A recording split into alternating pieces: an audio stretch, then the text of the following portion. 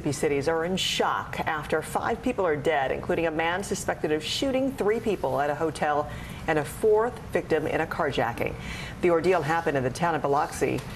Police say the suspect, Jeremy Reynolds, shot 3 hotel employees. Authorities say Reynolds then allegedly carjacked and shot a 52-year-old public works contractor and fled to a convenience store in the city of Gulfport. Reynolds was found dead after a standoff with authorities at the store. The coroner said it is unclear how he died. White House Chief Medical Advisor Dr. Anthony Fauci says the U.S. has entered a new phase of the COVID-19 pandemic. He made the revelation during an interview on PBS NewsHour, saying we're certainly right now in this country out of the pandemic phase. He later clarified those comments, telling the Washington Post the U.S. has entered the control stage of the pandemic. Meanwhile, a small number of COVID cases in Beijing has led officials to order severe lockdowns and mass testing for nearly 20 million people. NBC's Janice Mackey-Frayer has more. Chinese authorities ordering mass COVID testing in Beijing. Nearly 20 million people. 3 rounds of mass testing this week. To contain an outbreak of what officials say is roughly 140 cases. It triggered panic buying at stores. At one point, some shelves stripped bare, despite the government saying there's enough food. The growing worry here that a lockdown is coming. That's what's happening in Shanghai, a citywide lockdown of 25 million people now in its 4th week. Authorities using harsh tactics to enforce it, like metal fencing around apartments to barricade residents in their own homes. Disinfection teams roaming streets, mass quarantine centers full. The government has put down protests, while drones tell people, control your soul's desire for freedom. At the Shanghai campus of NYU, students are stuck in their dorms. Anna Catalina is one of several American students there. I do get a little frustrated that it has to keep going on this long. 2 years into the pandemic, China's zero COVID strategy now faces its biggest test. Here in Beijing, while the mass testing dragnet has found relatively few cases, restrictions are getting tighter by the day. Janice, thank you. ESPN anchor Sage Steele is suing the network, alleging the company violated her free speech rights. Steele says ESPN treated her unfairly after questioning COVID vaccine mandates on a podcast appearance last year. The suit claims the network sidelined Steele from prime assignments following the comment. In a statement, ESPN said Steele is still a valued contributor to the network content and says she was never suspended. It was all smiles around as SpaceX Crew 4 touched down at the International Space Station. The group received a warm welcome from Crew 3 members after arriving ahead of schedule yesterday evening. Not only did NASA webcasters say the flight was one of SpaceX's fastest, but Crew 4 member Jessica Watkins will make history as the first black woman to spend a long duration aboard the ISS. Right. It is a big day for us here on Early Today because we have somebody in studio who hasn't been in years. NBC meteorologist Michelle Grossman is back here with us this morning in person, IRL. Yes. Loving it, even though you're going to tell us something about a chilly spring morning, Michelle. It's so chilly, and I'm so happy to see you both. Gave you both a hug, and we are back in person after 2.5 years. And yeah, it's cold out there. You need the jacket. I wore the jacket with the fur around the hood because it's cool this morning. It's chilly. It's 20s and 30s across the area. We do have freeze warnings across the area. Where you see the hot pink, that is your freeze warning. So the Great Lakes all the way to the Northeast, and this is through Friday morning. So it's not just this morning, it's tomorrow morning too. And we're looking at temperatures below freezing in many spots. You factor in that cold northwesterly wind, it feels colder than that. So it feels like just 26 in Buffalo in late April, and it's feeling like 18 in Binghamton. Now, as we go throughout tomorrow, we're looking at really cool air too. So it's sort of a division between the west, that's warm, and the northeast, where we're looking at really cool temperatures. Buffalo, 50 degrees as we go throughout today. That's 12 degrees below normal. That's a look at the big weather story of the day. Here's a closer look at your day ahead. All right, lots of sunshine today in the Northeast. It's going to look good if you're inside with maybe some heat on, but it's cool. All the heat is down in the south central states. We're looking at temperatures in the 80s, 86 degrees in Angelo, 89 in El Paso. All right, we'll talk more about the weekend forecast, and we're also tracking some severe weather not only today, but tomorrow and Saturday. Back to you guys. All right, looking forward to it. Not the severe weather, but yes, an update. And seeing you again in person. All right, now to a college grad at Brigham Young University who's going viral after revealing a rainbow flag under her graduation gown as she walked across the stage. Jillian Orr is bisexual and said the rainbow reveal was in protest of the school's LGBTQ policies. The school is owned by the Church of Jesus Christ of Latter-day Saints and restricts LGBTQ students from dating or showing signs of affection while enrolled. Orr says the idea of wearing the rainbow flag underneath the gown came from her sisters, her younger and older one. All right, up next, baseball brawl. Stay with us. Sometimes the news can be difficult and overwhelming for kids to understand, so we've created a newscast just for them. We hope your family will watch Nightly News Kids Edition. This is a very different kind of program. We're here to start conversation about the big things happening in our world. Professor, I'm not asking you to predict the future, but what do we think that the new normal is going to be? Is part of this that everyone's rethinking their jobs during this pandemic and their relationship to their employers? What is your biggest tip for any parent who's concerned about this? It's not my job to tell you what to think. My job is to think about what you tell me. Now Tonight with Joshua Johnson, streaming weeknights at 8 on NBC News Now. Look at what's making headlines around the world. We begin with breaking news. The attacks from Russia are coming in from every angle. Live from Ukraine, where a fierce battle is raging on. We've heard a number of explosions. Russia is picking off Ukraine's military facility. This factory has gone from making kitchen pots to lethal items that'll ruin tires, ruin the bottom of the car. This is what it looks and feels like to try to escape Ukraine. I don't want us to say goodbye. The battle for Congress and the fight for control of State House. In our special County to County series, we're checking out key battlegrounds. We are talking elections in a battleground state. What does President Biden need to do tonight? He needs to speak to heads and hearts. A lot to break down, Chuck, so let's dive right in. Official confirmation of Judge Ketanji Brown Jackson. Let's zoom out a bit to our changing climate. We have some stunning new findings about COVID-19. A lot to talk about as we continue our rolling coverage. We're coming on the air with the news NBC Scoop. Bringing the news to you is not only a job, it's an honor. Fire has grown leaps and bounds. What you see behind me is typical. How you doing? Pretty bad. Hallie Jackson Now, weekdays at 5 on NBC News Now.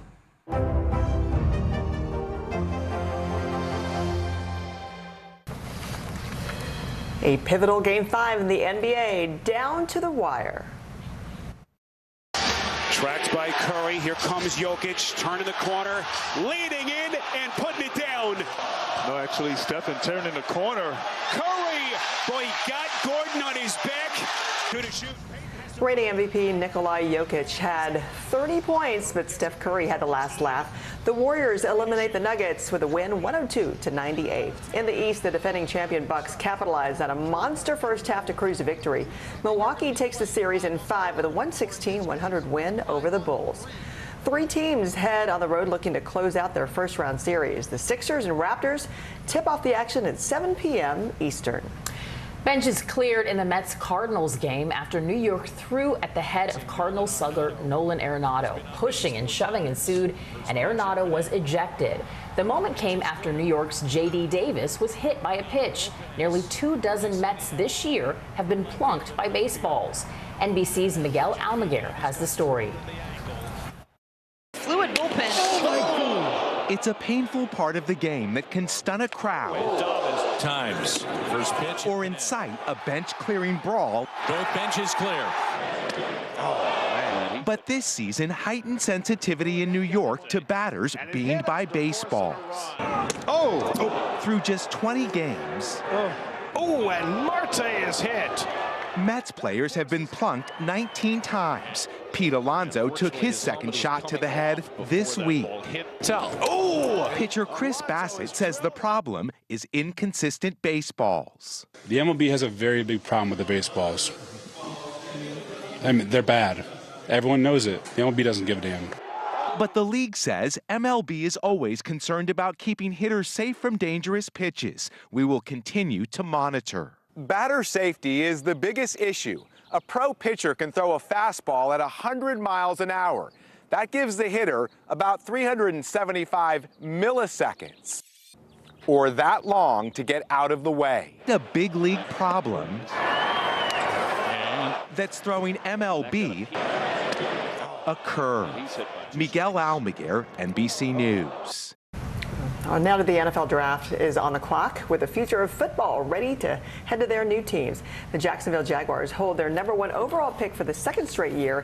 They're followed by the Lions and Texans. Both New York teams have 2 picks each in the top 10. The first round of the draft is tonight at 8 Eastern.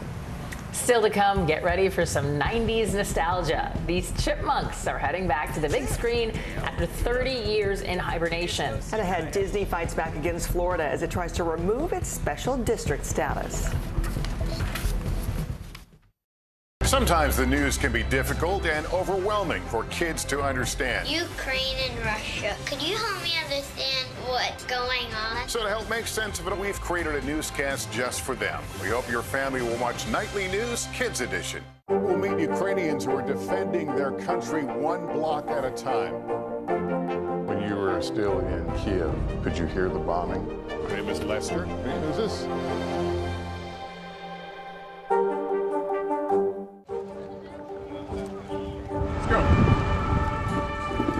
A critical choke point for this fire.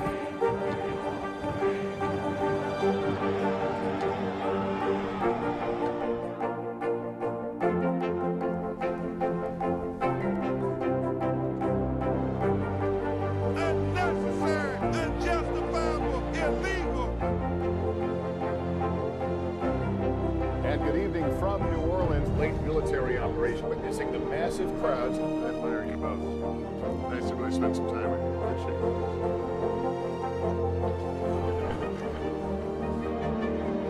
At any moment now.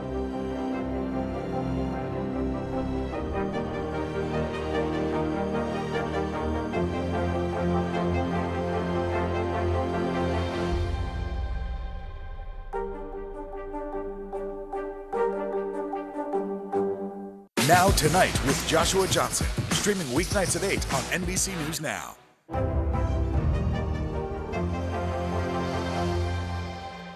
Can this still end diplomatically with Vladimir Putin in charge of Russia? Our promise to take in 100,000 Ukrainian refugees. Is that enough? The circus-like stuff that the hearings turned into. This system seems broken. What do we do? If it's Sunday, it's Meet the Press. The fire has grown leaps and bounds. You see behind me is typical. How you doing? Pretty bad. Sometimes the news can be difficult and overwhelming for kids to understand. Ukraine and Russia. Could you help me understand what's going on? So to help make sense of it, we've created a newscast just for them. We hope your family will watch Nightly News Kids Edition. Hallie Jackson Now, weekdays at 5 on NBC News Now. Hold on to your seats. The Thing About Pam is the chart-topping podcast series from Dateline and Keith Morrison. A strange story and a career of strange stories. All episodes are available now, wherever you get your podcasts. Top Story with Tom Llamas, weeknights at 7 on NBC News Now. Chip! Dale, you look different. It's no secret I had the CGI surgery. What's been up with you? You know, this, that, other vague things to fill the space of this conversation. Cool. A smart way to do that. After 3 long decades, the Rescue Rangers are back. Andy Samberg and John Mulaney voiced Chip and Dale in a new movie that blends different animation styles with live action. It's coming to Disney Plus on May 20th. Oh, that's going to be a fun one. All right, lots of top stories ahead, including the scathing report of police discrimination coming out of Minneapolis. Plus, New York's highest court deals a blow to Democrats with 7 months until the midterms.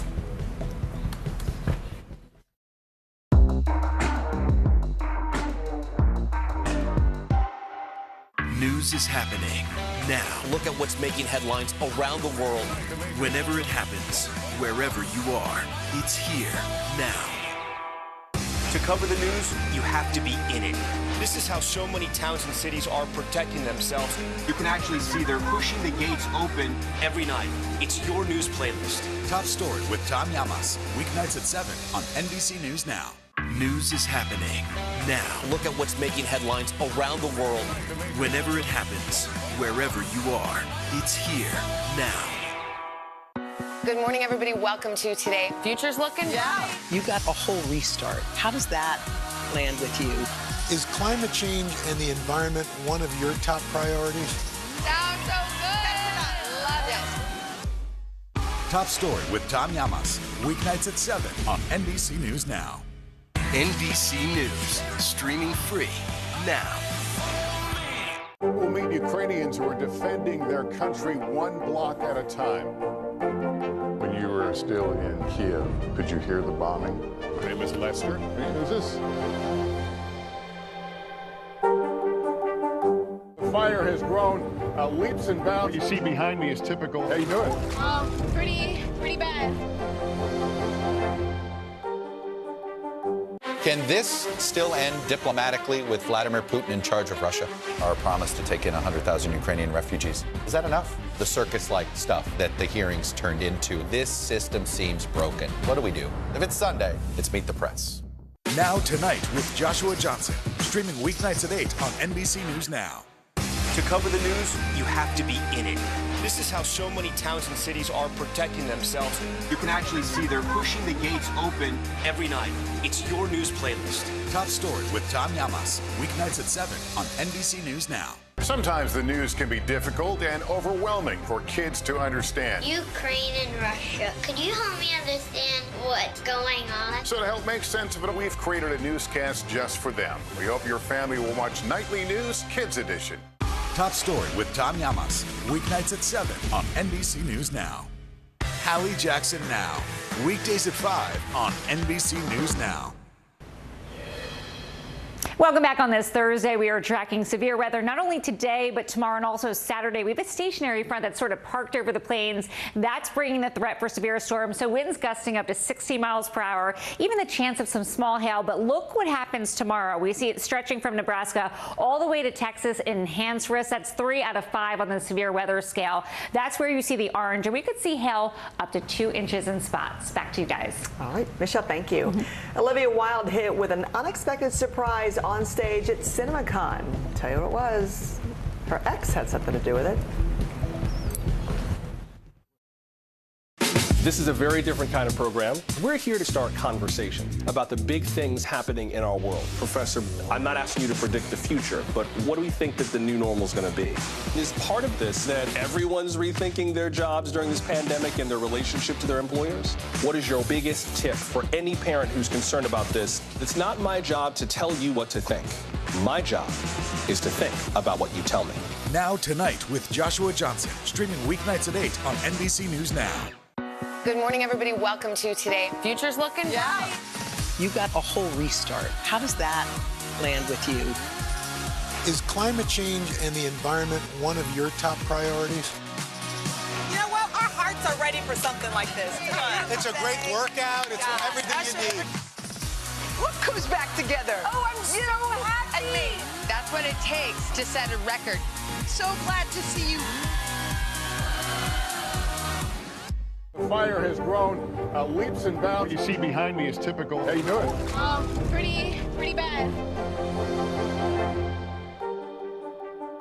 Can this still end diplomatically with Vladimir Putin in charge of Russia?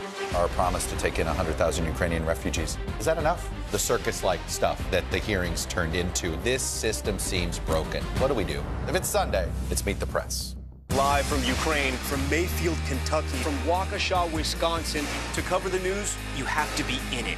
This is how so many towns and cities are protecting themselves. You can actually see they're pushing the gates open. I also want to get home. You'll get home. You'll get home. Do you remember any tornado as bad as this one? You look at this and you're thinking, we're not going to have power for weeks, if not months. Exactly. Every night, it's your news playlist. Top Story with Tom Llamas, weeknights at 7 on NBC News Now.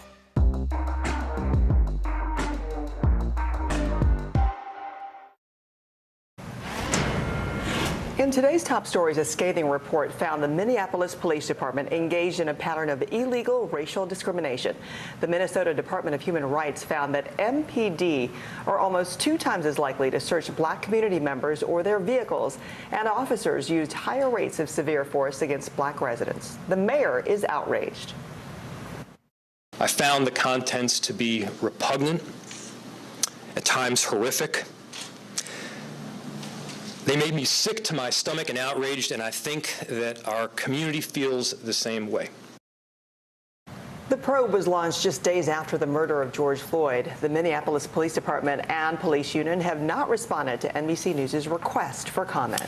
A setback for Democrats in New York after the state's highest court threw out the party's gerrymandering congressional maps. The 4-3 ruling found that the maps violated the state constitution and gave Democrats an unfair electoral advantage. The party would likely have garnered 3 House seats through redistricting alone.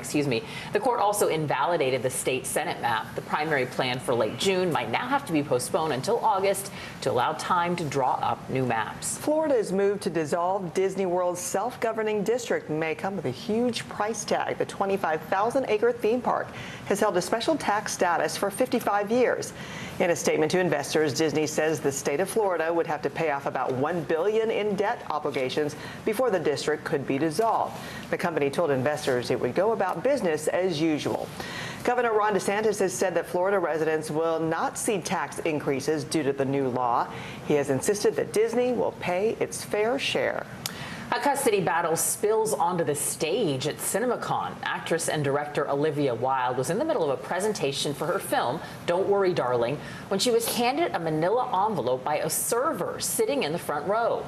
Ex Jason Sudeikis claims he didn't realize she would be served on stage and would never condone being served in such an inappropriate manner. The security team at CinemaCon says it is reevaluating safety protocols following the incident. The Bidens honored teachers across the country with a touching tribute. They're not somebody else's children. They're like yours when they're in the classroom.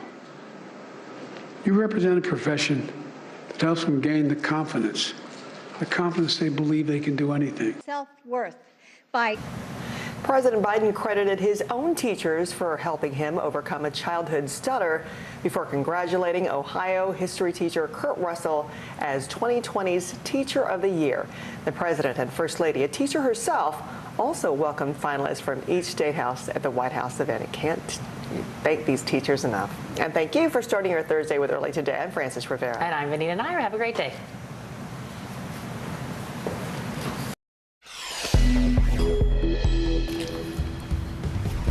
Putting the brakes on the Biden administration border plans. A judge's new ruling on immigration just hours after the head of Homeland Security took the hot seat on Capitol Hill. President Biden ready to request a, quote, massive aid package for Ukraine. Today's push for more help coming on the heels of a dramatic prisoner swap between the U.S. and Russia. Tapped out the historic water restrictions for Southern California as the state prepares for a brutally dry summer. An unscripted drama hits the stage at CinemaCon, the legal shocker for Olivia Wilde that had security scrambling. It's Thursday, April 28th. Early Today starts right now. Good to be with you this morning. I'm Frances Rivera. And I'm Vanita Nair. A federal judge may have just derailed the White House plans to lift Title 42 by next month. That is the pandemic restriction that has stopped migrants at the southern border. A new restraining order has stopped Homeland Security from taking any steps to wind down the policy over the next 2 weeks, and then a hearing will be held. This all comes hours after the DHS secretary was grilled on Capitol Hill. Here's NBC's Kristen Welker. With fears an already record migrant surge could soon rise, Homeland Security Secretary Alejandro Mayorkas grilled on Capitol Hill. We're losing our country down there. We need you to resign. Congressman, I couldn't disagree with you more when you state that our nation's sovereignty is disintegrating. The Biden administration facing bipartisan criticism over its decision to end a COVID border restriction called Title 42. U.S. officials tell NBC News 170,000 migrants are waiting in Mexico, planning to cross the border when Title 42 is scheduled to be lifted May 23rd. Mayorkas acknowledging the surge. With the Title 42 public health order set to be lifted, we expect migration levels to increase. Earlier this week, a federal judge put a pause on lifting Title 42 before the 23rd. Mayorkas saying in preparation to lift it, the administration will send additional medical supplies and personnel to the border, speed up case processing, and crack down on cartels. We have effectively managed an unprecedented number of non-citizens seeking to enter the United States But Republicans blaming President Biden's border policies. Last year, there was an all-time record of 1.7 million illegal border crossings. And just last month, 221,000 migrants crossed into the U.S., the highest monthly total ever recorded. That I've never seen the border more broken. It is not under operational control. It is out of control. Democrats remain deeply divided over the issue. Meanwhile, late Wednesday night, that federal judge ruled the administration cannot lift Title 42 for the next 14 days. Kristen, thank you. President Biden is set to speak at the White House later this morning. He is expected to ask Congress to fund a new supplemental aid package for Ukraine. Two sources familiar with the matter told NBC News that the funding is intended to last 5 months until the end of the fiscal year. While administration officials have not released a specific dollar amount, they describe the request as massive.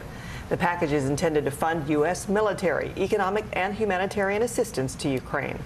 And after months of threats, the Kremlin is cutting off gas supplies in Poland and Bulgaria, warning other nations could be next. For more, we turn to NBC's Raf Sanchez, who is live in Lviv. Raf, good morning. What's the latest on this? Francis, good morning. The European Union is calling this blackmail by the Kremlin in response to the united response by allies in the West to keep supporting Ukraine. This is something Vladimir Putin has threatened to do for a long time, as you said. He is now using energy as a weapon to try to strike at Europe's economy, albeit in a relatively small way. They're cutting off gas supplies to Poland and Bulgaria, two Eastern European members of both NATO and the European Union. Those two states saying they are able to weather this cutoff. They were planning to wean themselves off Russian hydrocarbons anyway in the medium term. This is a little faster, but they can make it happen. Francis, it's also a lot warmer here in Eastern Europe than it was back on February 24th, the day the war started.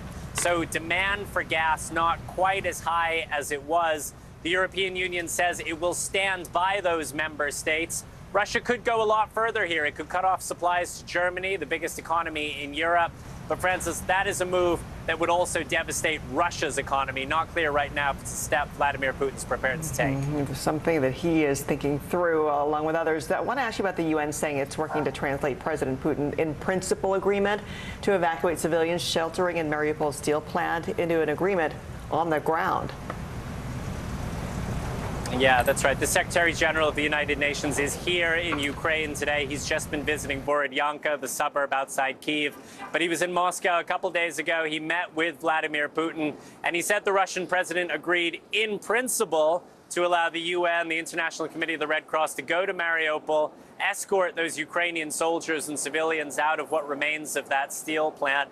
We are not yet seeing any sign that that is being put into practice on the ground. Those people remain trapped inside that steel plant. The commander of one of those Ukrainian Marine units putting out a video overnight appealing to Pope Francis to try to organize an evacuation. He says 600 of his men are wounded and they will die in the tunnels underneath that steel plant if they are not able to get out. He says there are hundreds of civilians, including children, trapped down there. So an almost unimaginable situation. Francis.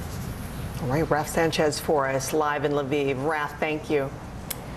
An American is returning home from Russia after a surprising prisoner swap. Marine veteran Trevor Reed had been freed after spending 3 years in a Russian prison. American officials are turning over a Russian pilot convicted of drug smuggling. Reed's family is overjoyed.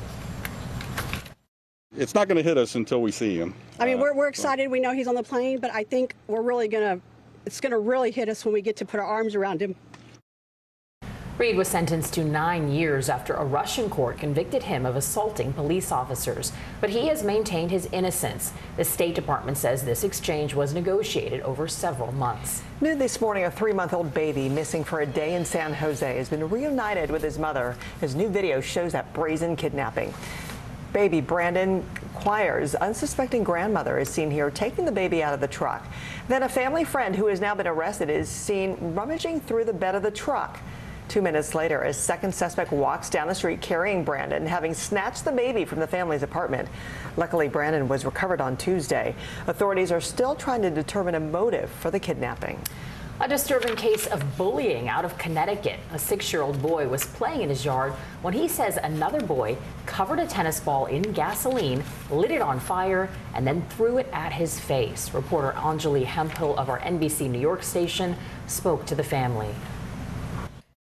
These images of 6-year-old Dominic Krankel are heartbreaking. Laying in a hospital bed, most of his body swollen and bandaged up after he suffered 2nd and 3rd degree burns to his face and legs from what his family says was a horrific attack by a bully. The bully called his name and lured him over around the corner, and within a matter of seconds, he came back around the corner screaming, saying, "Mommy, they lit me on fire. They lit me on fire." Dominic's sister, Kayla Deegan, says on Sunday afternoon, Dominic was playing in the backyard of their home off Louisiana Avenue with other kids who live below them, when Kayla says their 8-year-old neighbor got into a shed on the property and gained access to some gasoline and lighters. She says the boy then called her little brother over. He poured gasoline on a tennis ball, took a lighter, lit it up, and just chucked it right at my brother's face, and then ran away from him and watched him burn. Dominic is lucky to be alive, but what happened has his loved ones outraged because they say this isn't the first time the bully has put him in the hospital, previously for a concussion. 2 months ago, under the bully's mother's supervision, he was pushed into a wall and fell to the floor. And again, the mother refuses to admit her kid did it. News 4 went by the home and tried to speak to the other family allegedly involved, but they did not want to talk. And all police will say is up to 4 unattended children were seen playing with gasoline and lighting objects on fire. The incident is currently still under investigation as to the exact cause of the burn injuries. Meanwhile, Dominic's loved ones say they want justice. It's heartbreaking. It's sickening to know that the family, there's nothing being done about this. This needs to be seen everywhere so everyone knows Dom's story and what he had to go through and the extent it went to for someone to hopefully do something. Our thoughts are with that little boy, and our thanks to Anjali Hemphill for that report. Authorities have declared a water shortage emergency in Southern California and announced an unprecedented measure. Starting June 1st, 6 million people have to reduce their outdoor water use to once a week or face steep fines. January, February, and March were the driest 3 months in California history. In 2020 and 2021 saw record low rainfall. All right, it is a big day for us here on Early Today. We have somebody IRL in studio for the first time in over 2 years. NBC meteorologist Michelle Grossman is back with us. Welcome back. Thank you. It's so good to be back. The last time we were in the studio was January 1st, 2020, so it feels really good. And so good to see both of you. Now, we are talking about severe weather today, and we're talking about really cold weather, too. So we're looking at freeze warnings. That's where we're looking at the pink, anywhere from the Great Lakes all the way to the Northeast. 19 million impacted by a freeze alert. And we're looking at temperatures in the 30s. It feels like the 20s in some spots. It feels like 25 in Buffalo, and it feels like the teens in Binghamton. And we're looking at the calendar. So 33 expect to be the low in Cleveland this morning, feeling more like March 24th. It's going to feel like March 8th in Pittsburgh. That's a look at the big weather story of the day. Here's a closer look at your day ahead. All right, you need the sunglasses this morning in the Northeast. A pretty looking day, but it's going to be cool with temperatures well below normal for this time of year. And then we slide down to the south central states, looking at the chance of severe weather and also really warm temperatures in the 90s. All right, guys, when I come back, we'll talk about that severe weather, and then we'll look ahead towards the weekend. All right, Michelle, thank you. When we come back, we return with a scathing police report uncovering a pattern of racial discrimination by Minneapolis PD. Plus, the latest in a legal battle between Disney and the state of Florida.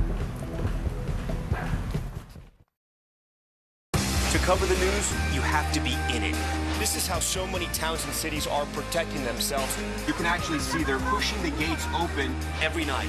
It's your news playlist. Top story with Tom Llamas, weeknights at 7 on NBC News Now. NBC News, streaming free now.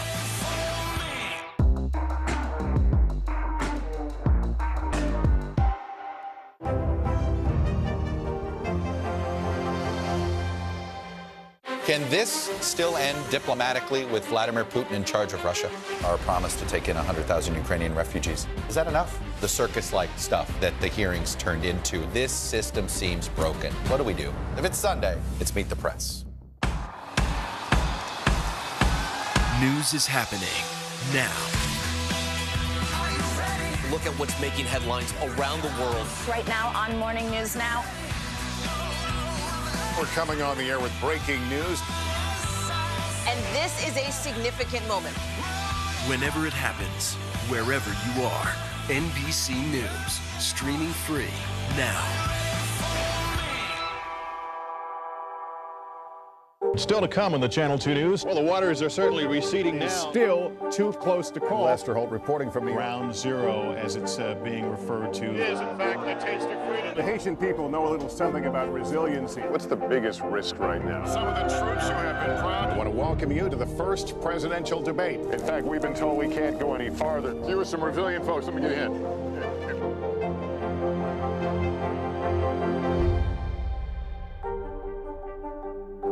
Sometimes the news can be difficult and overwhelming for kids to understand. Ukraine and Russia. Could you help me understand what's going on? So to help make sense of it, we've created a newscast just for them. We hope your family will watch Nightly News Kids Edition. Leading the news, a scathing report found the Minneapolis Police Department engaged in a pattern of illegal racial discrimination. The Minnesota Department of Human Rights found that MPD are almost 2 times as likely to search black community members or their vehicles, and officers used higher rates of severe force against black residents, and the mayor is outraged. I found the contents to be repugnant, at times horrific. They made me sick to my stomach and outraged, and I think that our community feels the same way. The probe was launched just days after the murder of George Floyd. The Minneapolis Police Department and police union have not responded to NBC News' request for comment. Florida's move to dissolve Disney World's self-governing district may come with a huge price tag. The 25,000-acre theme park has held a special tax status for 55 years. In a statement to investors, Disney says the state of Florida would have to pay off about $1 billion in debt obligations before the district could be dissolved. The company told investors it would go about business as usual. Governor Ron DeSantis has said that Florida residents will not see tax increases due to the new law. He has insisted that Disney will pay its fair share. The custody battle spills onto the stage at CinemaCon. Actress and director Olivia Wilde was in the middle of a presentation for her film, Don't Worry, Darling, when she was handed the manila envelope by a server sitting in the front row. Ex-Jason Sudeikis says he didn't realize she would be served on stage and would never condone being served in such an inappropriate manner. The security team at CinemaCon says it is reevaluating safety protocols following that incident. Well, I'm sure that rattled her as she stayed flawless in her presentation. Still to come, a BYU grad shows off their true colors in the protest of the school's anti-LGBTQ policies. Plus, the biggest challenge plaguing electric vehicles, keeping them charged. Hallie Jackson Now, weekdays at 5 on NBC News Now. Good morning, everybody. Welcome to Today. Future's looking bright. You got a whole restart. How does that land with you? Is climate change and the environment one of your top priorities? Sounds so good. Love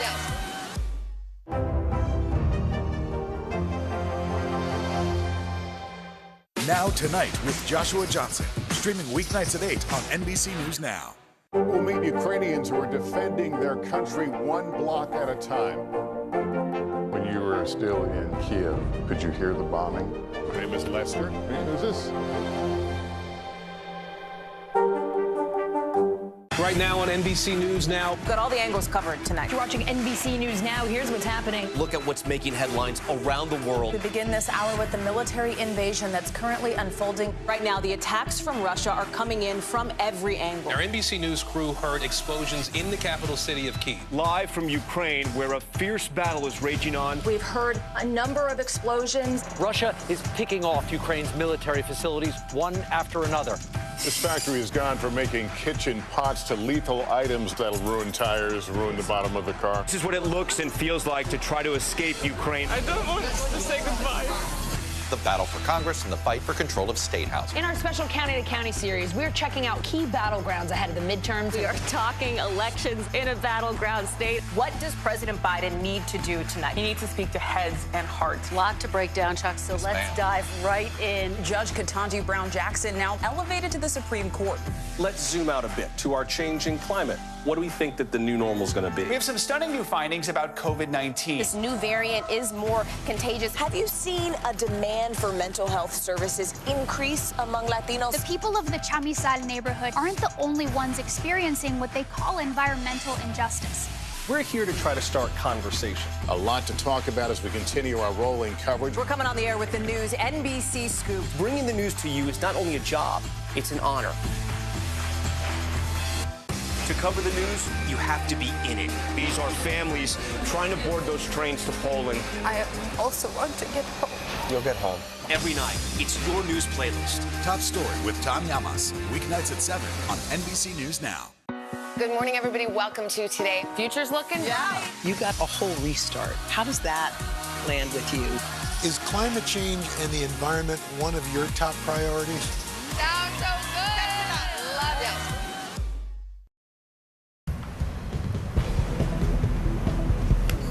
A college grad at Brigham Young University is going viral after revealing a rainbow flag under her graduation gown as she walked across the stage. Jillian Orr is bisexual. She said the rainbow reveal was in protest of the school's LGBTQ policies. The school is owned by the Church of Jesus Christ of Latter-day Saints and restricts LGBTQ students from dating or showcasing signs of affection while enrolled.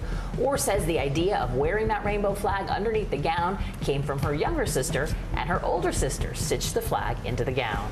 Now to our series on the climate challenge. As the popularity of electric vehicles surges, there is a major concern. Will the nation have enough chargers for them? Jake Ward has a race to build up America's charging infrastructure. Grad student Victor Tran loves his electric car. There's no oil change, no transmission stuff. It's really nice. The only problem is finding a charger on campus. I drove up to where I usually might charge. Looks like all the spots are full. It's really annoying that there's no spots. We'll build out the first ever national network of 500,000 electric vehicle charging stations. President Biden's $5 billion program hopes to create highway corridors full of them. But experts say with 35 million EVs expected on the road by 2030, we'll need another 1.5 million charging ports, especially in cities. It's easy to make it accessible to just about anybody, whether you live in a single-family home or whether you're in a city and you're depending on off-street parking or an apartment. ChargePoint has been making charging stations for 15 years, testing them against the elements at its lab in San Jose. How does it work? Take your phone, hold it up to the station. Its CEO says its worldwide network of 174,000 chargers means you don't need to fill up every night. You're topping up a little bit at work. You're topping up a little bit when you go shopping or have dinner. Some Starbucks and Taco Bell customers will soon see chargers in the parking lot, for instance. But a full charge can take anywhere from 20 minutes to several hours. John D'Souza says that model is all wrong. If you need it to be your one vehicle and work well, it has to work as easily as gas. His company, Ample, builds robotic stations that swap in a fully charged battery for San Francisco fleet vehicles and Uber drivers in 10 minutes. You don't even have to get out of the car to do the swap. It's fully autonomous. With swapping stations and standardized batteries, D'Souza says, you'll never have to worry about your battery getting old. With battery swapping, you can keep that car for as long as you want. Your range might actually improve over the life of the car. Exactly. Romano says within 20 years, drivers won't be anxious about finding a charger, will be anxious about finding gas. When the dominant is electric, there are only going to be a certain number of gas stations that are going to be solvent. Jake Ward, NBC News, San Francisco. It may be Thursday, but we are getting ready for the weekend. Michelle has got your weekend forecast next. Plus, basketball blowout. Who's heading home in the NBA playoffs? News is happening now. Look at what's making headlines around the world. Whenever it happens, wherever you are, it's here now. Still to come in the Channel 2 News. Well, the waters are certainly receding now. Still too close to call. Lester Holt reporting from the Ground Zero, as it's being referred to. It is, in fact, the taste of freedom. The Haitian people know a little something about resiliency. What's the biggest risk right now? Some of the troops who have been proud. I want to welcome you to the first presidential debate. In fact, we've been told we can't go any farther. You with some resilient folks, let me get a hint.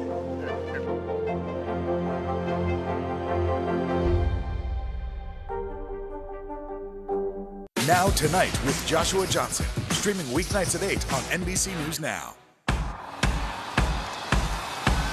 News is happening now.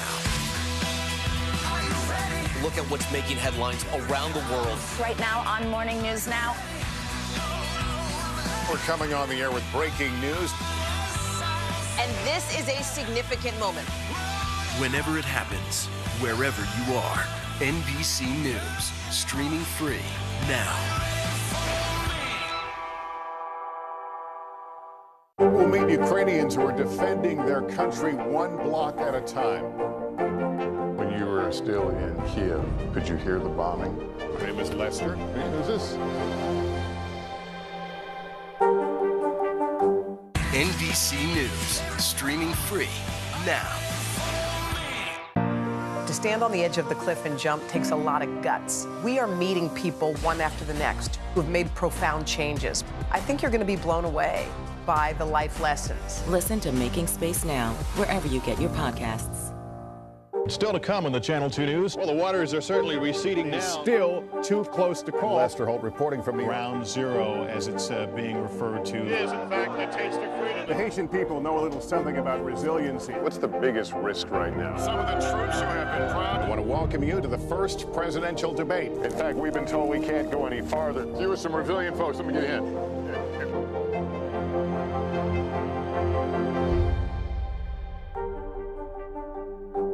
Sometimes the news can be difficult and overwhelming for kids to understand, so we've created a newscast just for them. We hope your family will watch Nightly News Kids Edition.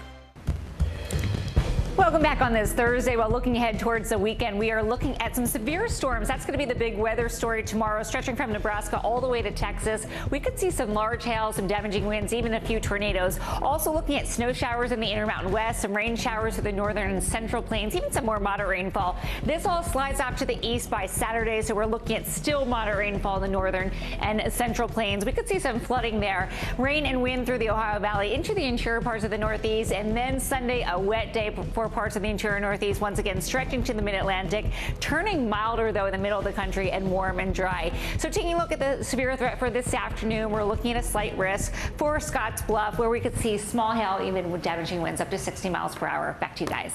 Okay, Michelle, thank you. Up next, baseball brawl. Tensions erupt on the mound during the Mets versus Cardinals game. Keep it here early today. To cover the news, you have to be in it. This is how so many towns and cities are protecting themselves. You can actually see they're pushing the gates open every night. It's your news playlist. Top Story with Tom Llamas, weeknights at 7 on NBC News Now. Hold on to your seats. The Thing About Pam is the chart-topping podcast series from Dateline and Keith Morrison. A strange story and a career of strange stories. All episodes are available now, wherever you get your podcasts. Good morning, everybody. Welcome to Today. Future's looking bright.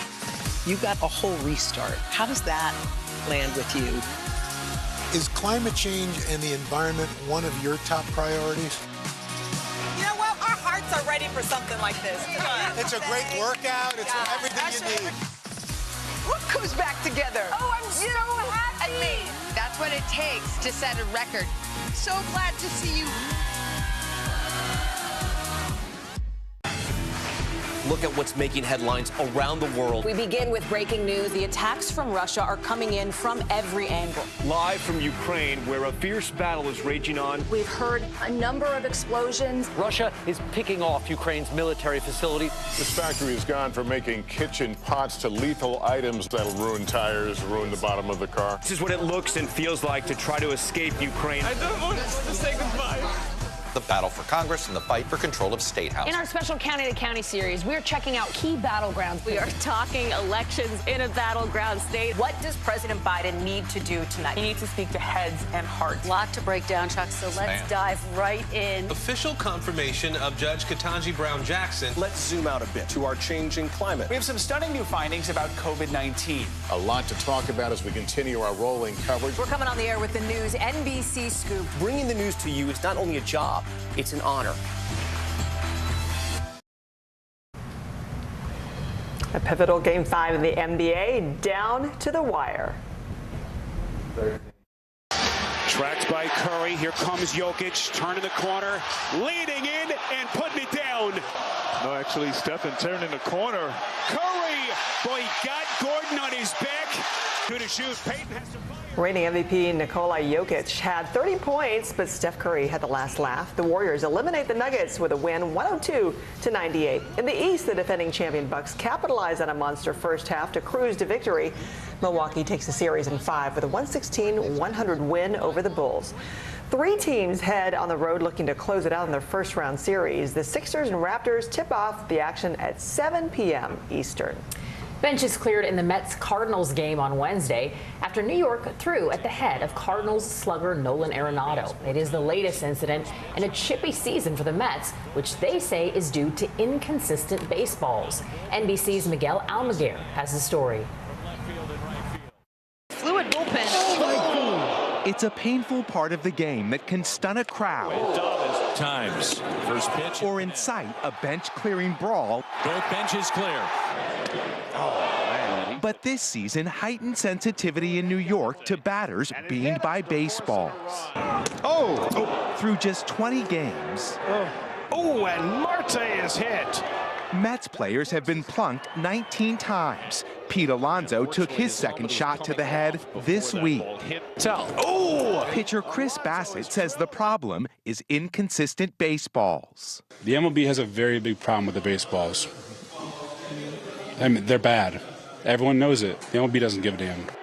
But the league says MLB is always concerned about keeping hitters safe from dangerous pitches. We will continue to monitor. Batter safety is the biggest issue. A pro pitcher can throw a fastball at 100 miles an hour. That gives the hitter about 375 milliseconds, or that long to get out of the way. The big league problem that's throwing MLB a curve. Miguel Almaguer, NBC News. Now to the NFL. The draft is on the clock with the future of football ready to head to their new teams. The Jacksonville Jaguars hold the #1 overall pick for the second straight year. They are followed by the Lions and Texans. Both New York teams have 2 picks each in the top 10. The first round of the draft starts at 8 p.m. Eastern time. Before we go, today is the first time in 2 years that we have had a meteorologist in this studio with us. It is lovely to have you back. It is so good to see you guys in person. It's really lonely in that home studio. I have to say, it's just me in the chair. Come over here, give me a hug. Yes, I love you, I love you, I love you.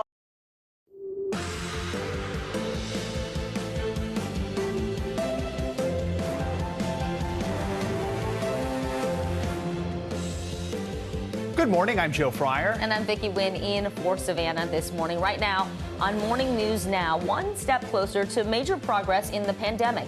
The nation's top infectious disease doctor. What did he mean when he said the U.S. is officially out of the pandemic phase? How this is all adding to the ongoing confusion on the status of COVID-19.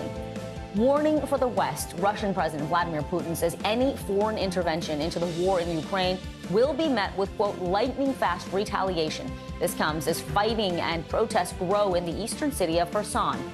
And President Biden gears up to announce more U.S. support for Ukraine. We have the latest on the ground. Troubling trend. A new investigation shows Minneapolis police engaged in a pattern of racial discrimination long before the death of George Floyd. The problems the state investigators discovered and the changes police are now promising to people of color in that city. Plus, rejected. Some of the nation's top schools are even harder to get into, making the college application process challenging for millions of students. We will explain what is behind the plummeting acceptance rates.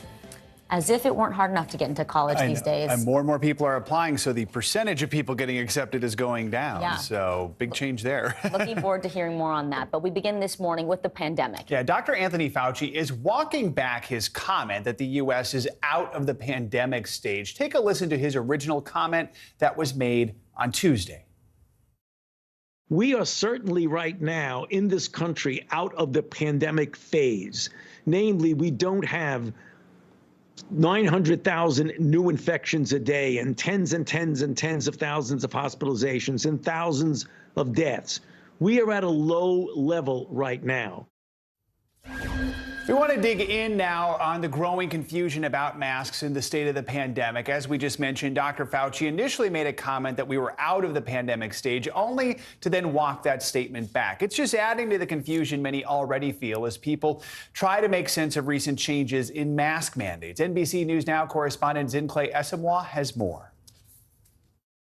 A major announcement from America's top doctor that after more than 2 years and nearly 1 million deaths, we are certainly right now in this country out of the pandemic phase. One would think this statement would spark hope and optimism. Instead, it's only added to confusion over mixed messaging. Though declaring the pandemic phase to be over, Dr. Fauci also said he will be skipping the White House Correspondents' Dinner.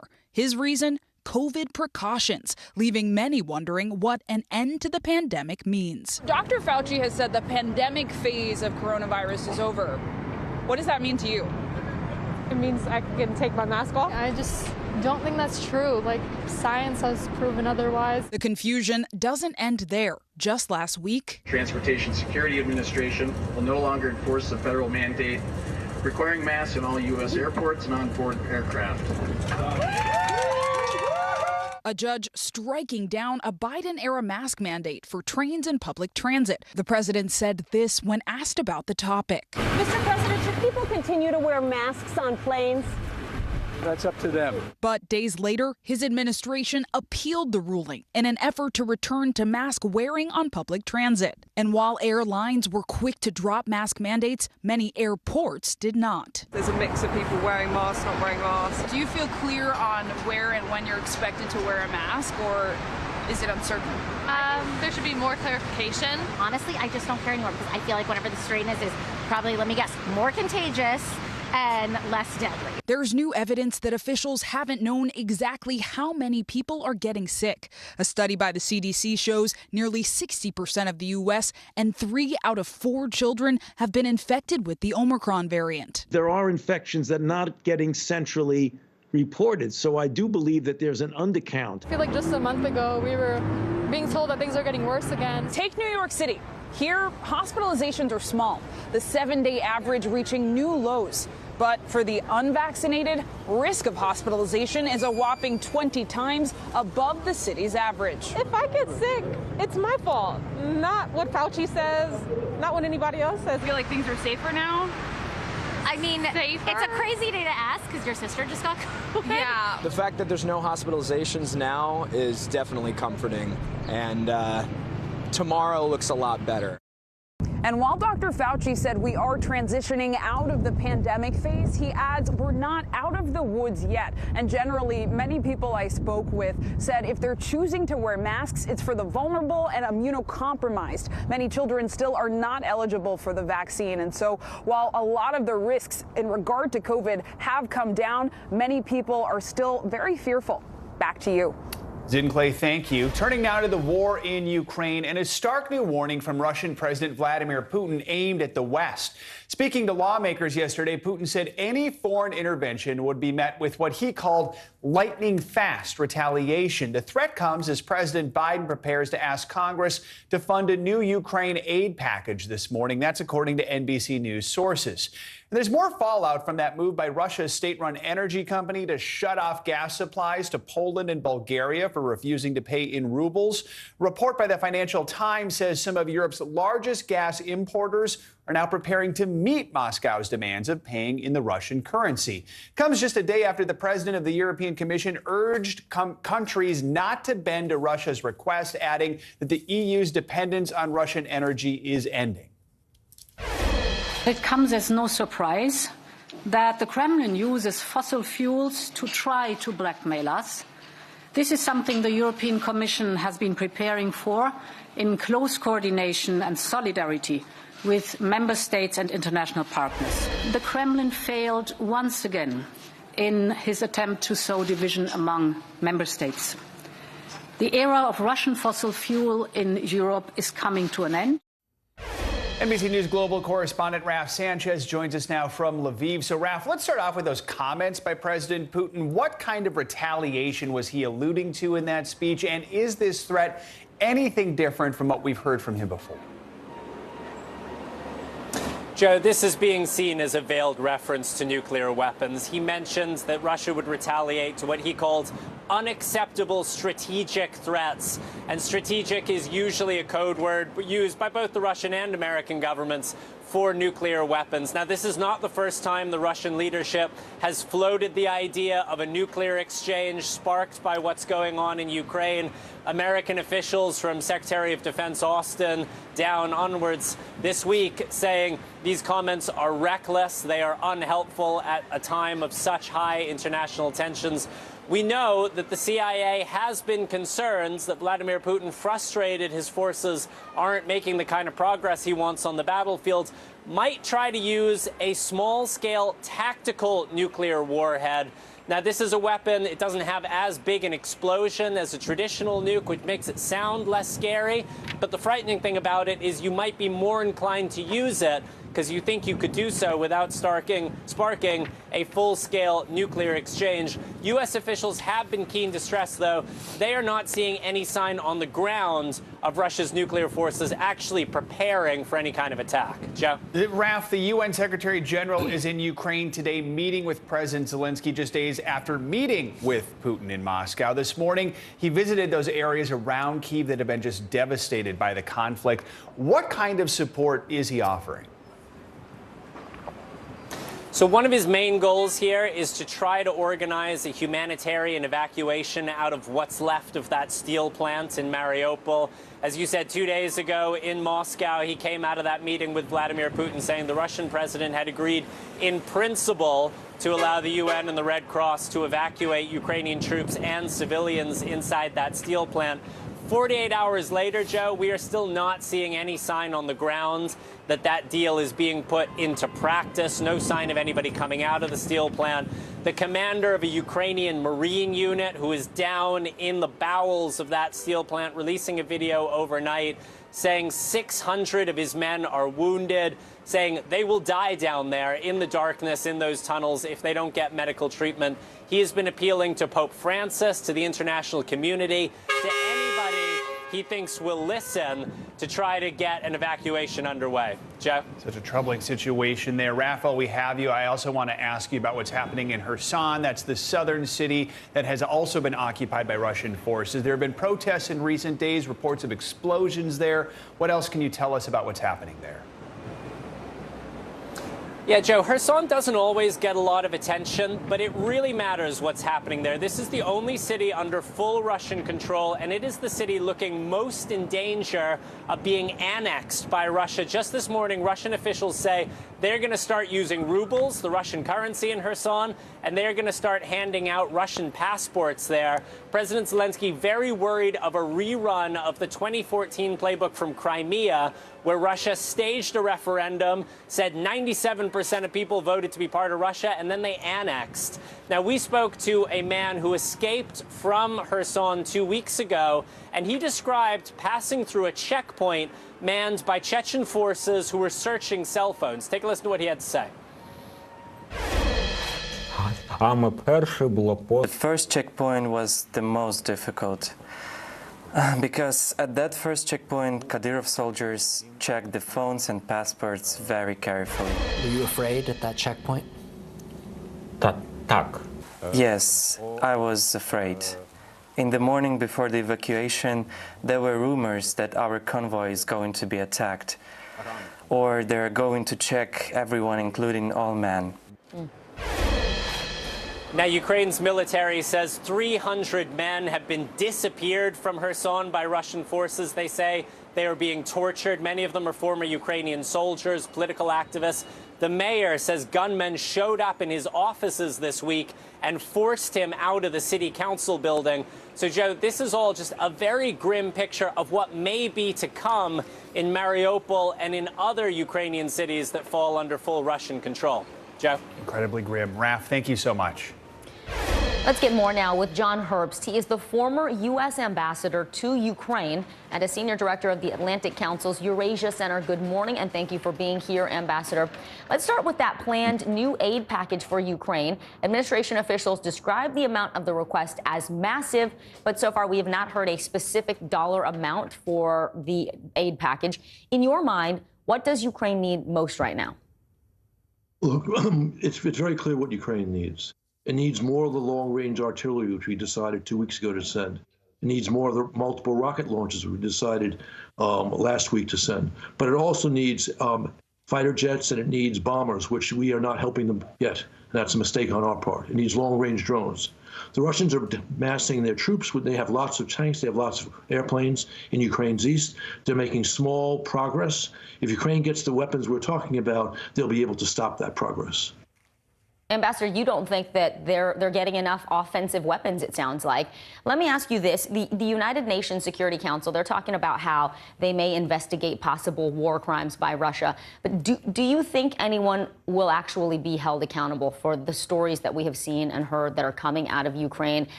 Will it make a difference? Well, this is very important for the historical record. And if I think there's a chance that some people will be held accountable, but for sure, in a historical record, they will be held accountable. Russia's going to lose this war in Ukraine at some point. At some point, they're going to want to restore normal relations with Ukraine and, with that matter, the international community. At that point, war criminals may well be vulnerable, subject to justice. Mm-hmm. I want to talk about the prisoner swap between the U.S. and Russia. Former American Marine Trevor Reed, he is back home in the U.S. this morning. He was released yesterday in exchange for a Russian pilot. He was there for about 3 years. Now, this is all happening, as you know, in the middle of a hot war in Ukraine. So what does this tell us about the communication that's happening between the U.S. and Russia? Well, this is a good thing. It shows that despite Moscow's aggression and our beginning to push back hard against that aggression, we are able to conduct business where we both see an interest. So prisoners exchange like this happen from time to time. The fact we were able to manage this in this period of great tension, again, says something positive about our ability to get other business done with the Kremlin. You said it's a positive sign. Do you think this could possibly apply to basketball star Brittany Griner, who is there, former Marine Paul Whelan? They're still in Russian custody. Is this maybe signaling that they could also be freed soon? Well, I hesitate to use the word soon. It does mean they can be freed. Mm-hmm. But the thing to understand is that Moscow plays hardball with American prisoners. If they want to get someone out who we hold, then they're willing to do an exchange. And sometimes we'll wind up giving up criminals for people who the Russians arrest for no good reason, except to have Americans as hostages. But that's how democracies act, and that's perfectly understandable. So I think the possibility of getting them out is real. The timing, I just don't know. Ambassador John Herbst, former ambassador to Ukraine, we really appreciate your perspective. Thank you. Thank you. Now to the ongoing battle over the southern border. Overnight, a federal judge blocked the Biden administration's effort to allow a Trump-era immigration rule to expire. Title 42, as it's known, is the policy enacted during the early days of the pandemic. It allowed the U.S. to remove migrants and bar them from entering the country to protect public health. Now, the Biden administration has been trying to end the policy. This latest ruling comes after Homeland Security Chief Alejandro Mayorkas testified in front of several House committees. He was asked about the administration's efforts to secure the southern border as apprehensions there rose to record levels. NBC News reporter Julie Sirkin joins us now with more on this. So, Julie, good morning. Let's start with what Title 42 does and what this ruling now means for the Biden administration's immigration policy going forward.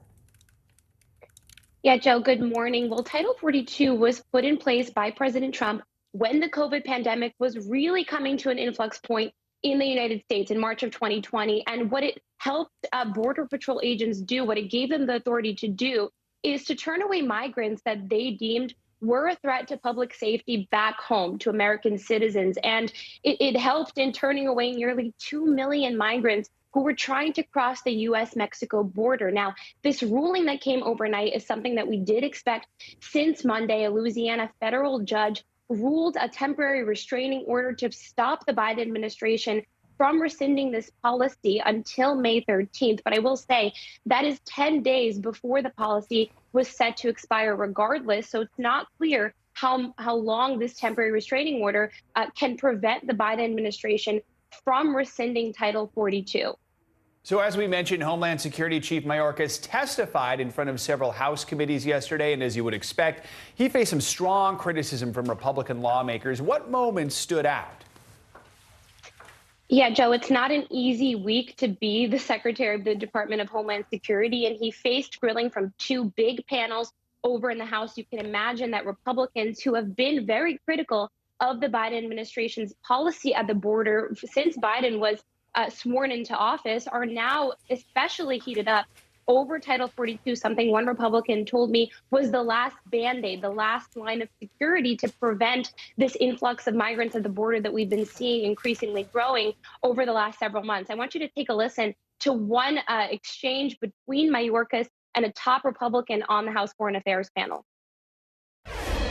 We inherited a broken and dismantled system that is already under strain. It is not built to manage the current levels and types of migratory flows. Only Congress can fix this. Your responsibility by law is to protect the United States, both air, land, and sea. You have failed in this mission when it comes to our land border. I must say, sir, with all due respect, I am disappointed. We do expect this to continue today. We expect Mayorkas to continue to defend the administration's decision when he returns before the House Judiciary Committee. But I will say I spoke to top Democrats briefed on this plan from the Department of Homeland Security and how they plan to deal with an influx of migrants once Title 42 is rescinded after May 23rd. And one Democrat called it, quote, ambitious to me, Joe. And Julie, I mean, we know the Senate has had a hard time passing another round of COVID aid because of the divide between Democrats and Republicans over this issue, over Title 42. What more can you tell us about that? What can we expect now? Yeah, it's been over a month since a bipartisan deal was struck on that $10 billion of COVID relief for vaccines, therapeutics, something I think most people in Congress on both sides of the aisle agree that we need. But Republicans, especially in a midterm election year, were quick to say, wait a minute, if the Biden administration is ending the pandemic, they say, at the border, then why do they need more money to deal with it back home? And we expect Republicans to continue to demand a vote on Title 42 in order to pass COVID aid, which, by the way, now is being floated as a potentially linked with Ukraine aid. So you can see how this problem is escalating. But of course, Democrats as well, vulnerable Democrats, particularly in the Senate, have been vocally opposed to the rescinding of the Title 42 policy. Democratic leadership so far has been reluctant to put a vote on the floor on Title 42, has been reluctant to put their most vulnerable members on the record here. Julie Sirkin. Julie, thank you so much. All right, we're going to get a check now of your morning news and now weather. Y'all, this is exciting. A lot of activity in the studio No today. need to adjust your eyes. Michelle Grossman is a real person who is here in person. Good to have you with us. I'm so happy to be here. I'm so happy to see you both. I just want to give you big hugs. Yeah, air hugs. Air hugs, yes. It's been 2.5 years, and we are happy to be back. But we are looking at cold weather once again. Sorry, guys. That's what we're going to talk about first, because we're looking at 19 million people impacted. You can see from the Great Lakes all the way to the Northeast. We're looking at a freeze warning. That's in your hot pink. So we're looking at Toledo, Cleveland, Pittsburgh, down to Charleston, and even a freeze watch. This is where you want to cover any sensitive plants, put a blanket over them or spray them with water. That's going to keep them a little insulated. And then as we go throughout time here, we are looking at, of course, my graphics are not going to work for me. We're still working stuff back out in the here. studio, this is what's happening here. Graphics. Who needs graphics? We got Michelle Grossman in person, y'all. Why is it not advancing? All right, we're going to work on this. Wait, we can do this, guys. I'm going to press a couple buttons here and see what happens. All right, well, we're just going to talk about the weather here. So the freeze alerts are frozen. The freeze alerts are frozen. Yes, absolutely frozen. We're looking at temperatures in the 30s this morning. It's feeling like the 20s in so many spots. So we're looking at places in New York City feeling like the teens also. As we go throughout the afternoon, we're looking at temperatures in the 50s. That's about 9 degrees below what is typical for this time of year. But when we look to the west, I did this a couple times this morning, so know what these maps are. We look to the west, we're looking at temperatures in the 80s. So we have a jet stream that's kind of dividing the nation here, and we're looking at really, really warm air. That's the first thing. The second thing is where we're looking at the chance for severe weather. So we're looking at anywhere from Nebraska all the way to Texas, where we're looking at severe weather in terms of small hail, even some damaging winds, low risk for tornadoes today, but we get to tomorrow, enhanced risk. So we're looking at large hail. We're looking at a severe weather outbreak, possibly. We haven't talked about that in quite a while, and that's going to extend into Saturday as well. So we're going to get these graphics going for the next hour. Who needs maps? You do a dramatic recreation. And here I am. We call that true professionalism. Exactly. Nailed it. Had the map memorized. Knows. You told us the weather. Exactly. We can picture it in our minds. Okay, perfect. Well, more next hour. With graphics. We'll work on this. All right. Good to see you, Michelle. Thanks so much. Bye. Michelle, coming up, Democrats are hoping to keep control of Congress this fall, but they are facing issues in a key part of the U.S. Rural America, especially in swing states like North Carolina, the reason many voters there, including young black men, are losing faith in the political system and what's being done to make sure they still vote in November.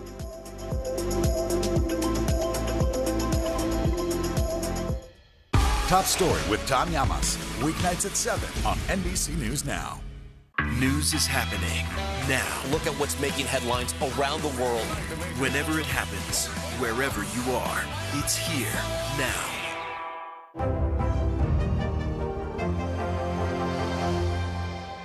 Sometimes the news can be difficult and overwhelming for kids to understand. Ukraine and Russia. Could you help me understand what's going on? So to help make sense of it, we've created a newscast just for them. We hope your family will watch Nightly News Kids Edition.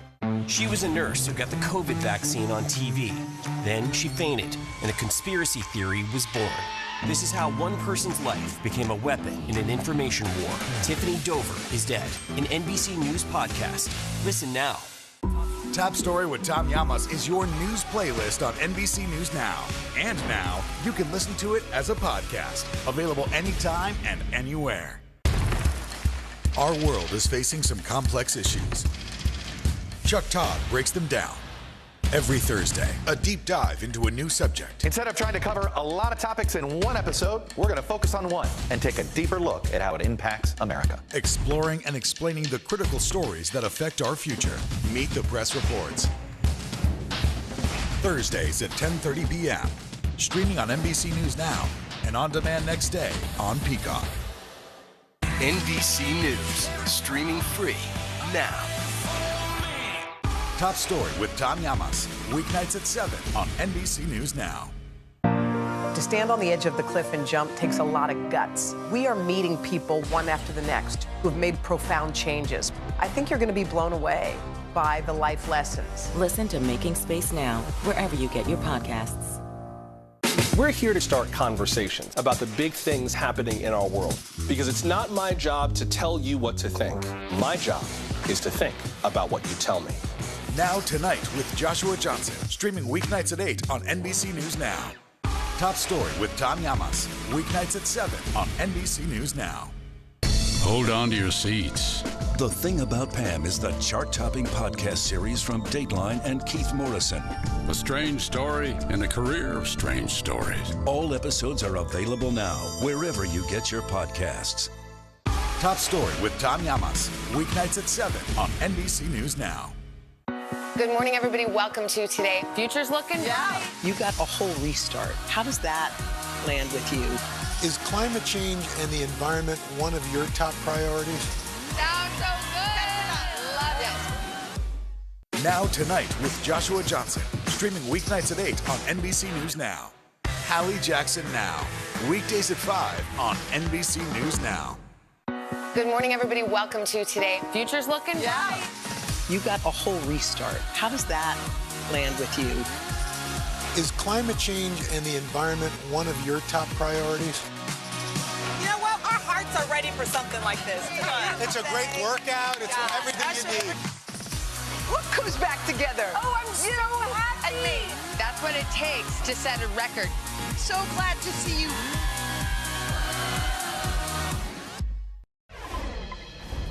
Welcome back. A damning new report on the Minneapolis Police Department found a long pattern of racial discrimination before and after George Floyd's death.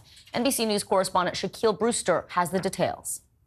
The report from the state is 72 pages long, and it says that the Minneapolis Police Department stopped, arrested, and used force against black people at a higher rate than white people. It also set specific recommendations that the police department now says it's reviewing. An investigation that was launched days after George Floyd's murder at the knee of a Minneapolis police officer, finding the department illegally engaged in race-based policing.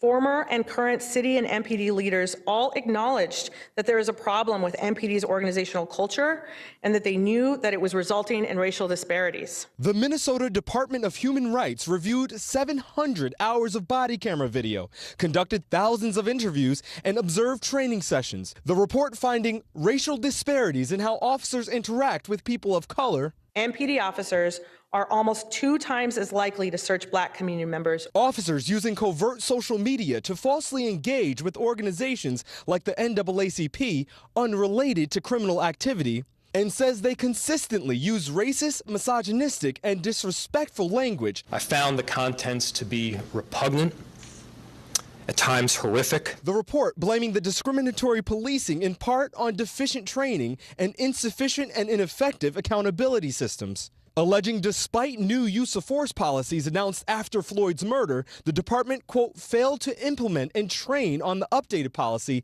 in a meaningful way. There is no place in the Minneapolis Police Department for bias or discrimination. I am confident that there are men and women in the Minneapolis Police Department who have the desire to meet the challenges of today and tomorrow. The city and state now tasked with drafting a court-enforceable agreement to prevent future discrimination as a federal investigation looms. Meanwhile, the attorney for the families of George Floyd and Amir Locke called the report historic and said they are deeply hopeful that change is coming and is imminent. Shaq Brewster, thank you. With the midterm elections approaching, let's turn to our County to County series, highlighting key counties and voter issues. This morning, a look at the problems Democrats are having in rural America. NBC News correspondent Antonia Hilton traveled to Anson County, North Carolina. It's a rural area where many voters, especially young Black men, have lost faith in the political system. Antonia, good to have you with us. You know, I think many voters may think of rural America as white America. Obviously, that's not always the case. What did you see when you spent time in Anson County? That's right, Joe. Rural America is really so much more diverse than people typically think. And in fact, in a state like North Carolina, many of the rural counties are actually majority minority. And that's the case in Anson County, North Carolina, which is down closer to the border of South Carolina. This is a community that is really rich, beautiful, agricultural.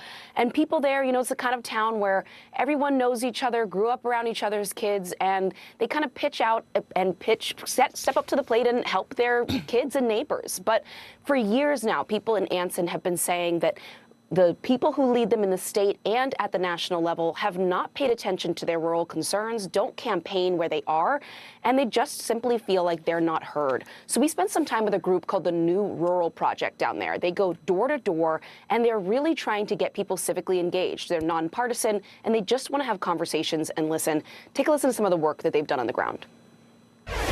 It may sound like a simple act, but for Black residents in rural Anson County, North Carolina, this kind of visit from a civic group is rare. Violence, poverty, just things that can be improved. You know, in Anson County, those young men, Black men under 40, turned out at 35% in the 2020 general election. And so actually having a chance to have conversation with them, and the fact that they really seem to feel, you know, kind of validated to be heard. The group's argument is essentially that having these door-to-door conversations and giving people the chance to just feel heard and to say what they'd like to see reflected back to them in their community is the first key step in getting already registered voters re-engaged with the system and feeling trusting of their community leaders again, Joe. Antonia, I want to ask you about a key number. When President Biden won the White House, he did it by winning just 10% of the country's rural counties. The people you spoke with, do they feel like the Democratic Party is listening to them? Frankly, no, for the most part. And it's actually not just about the Democratic Party. It is about the entire political establishment. They feel that cycle after cycle, people, you know, occasionally come through or speak to rural America at events. But then when they're actually in office, whether that's in the state in North Carolina or in D.C., they feel like they never see the results. That was a consistent theme in the conversations that we've had, that many of the people in Anson who've lived there all their lives can go, back decades when it comes to the requests, to the changes that they've wanted to see in their community. And what it's led to is black voters there, many of them young, feeling like they've seen their mother, their grandmother ask for things, fight for things that haven't materialized yet.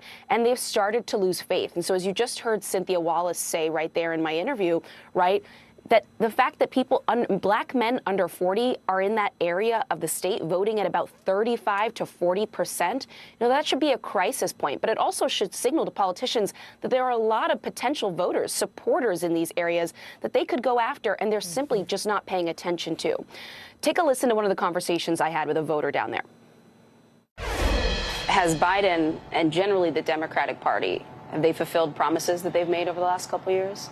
To me, in a small town like this, it really doesn't matter who you have in office. The effect that we experience is the same. It don't matter if it's Biden, it don't matter if it's Trump, it don't matter if it's Obama or Clinton or Bush. It really doesn't matter. What we feel down here is exactly the same. They can never even tell us who the president is, and we really still going to be exactly the same. You know what I mean?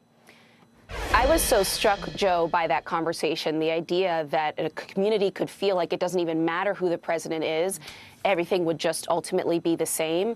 I think that's really an alarm bell. And Michael Covington, who you just met there, is actually a voter. He tries to hold on to optimism, and he still shows up. But he finds it's really hard to convince young people coming up after him to do the same.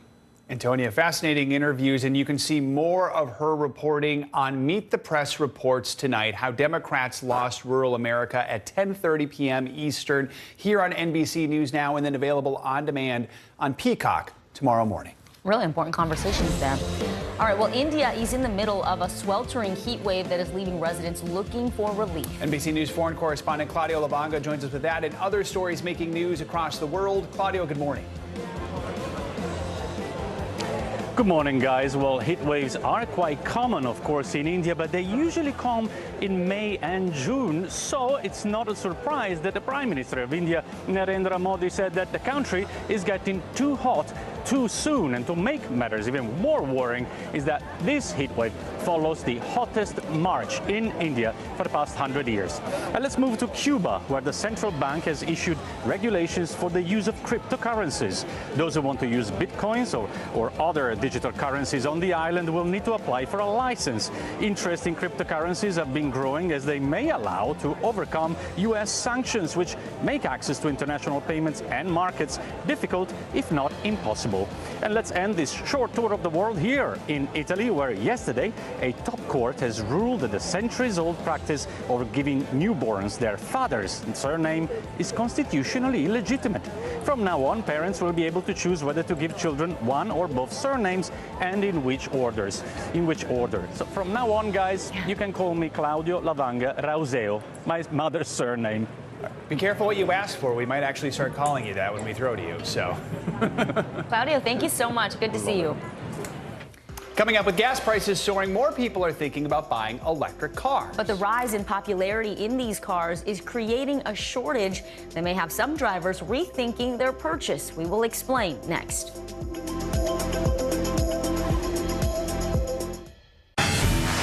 Look at what's making headlines around the world. We begin with breaking news. The attacks from Russia are coming in from every angle. Live from Ukraine, where a fierce battle is raging on. We've heard a number of explosions. Russia is picking off Ukraine's military facility. This factory has gone from making kitchen pots to lethal items that'll ruin tires, ruin the bottom of the car. This is what it looks and feels like to try to escape Ukraine. I don't want to say goodbye. The battle for Congress and the fight for control of State House. In our special County to County series, we're checking out key battlegrounds. We are talking elections in a battleground state. What does President Biden need to do tonight? He needs to speak to heads and hearts. A lot to break down, Chuck, so let's dive right in. Official confirmation of Judge Ketanji Brown Jackson. Let's zoom out a bit to our changing climate. We have some stunning new findings about COVID-19. A lot to talk about as we continue our rolling coverage. We're coming on the air with the news NBC Scoop. Bringing the news to you is not only a job, it's an honor. Our world is facing some complex issues. Chuck Todd breaks them down. Every Thursday, a deep dive into a new subject. Instead of trying to cover a lot of topics in one episode, we're going to focus on one and take a deeper look at how it impacts America. Exploring and explaining the critical stories that affect our future. Meet the Press Reports. Thursdays at 10:30 p.m. Streaming on NBC News Now and on demand next day on Peacock. News is happening now. Look at what's making headlines around the world. Right now on Morning News Now. We're coming on the air with breaking news. And this is a significant moment. Whenever it happens, wherever you are, NBC News, streaming free now.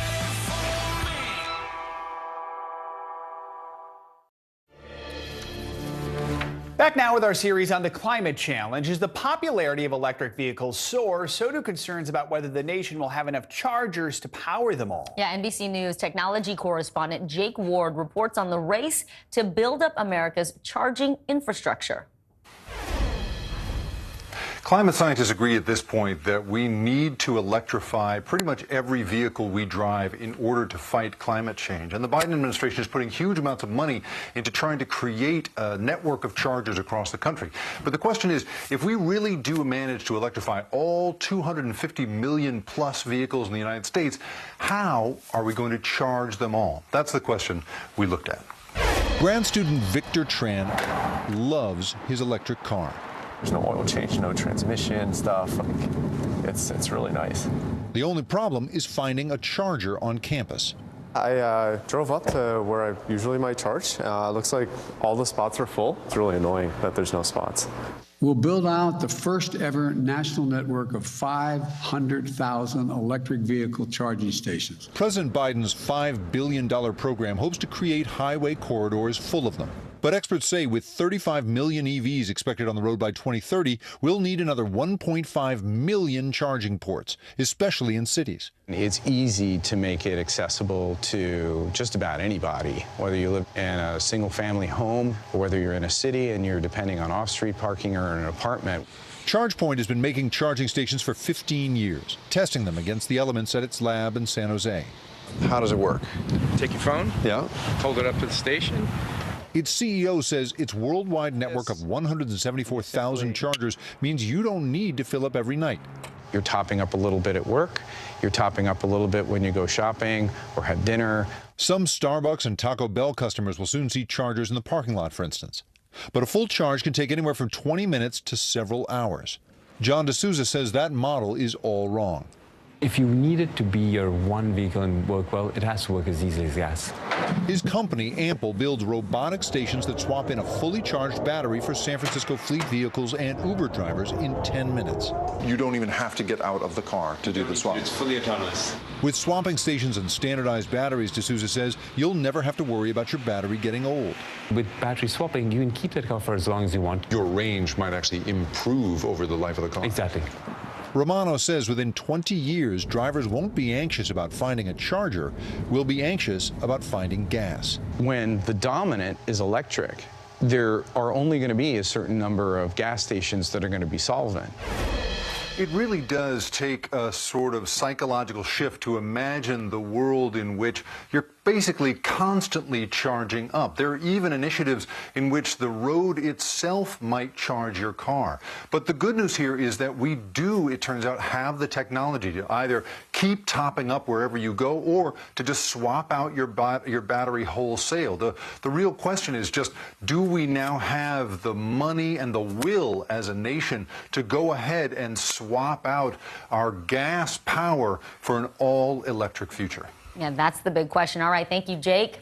Coming up today is Holocaust Remembrance Day, and instead of just reading about it, people can now go inside the experiences of the survivors themselves. We'll show you how one museum is doing just that by using virtual reality, hoping to make sure people never forget history.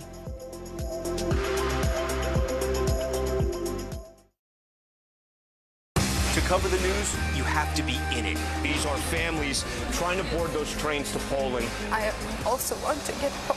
You'll get home. Every night, it's your news playlist. Top Story with Tom Llamas. Weeknights at 7 on NBC News Now. We'll meet Ukrainians who are defending their country one block at a time. When you were still in Kiev, could you hear the bombing? My name is Lester. Hey, who's this? Good morning, everybody. Welcome to Today. Future's looking bright. You got a whole restart. How does that land with you? Is climate change and the environment one of your top priorities? Sounds so good. Love it. Right now on NBC News Now. Got all the angles covered tonight. You're watching NBC News Now. Here's what's happening. Look at what's making headlines around the world. We begin this hour with the military invasion that's currently unfolding. Right now, the attacks from Russia are coming in from every angle. Our NBC News crew heard explosions in the capital city of Kyiv. Live from Ukraine, where a fierce battle is raging on. We've heard a number of explosions. Russia is picking off Ukraine's military facilities one after another. This factory has gone from making kitchen pots to lethal items that'll ruin tires, ruin the bottom of the car. This is what it looks and feels like to try to escape Ukraine. I don't want to say goodbye. The battle for Congress and the fight for control of state housing. In our special County to County series, we're checking out key battlegrounds ahead of the midterms. We are talking elections in a battleground state. What does President Biden need to do tonight? He needs to speak to heads and hearts. A lot to break down, Chuck, so let's dive right in. Judge Ketanji Brown Jackson now elevated to the Supreme Court. Let's zoom out a bit to our changing climate. What do we think that the new normal is going to be? We have some stunning new findings about COVID-19. This new variant is more contagious. Have you seen a demand for mental health services increase among Latinos? The people of the Chamizal neighborhood aren't the only ones experiencing what they call environmental injustice. We're here to try to start conversation. A lot to talk about as we continue our rolling coverage. We're coming on the air with the news NBC Scoop. Bringing the news to you is not only a job, it's an honor.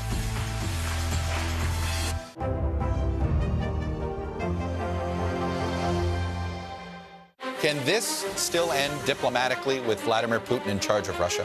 Our promise to take in 100,000 Ukrainian refugees. Is that enough? The circus-like stuff that the hearings turned into. This system seems broken. What do we do? If it's Sunday, it's Meet the Press. Now Tonight with Joshua Johnson. Streaming weeknights at 8 on NBC News Now. Good morning, everybody. Welcome to Today. Future's looking bright. You got a whole restart. How does that land with you? Is climate change and the environment one of your top priorities?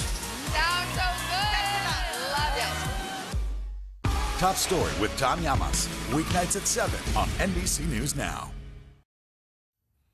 Today is Yom HaShoah, Holocaust Remembrance Day, with most survivors currently in their 80s and 90s, and with historical sites changing, it can be hard to teach new generations the important lessons from this dark point in human history.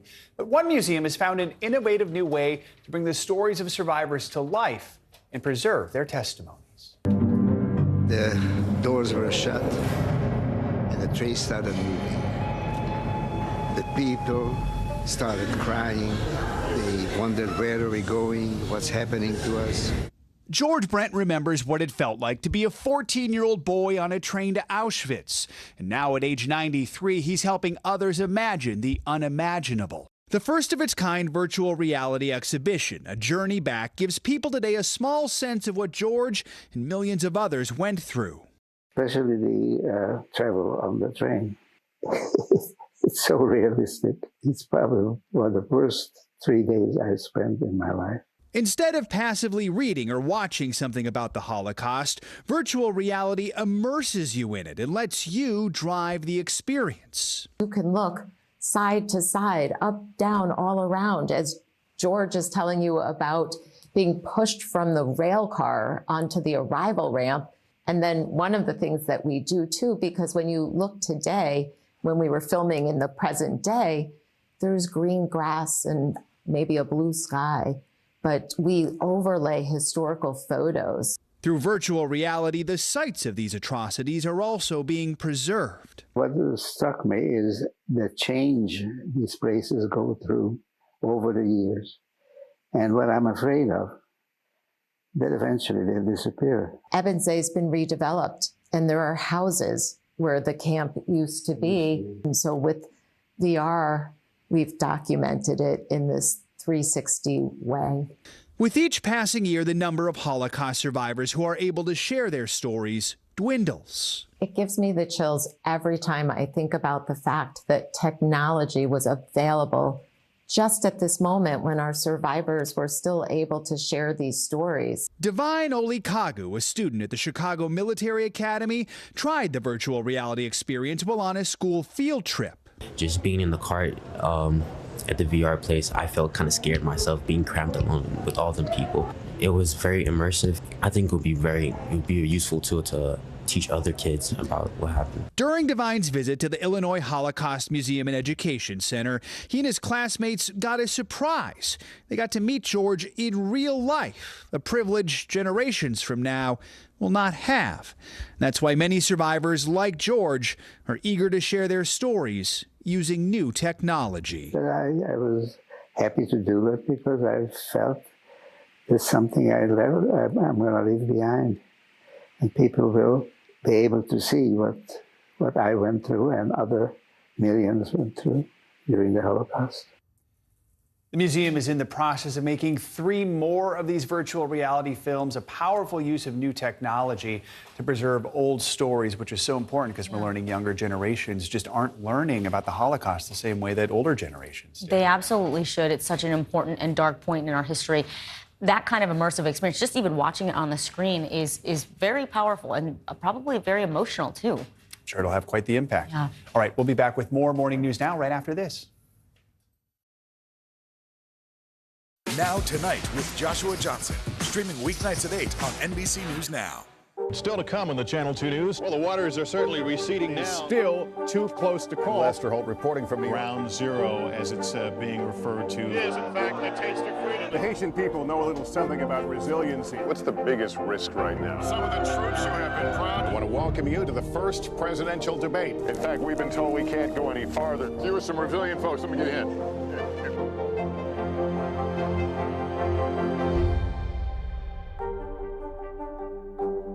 These days, it feels like the news never stops. So let's get into it. What's happening right now, what it all means for you for an hour every day. It can be hard to keep up, so let's get started together. Hallie Jackson Now, weekdays at 5 on NBC News Now. The fire has grown leaps and bounds. You see behind me is typical. How you doing? Pretty bad.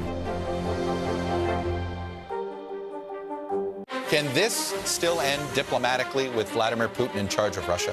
Our promise to take in 100,000 Ukrainian refugees. Is that enough? The circus-like stuff that the hearings turned into. This system seems broken. What do we do? If it's Sunday, it's Meet the Press. Now Tonight with Joshua Johnson, streaming weeknights at 8 on NBC News Now. We'll meet Ukrainians who are defending their country one block at a time. When you were still in Kiev, could you hear the bombing? My name is Lester. Who's this? Now Tonight with Joshua Johnson, streaming weeknights at 8 on NBC News Now. The fire has grown leaps and bounds. You see behind me is typical. How you doing? Pretty bad. Top Story with Tom Llamas, weeknights at 7 on NBC News Now.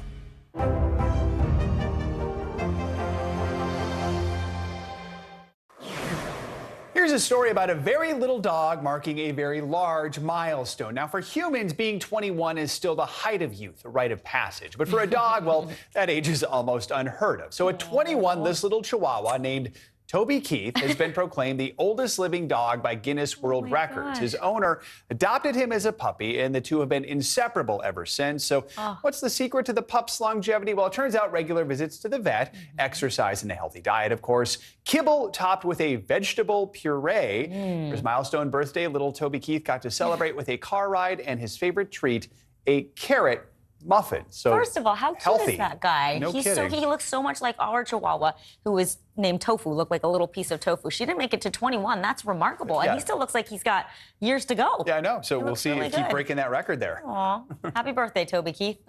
All right, well, 8 major companies are set to release their earnings today. CNBC's Silvana Henao joins us with that and more in our Money Minute. Silvana, good morning. Hey guys, good morning. Yeah, lots of earnings today, but we're going to start with Wall Street because it is looking to shake off the recent market weakness as investors react positively to earnings from Facebook's parent company Meta last night. Meta surging in extended trading as it beat profit forecasts, although revenue did miss. And it was a volatile session yesterday with the markets losing steam into the close. The Nasdaq slipping for the 5th time in the past 6 days. Apple has launched its self-service repair store, giving iPhone customers access to parts and manuals to repair their own devices. The store has parts for the iPhone SE, the 12, and the 13, including displays, batteries, and replacement cameras. A complete kit of tools can be rented for a week for $49. Individual tools can also be purchased separately to keep. And if you return the old parts, Apple will issue a partial refund credit. A new study from bestcolleges.com ranks the top states to work in tech based on average wages, number of job postings, cost of living, and diversity. Georgia tops the list thanks to a diverse population and low cost of living. Google, Apple, and Microsoft are expanding in Atlanta. Virginia is second thanks to high wages and large number of job postings. It's actually home to Amazon's second headquarters. Maryland, North Carolina, and California round out the top 5, guys. All right, good to know. Yep. Savannah, thank you so much. You got it. Well, now to a story that may hit close to home if you or your kids spend a lot of time on TikTok. Influencers posting about their plastic surgeries and cosmetic enhancements and getting their procedures for free in return.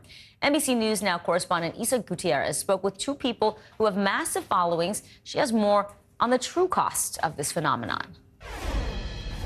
I sat down with 2 social media influencers with massive followings who have both promoted these procedures on their platforms. Here's what they told me. Social media influencers promoting cosmetic procedures to millions of followers, including young teens. 1, 2, 3, and ouch. Young content creators like Sebastian Bales are offered free and discounted cosmetic work in exchange for social media shoutouts. If you want injections anywhere, if you guys want to get fillers anywhere, like, just go for it. Life is too short to not be happy with yourself. I sat down with Bales for Top Story. He has nearly 13 million followers on TikTok. What have you gotten done for free or with a discount because of your social media profile? Okay. I've gotten my cheekbones, I've gotten jaw, my nose, and then also like eyebrow lift and Botox and things like that on the forehead. It started with free lip filler when he was just 18. From there, the procedures escalated in a way he sometimes wishes he could take back. Do you have regrets about work you've gotten done? I think so. Yeah, my face has forever changed. I actually at the time was getting flooded with DMs with companies like reaching out saying, hey, we would love to have you come in, do a video, whatever it was, to help promote their business. And it was like a collaboration. I mean, why would you say no to free lips or a free nose? What do these clinics or these doctors want you to do in exchange for free procedures or discounted procedures? I think it really depends on the influencer. All they would ask is you do like a selfie and tag the company. My audience loves seeing me get crazy things done to myself or getting hurt. Bales says his average follower is between the ages of 12 to 16. Oh, I'm positive that someone has probably gotten work done because, or gone to the same doctor that I went to because I, went to that doctor. They want to get the same thing done. Social media has boosted the plastic surgery industry for years. For us, it really has been priceless. Kristen Gunn is a medical spa owner in Texas, offering a variety of non-surgical cosmetic procedures. She tells me clients have been trending younger. Anywhere from even 18, people turn 18, they want to get their lips done. It's important to go to somebody that's honest, that will say, you don't need that. Oh my gosh, come back in 5 years, come back in 10 years. In an email to NBC News, the American Society of Plastic Surgeons said, quote, "We're aware that young people are watching, and we always try to approach things ethically, professionally, and to have a message of a positive body image, especially for young girls." I knew I wanted a nose job from when I was like 9 years old. Anna is 19. I do social media and OnlyFans. She's open with her followers about the work she's had done, ranging from cheek filler and non-invasive liposuction to breast augmentation and rhinoplasty. Lip blushing, day 2, healing update. The more followers she gets, the more offers come in to get procedures done at a lower or no cost in exchange for a post. But Anna says at times, insecurities stemming from social media are the reason she's wanted to change her appearance in the first place. You never know, like there could be a little girl behind that screen that's looking at you and like saying, oh, wow, like I wish I had lips like that, or why doesn't my nose look like that? TikTok does not allow cosmetic procedures or providers to advertise through official TikTok ads. But those rules don't apply to videos like Anna's. Since it's technically like receiving PR products, except it's procedures, you don't have to put ad. TikTok telling NBC News in an email, "We strive to be as transparent as possible with our community and expect the same from those on our platform. This is why we require that users disclose when they develop branded content." Do you plan on getting other procedures in the future? Not as of right now. I have not posted anything about work done in probably almost 2 years now because I'm afraid of, just altering people's mind, especially kids that are so impressionable. I mean, I dealt with eating disorders growing up, and it was because of everything that you saw on the media that consumed you and made you believe that's what you have to look like. And it's just so funny how I was doing the same thing. Both Anna and Sebastian wanted to share a message with viewers and specifically with those who are younger, teenagers who might be considering one of these procedures. They said to look at yourself in the mirror and ask yourself, am I doing this for me, or am I doing this for someone else, or because of negative comments that others have made? If you've put a lot of thought into it and you've decided this is what I want to do, I'm doing it for myself, and you have the means to do it, then more power to you, Anna says. Go ahead and do it.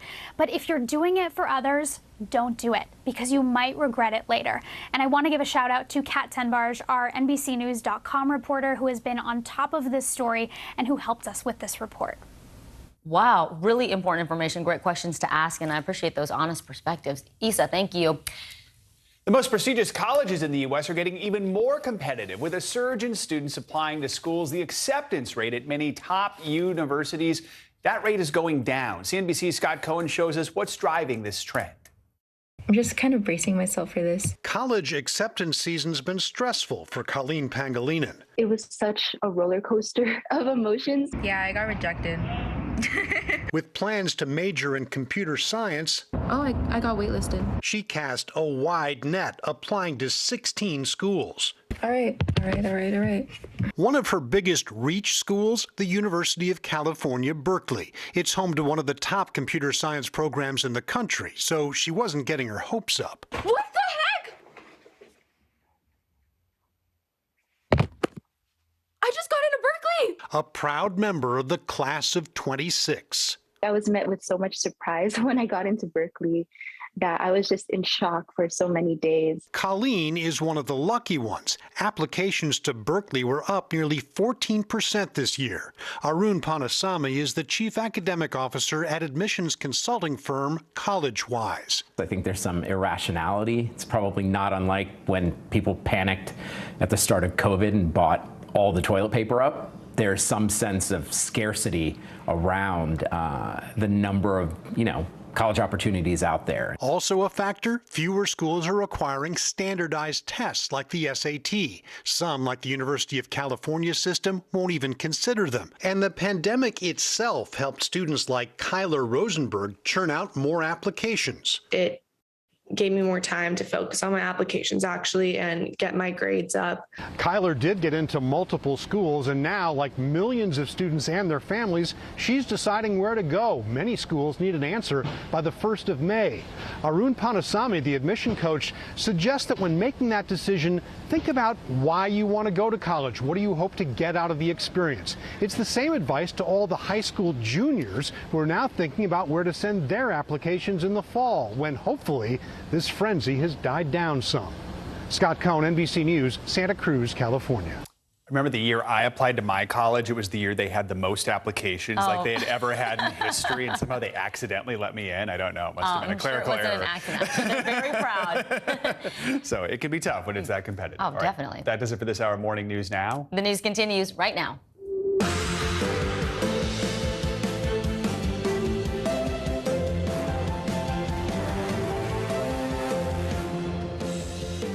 Good Thursday morning to you. I'm Vicki Wynn in for Savannah. And I'm Joe Fryer. Right now on Morning News Now, escalation. New this morning, more military aid could be headed to Ukraine. NBC News has learned President Biden is expected to request a new aid package from Congress later today. While the specific cost is yet to be unveiled, administration officials confirm it'll be, quote, massive. And on Ukraine's eastern front, Russia's Vladimir Putin is sharpening his rhetoric on the war, vowing swift retaliation to any country that interferes with the invasion. Plus, a surprise prisoner swap, like something straight out of the movies, bringing a former U.S. Marine home. For the kids, breaking news this morning in the fight against COVID, Moderna has now filed for FDA approval of its vaccine for children as young as 6 months old. The promising new data that could finally give anxious parents some peace of mind. Also this morning, in her own words, model Hailey Bieber now opening up about a terrifying health scare that resulted in stroke-like symptoms, what she's calling the perfect storm of conditions the doctors believe caused the incident.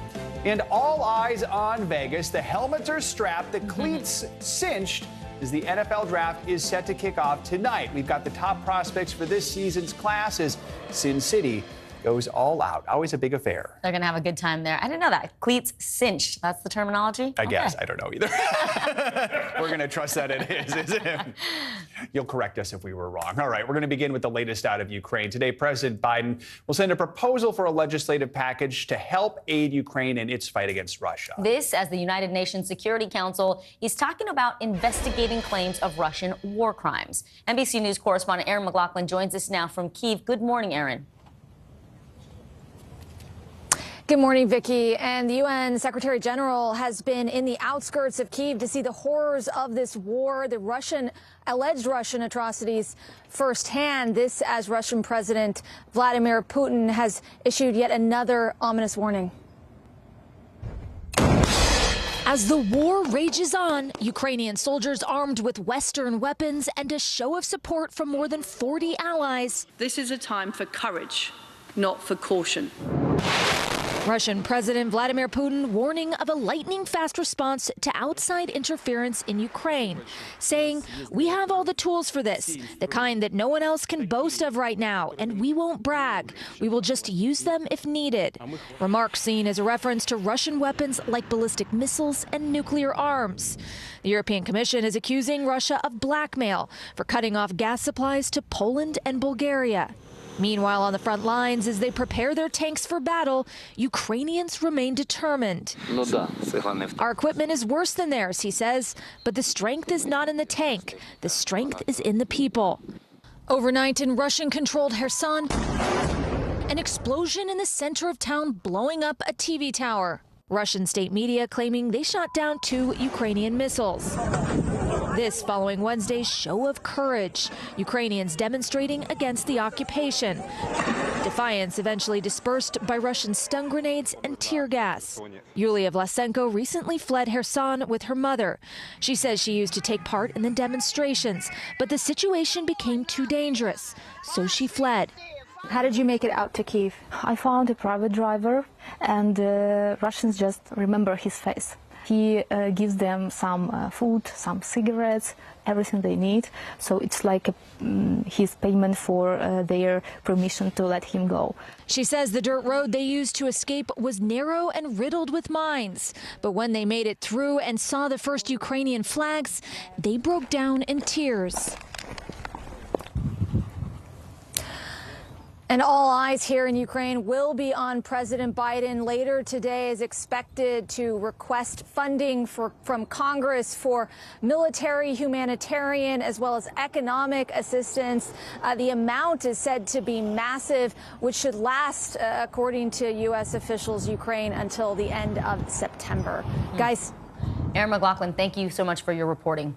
Back here in the U.S., lawyer and human rights advocate Amal Clooney took the United Nations to task, saying it's not doing enough to stop the atrocities unfolding in Ukraine. Our chief Washington correspondent, Andrea Mitchell, joins us with more on that. Andrea, good morning. Good morning, Joe. For years, Amal Clooney has shined a spotlight on wars around the world. On Wednesday, she was at it again, bluntly telling the UN it is simply not doing enough to bring war criminals to justice in Ukraine. This morning, a powerful call to action from Amal Clooney. Ukraine is today a slaughterhouse, right in the heart of Europe. Known to many for her marriage to A-list actor George Clooney, she's also internationally famous for her groundbreaking work as a human rights lawyer, now challenging the United Nations and the U.S. to do more to address horrors like the war crimes in Bucha. This council has heard so many speeches with that now hollow refrain, never again. But here we are, faced with evidence of the crime of aggression, war crimes, crimes against humanity, and mounting evidence each day of the crime of genocide. In her storied legal career, Clooney has investigated atrocities in Syria, Darfur, and Bosnia. And for the last 7 years, she's gone after ISIS for war crimes against the Yazidis, a religious minority in Iraq. The UN resolved to act in that case, but she says it never did. This happened the year that my children were born. It was my first trip as a working mother. But my children are now almost 5. And so far, most of the evidence that has been collected by the UN is in storage. When survivors ask me to explain how can this be, I can only say I am ashamed. Inaction, she says, leads others to believe they'll never be held accountable. The perpetrators commit these crimes believing they will get away with it. And they have been right. In 2016, Clooney explained her passion for her work to Cynthia McFadden.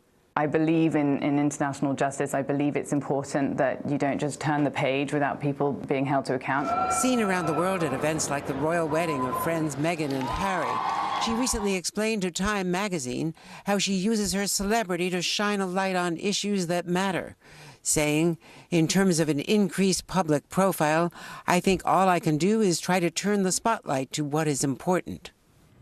And Clooney says she hopes to use her spotlight to get the UN to act on Russia's atrocities in Ukraine, unlike other recent war crimes investigations. Joe? Andrea Mitchell. Andrea, thank you so much.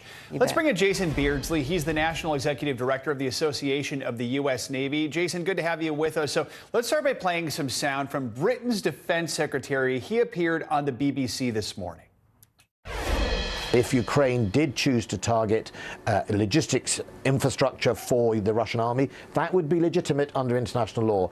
And if they did it, they currently don't have British weapons that could do that, so it's unlikely that it is our weapons. But if they did it, it is legitimate and it is in line with international law. Okay, so right there, he's doubling down on comments made earlier this week by another British minister that it is legitimate for Ukraine to strike targets inside Russia. Just yesterday, we heard from President Putin threatening, quote, lightning-fast retaliatory strikes against any foreign intervention. Do you think the West is playing with fire here? Well, of course, this is a very complex situation, and Vladimir Putin is not easy to read.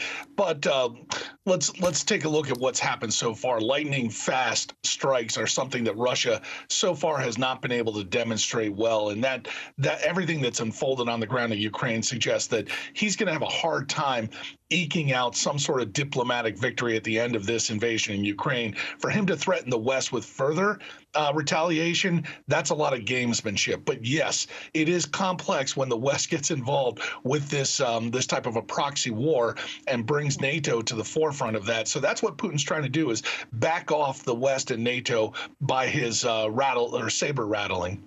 Jason, yesterday we saw Russia actually cut off gas supplies to Poland and Bulgaria because they weren't paying in rubles. Today, there are reports that some European companies are preparing to meet that demand, despite all the warnings from the European Commission not to comply. So how difficult is this going to be for Europe, given the dependency on Russian energy there? And, you know, did you expect a move like this? Yeah, absolutely. It's going to be very, very difficult. Europe has gotten itself behind in this game. So, frankly, has the West, by relying on Russian oil imports and themselves ahead of this. This is the wrong time for Europe to figure out that they can't rely on Russia. Bear in mind, at the same time, China is building an overland pipeline, and Russia hopes to resupply or supply its ally, and so they can kind of make up for the loss of economic gains in Europe. But Europe has known this for a while. This has been part of the discussion that the previous president has had and the current president. The way out of this is you've got to make your own resources available for oil and natural gas. Europe has not been aggressive about that. Germany is in a bind. So Russia really has a lot of leverage in this, but it's long-term leverage and it's economic. It's not capital that will affect the fight on the ground.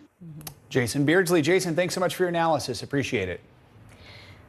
Former U.S. Marine Trevor Reed is back home in the U.S. this morning, released by Russia yesterday after being detained there for nearly 3 years. This morning, we are learning more about the dramatic prisoner exchange that secured his freedom. NBC News Chief White House correspondent Peter Alexander joins us now with those details. Peter, good morning. Vicki, good morning. What a huge relief this morning for the family of Trevor Reed. He landed at a military base in San Antonio within the last several hours. His release, the culmination of a months-long effort that started just a day before the Russian invasion of Ukraine, when the former governor Bill Richardson landed in Moscow to discuss a possible prisoner swap. President Biden calling it good news that required difficult decisions that he says he did not take lightly. This morning, a homecoming 3 years in the making. Former Marine Trevor Reed back on U.S. soil after being jailed in Russia. He was released in a prisoner exchange straight out of a spy novel. Russian state TV broadcasting this unverified video that it says shows the 30-year-old arriving at a Moscow airport. In his home state of Texas, Reed's parents say after living a nightmare, their prayers have finally been answered. It's going to really hit us when we get to put our arms around him and hug him. Reed was sentenced to 9 years in prison after Russian authorities accused him of assaulting 2 officers after a night of drinking. But his family has always maintained his innocence, meeting privately with President Biden last month to campaign for his release. The White House says Reed is receiving care for his urgent health needs. He looks terrible to us. I mean, as his parents, we know he does not look well. He's very thin. He was walking strange, and it looked like they had to help him get up in the airplane. In a deal brokered by the Biden administration, Reed was traded for a convicted Russian drug trafficker serving 20 years behind bars in the U.S. Seen here on Russian state TV arriving back in Moscow. Last year, Reed's parents telling Savannah they'd support a prisoner swap. We don't care how he comes home. Yeah. If they want to exchange Trevor for some criminals that were, low-level criminals or whatever. We're fine with that. Hey. We want our son home. Reed's return is drawing new attention to the fate of other Americans detained in Russia, including WNBA superstar Brittany Griner. Griner was arrested more than 2 months ago on alleged drug charges that could carry a sentence of up to 10 years if she's convicted. Griner's lawyers have not responded to NBC News' request for comment. Another former Marine, Paul Whelan, is serving a 16-year prison sentence after being accused of spying, which he denies. In a new statement provided by his family, Whelan, after learning of Reed's release, asks, "Why was I left behind?" adding, "The world knows this charge was fabricated. Why hasn't more been done to secure my release?" And as for Trevor Reed, his family members say that he was kept in an isolation tent on the plane ride home because they worry he has tuberculosis. His release, of course, came as a major surprise, especially considering those escalating tensions between the U.S. and Russia right now over Russia's assault on Ukraine. But officials here say that negotiations about Reed were walled off from the administration's efforts to punish Vladimir Putin in Russia. Back to you. Well, we hope he gets the care he needs back home. Peter Alexander, thank you so much. Now to a potential breakthrough in our COVID vaccination efforts. Moderna is seeking emergency use authorization from the FDA for its COVID vaccine for kids as young as 6 months old. COVID vaccines are currently unavailable for kids under 5, and vaccination rates for all children remain relatively low. Only 28% of kids between the ages of 5 to 11 are vaccinated. Vaccination rate for kids 12 to 17 is higher, with 59% of that population now vaccinated. NBC News correspondent Stephanie Goss joins us with more. Steph, good morning. Hey, good morning, Joe. You know, the first COVID-19 vaccine was given emergency use authorization back in December of 2020. Now it's a year and a half later. There's still no vaccine approved for the country's youngest children. This morning, Moderna says it's ready to change that, asking the FDA for emergency use authorization for its vaccine for children ages 6 months to 5 years. For anxious parents with very young children, the wait could soon be over. Moderna says it has a 2-shot vaccine taken 4 weeks apart that provides robust protection against COVID for children ages 6 months to 5 years old. The dosage, only 25% of that given to adults. We can halve the risk for these little kids of getting COVID by getting vaccinated. We can cut it in half. In clinical trials during the Omicron surge, neither Pfizer nor Moderna's vaccines performed well against infection in the youngest age group. Moderna says its vaccine is 51% effective for children 6 months to under 2 years old and 37% for ages 2 to under 6. But the company also points out that the vaccine will minimize severity of infection. The level of antibody that we saw in these little children is similar to a level that really provides great protection against severe disease and hospitalization in older kids and in adults. Pfizer is expected to submit its application for a 3-dose vaccine for the same age group later this spring. On Tuesday, the company asked the FDA to authorize a booster dose for children ages 5 to 11. Meantime, Dr. Anthony Fauci says while the world may still be in the grips of COVID, for the U.S., the pandemic may be ending. We are certainly right now in this country out of the pandemic phase. Fauci noting that even with the uptick in cases, numbers of hospitalizations and deaths are down, saying the country is now transitioning to a control phase where the virus is becoming endemic. A turning point in our country's fight against COVID, with a potential new vaccine for young kids now on the way. A recent CDC study found that 75% of children and teens in the U.S. have already had COVID, but medical experts say, well, natural infection can trigger varying degrees of antibody response. With vaccines, it's more dependable, meaning you'll have a more reliable form of protection from the shots. Joe? Stephanie Gosk. Thank you, Steph. You're welcome. Let's bring in Dr. Nahid Badilia for more on this. She's an infectious diseases physician and the director of the Boston University Center for Emerging Infectious Disease Policy Research. Dr. Badilia, good morning to you. How big of a deal is this request? Talk to us about what it means. And do you think enough people will get their youngest children vaccinated? And will it help us with this pandemic coming out of it? Yeah, Vicki, Steph covered some of this. I mean, this recent study from CDC that showed 75% of our children in a sample size across the country have been exposed to this virus really shows that, you know, the importance of this vaccines in protecting our children from infection and severity of disease, which is what it will do. But the other part that we don't hear as much about is that there are rare findings in some children, including the multi-system inflammatory syndrome in kids. You know, again, rare, but quite severe. And what we've found in adults, for example, is that vaccines can have other side effects, such as potentially long COVID. And so, you know, the hope is that having this vaccine, getting an exposure through this virus, not through illness, but protection through a vaccine could reduce other long-term impacts as well. We'll have to wait and see. So this is really promising news. The one thing I want to caution parents, though, is that it's still going to take a few weeks. Moderna is going to have to submit all their data, and then the FDA goes through the review before an emergency use authorization could come through. Mm-hmm. Well, in Denmark, they actually announced they are stopping their vaccination program. They'd be the first country in the world to do this. Why? What's behind the decision? And also, do you think this program would then later return in the fall when the temperature drops? Yeah, Vicki, I was surprised by this headline. So digging in, actually, I just want to say that what they're doing is they're stopping their mass vaccination campaigns. And the reason why is because Denmark has over 80% of their population vaccinated, about over 62% of their population boosted. And so the vaccines are still available. They're not stopping the vaccinations. What they're saying is they're going to stop these mass vaccinations and start them again at the end of summer or fall, expecting that there might be another wave. Mm-hmm. The one thing that I'll say is that we see this headline, and the reason why I think Denmark's gotten a little bit of, criticism for good reason is that they dropped all their, as you know, COVID precautions a month and a half ago, and they did see an increase in cases and deaths. Thankfully, both of those are now coming down. And so I don't think the vaccines are going away. I think it's just the mass vaccination campaigns, given that they've reached a certain level of vaccination. Got it. That makes sense. Finally, doctor, the FDA is investigating a rare phenomenon after the treatment using Paxlovid. Some patients are actually reporting they have a viral load rebound or a second round of COVID symptoms after taking the COVID antiviral pills.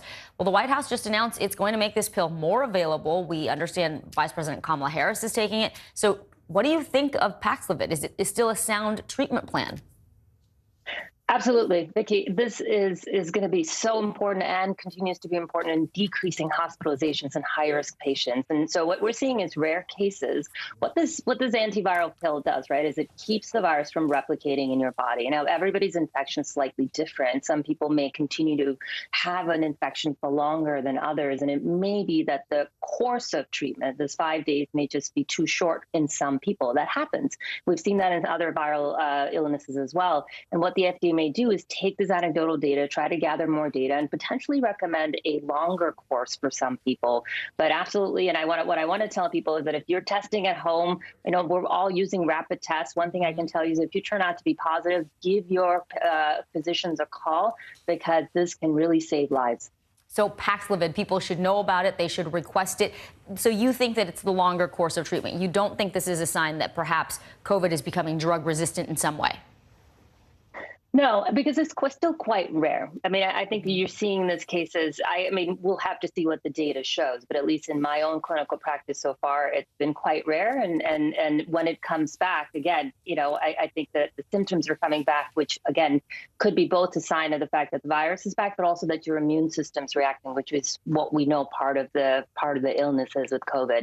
But I think this is life-saving. I think if you're getting tested positive for this, this is one of the pills that you want to reach for. Okay, Dr. Nahid Badilia, great advice. Thank you so much. Time to get a check on your Morning News Now weather. Hey, good morning. Michelle Grossman live in studio. Good to see you. So happy to be here. So happy to see you guys. And we are tracking more warm, windy weather in the Southwest. We're looking at 9 million at risk, 8 million at risk for a red flag warning. That is the highest warning when it comes to flag warning. It's sort of that warning to the residents that any spark could cause some sort of wildfire. So we're looking at that hot pink. That's your wildfire red flag warning. And the bullseye here is in the red, where you're looking at Amarillo down to Roswell, Hobbs, over to Silver City. That's where we're looking at winds gusting to 45 miles per hour. Also low humidity. You combine that, that's going to be the recipe for those wildfires. We add an enhanced risk, extreme risk tomorrow. That's in the hot pink. And we're going to see that as we go throughout the weekend as well. We are also tracking a severe weather threat this afternoon and tonight, all the way from Nebraska into Texas. We could see some small hail, winds gusting to 60 miles per hour. Now, tonight, we do think the tornado risk will be low. And that picks up tomorrow. We're looking at 9 million at risk with large hail up to 2 inches. That's really big hail. That could cause damage on its own. Winds gusting up to 60 miles per hour. Also a few strong tornadoes. We could see a little bit of a severe weather outbreak. We're going to watch that very closely for you.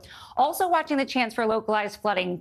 Point towards the northern plains with your eyes. We're looking at those orange colors, the red colors. That's where we're seeing the most rainfall, 1 to 2 inches of rain. And this is a setup here. We have a stationary front that's quite literally parked over the plains. So we're going to see rounds and rounds of thunderstorms. It's sort of like a train track. We have that area of low pressure. That is the train car, and that's enhancing those storms. So a very slow moving low meanders into the plains. And we're looking at really heavy rain once again in the northern plains into the central plains and those storms into the southern plains. Let's talk about the temperatures too. We have that clash. It's spring. We're kind of battling between the seasons here. Off to the west, we're looking at temperatures in the 70s, even 90 degrees in Amarillo. So 10 to 20 degrees above what is typical for this time of year. Back behind this, you notice that jet stream. That's the dip in the atmosphere. We're looking at that cold Canadian air coming in that's sort of filtering down, and that's bringing temperatures into the 40s in some spots in the Great Lakes. Even along the East Coast, we're looking at temperatures in the 50s. So about 8 degrees below what is typical for this time of year. We improve slightly on Friday. Still need some layers, though, with temperatures in the upper 50s in Chicago. 62 degrees in Philadelphia. That is 7 degrees below what is typical for this time of year. Notice really warm temperatures again in the west. That's going to enhance those storms I was just talking about. Then we start that spring rebound. Finally, you guys, by the end of the weekend into early next week, we're looking at temperatures in the upper 60s to low 70s. Okay, that's something to celebrate. Yeah. Have you missed pointing at a map over for the last 2 years? I did. You know, it's so funny just sitting on my chair by myself. I still point. My arms are like whoosh. It's very exciting. You did a great job. Yeah, no. All right. We're glad to have you back, though. Thank you, Michelle. Yes. Well, coming up, the new normal for children of war. How families escaping the violence in Ukraine are adapting to life away from home. A life filled with uncertainty and fear. That's up next. You're watching Morning News Now. Live from Ukraine, from Mayfield, Kentucky, from Waukesha, Wisconsin. To cover the news, you have to be in it. This is how so many towns and cities are protecting themselves. You can actually see they're pushing the gates open. I also want to get home. You'll get home. You'll get home. Do you remember any tornado as bad as this one? You look at this and you're thinking, we're not going to have power for weeks, if not months. Exactly. Every night, it's your news playlist. Top Story with Tom Yamas. Weeknights at 7 on NBC News Now. News is happening now. Look at what's making headlines around the world. Whenever it happens, wherever you are, it's here now. Good morning, everybody. Welcome to Today. Future's looking bright. You got a whole restart. How does that land with you? Is climate change and the environment one of your top priorities? Sounds so good. Love it. This is a very different kind of program. We're here to start conversations about the big things happening in our world. Professor, I'm not asking you to predict the future, but what do we think that the new normal is going to be? Is part of this that everyone's rethinking their jobs during this pandemic and their relationship to their employers? What is your biggest tip for any parent who's concerned about this? It's not my job to tell you what to think. My job is to think about what you tell me. Now Tonight with Joshua Johnson, streaming weeknights at 8 on NBC News Now. Can this still end diplomatically with Vladimir Putin in charge of Russia? Our promise to take in 100,000 Ukrainian refugees. Is that enough? The circus-like stuff that the hearings turned into. This system seems broken. What do we do? If it's Sunday, it's Meet the Press. Sometimes the news can be difficult and overwhelming for kids to understand. Ukraine and Russia. Could you help me understand what's going on? So to help make sense of it, we've created a newscast just for them. We hope your family will watch Nightly News Kids Edition. To cover the news, you have to be in it. This is how so many towns and cities are protecting themselves. You can actually see they're pushing the gates open every night. It's your news playlist. Top Story with Tom Llamas, weeknights at 7 on NBC News Now. Can this still end diplomatically with Vladimir Putin in charge of Russia? Our promise to take in 100,000 Ukrainian refugees. Is that enough? The circus-like stuff that the hearings turned into. This system seems broken. What do we do? If it's Sunday, it's Meet the Press.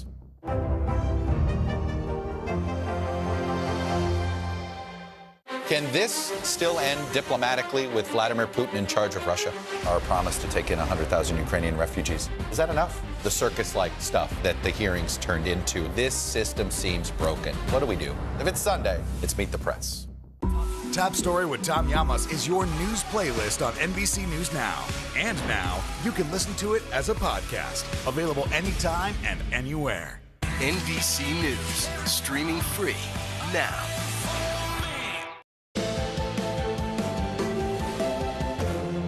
The United Nations says more than 11 million people have fled their homes since the war in Ukraine began, and more than 5 million have left the country altogether. About half of them are children. Millions more remain displaced inside the country. NBC News foreign correspondent Matt Bradley has been speaking with some of the young people who are caught up in the war. He joins us now from southeastern Ukraine. Matt, good morning. Hey, good morning, Joe. So these kids out here, we're at a place where a lot of people from Mariupol have been fleeing. This is a center in a town called Zaporizhia, and these children, they're having a great time today. But the stories that they've been telling us about what they've seen has been horrifying. Mariupol is a horrific scene of destruction. It's where as many as 1,000 civilians, including children, are still trapped beneath a vast steelworks. We can play with phones, but we want to go home. We want to see the sun. But here in Zaporizhia, a 3-hour drive away, these children are finally safe. Happy and rambunctious, you might never have guessed where they've been until you ask. 10-year-old Demid spent weeks hiding underground. What was it like being in the shelter? I remember the smell in the shelter. I remember the white stuff on my face when the ceiling was falling down on me. Were you scared when you saw the ceiling falling down on top of you? I was never afraid. But after a few minutes, he opened up more. Does it make you feel scared when you see grown-ups being scared? It was scary for me. I still feel panic. I still feel afraid about the rockets, the shelling. His parents and grandmother are impressed with his resilience, but how do they explain all this to a child? We were telling him, don't look there, don't look there. The day when he stayed in the shelter, he grew up really fast. Right now, we're safe, but we still don't talk about it. Though parents are the first line of defense, they're often just as damaged. They're going through such horrific experiences themselves, but they're doing whatever they can to shield their children. When 9-year-old Sergei started hearing bombs and bullets, his family told him he was only hearing military training. Are you angry? It's okay to cry, I think you're very brave. I'm angry with Putin that he destroyed our house. I can't understand why he did that to my city.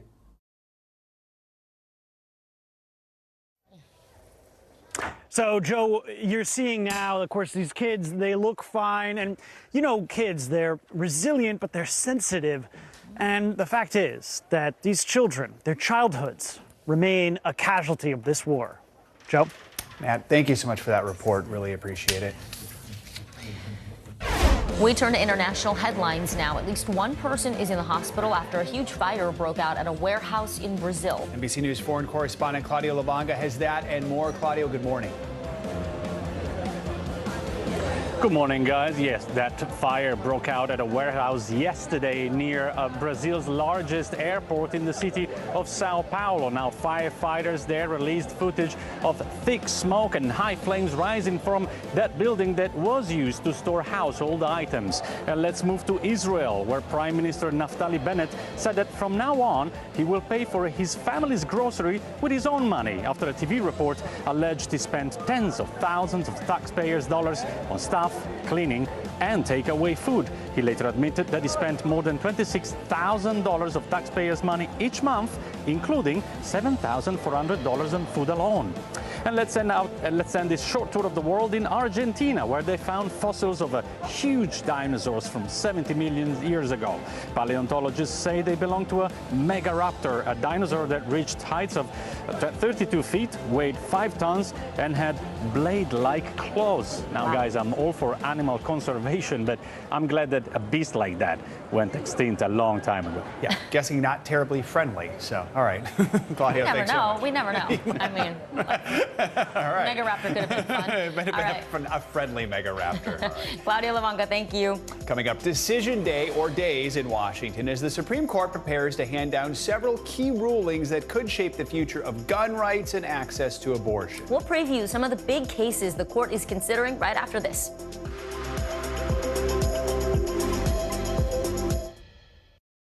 News is happening now. To look at what's making headlines around the world. We're coming on the air with breaking news. This is a significant moment. Whenever it happens, wherever you are, NBC News, streaming free now.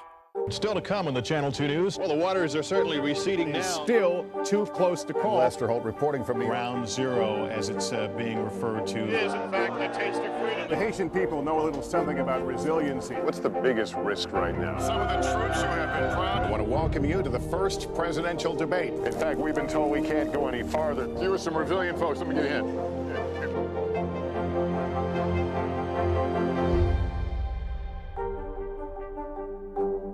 To cover the news, you have to be in it. This is how so many towns and cities are protecting themselves. You can actually see they're pushing the gates open every night. It's your news playlist. Top story with Tom Yamas, weeknights at 7 on NBC News Now. We'll meet Ukrainians who are defending their country one block at a time. When you were still in Kiev, could you hear the bombing? My name is Lester. Who's this? Good morning, everybody. Welcome to Today. Future's looking bright. You got a whole restart. How does that land with you? Is climate change and the environment one of your top priorities? You know what? Our hearts are ready for something like this. It's a great workout. It's everything you need. Look who's back together. Oh, I'm so happy. And me. That's what it takes to set a record. So glad to see you. Can this still end diplomatically with Vladimir Putin in charge of Russia? Our promise to take in 100,000 Ukrainian refugees. Is that enough? The circus-like stuff that the hearings turned into. This system seems broken. What do we do? If it's Sunday, it's Meet the Press.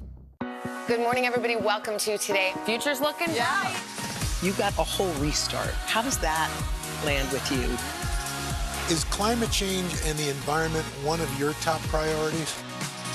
You know what? Our hearts are ready for something like this. It's a great workout. It's everything you need. Look who's back together. Oh, I'm so happy. And me. That's what it takes to set a record. So glad to see you.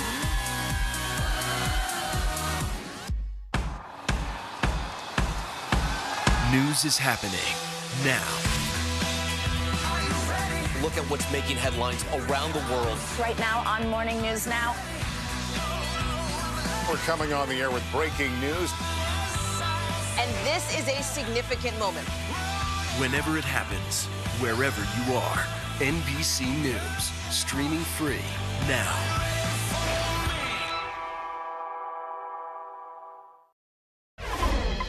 Welcome back. With a little more than a week left in the Supreme Court term, the outcomes of some major cases still hang in the balance, including rulings that could shape the future of abortion access and gun rights. Here to help us break it all down is NBC News legal analyst Danny Cevallos. Danny, thanks for being here this morning. So let's start with a huge issue, the issue of abortion. This case is centered on that controversial Mississippi law that bans abortion after 15 weeks. It's a law that is being imitated in states around the country. So what are the possible outcomes here, and what could they mean for the future of Roe versus Wade? On its face, these different states' laws appear to directly violate the rule of Roe v. Wade, and really more specifically, Planned Parenthood v. Casey, because it outlaws or prohibits or puts a substantial burden on abortion prior to viability. And the challenge here is not so much, it's really more about whether or not the justices will vote to overturn Roe v. Wade and its progeny. And that's really what this case is about. This is not a case where the laws appear to be a close call whether or not they violate Roe. It's pretty clear that they violate Roe. So the bottom line is the court receptive to overturning Roe v. Wade with this particular court, or will it respect decades and decades of reliance? Even though, look, folks on both sides agree that Roe v. Wade was decided on shaky ground. The real question is, now that it's precedent, does the Supreme Court overturn it because they don't like it, or is it something that we keep adhering to even though it had some sketchy legal underpinnings? Danny, another one with major implications is a gun case that comes out of New York. This was all about restrictions on concealed carry permits. So what's at stake in this case? This is one of the rare Second Amendment cases before the court. It doesn't normally decide a lot of bear arms cases. And really, both sides agree in this case that someone has a constitutional right to some degree to carry arms outside the home. What they disagree on is the level or the burden of proof that a citizen has to show in order to get that concealed carry permit for carrying outside the home. In New York, for example, people have to show what's called proper cause. Well, what is proper cause? Apparently, just home protection isn't enough. You need to show that you actually have some reason to fear for your safety. So gun owners are challenging that, saying, no, you have it backwards. We don't have to prove our right to carry a gun. You have to disprove our constitutional right to carry a gun outside the home. You have the Second Amendment backwards. Of course, meanwhile, New York is saying, look, these are just proper restrictions on gun ownership, safeguards, rather than infringing upon that right to keep and bear arms. So, Danny, we've got a little more than a week left in the term. They still have 40 cases left to rule on. We've talked about two of the more high-profile ones.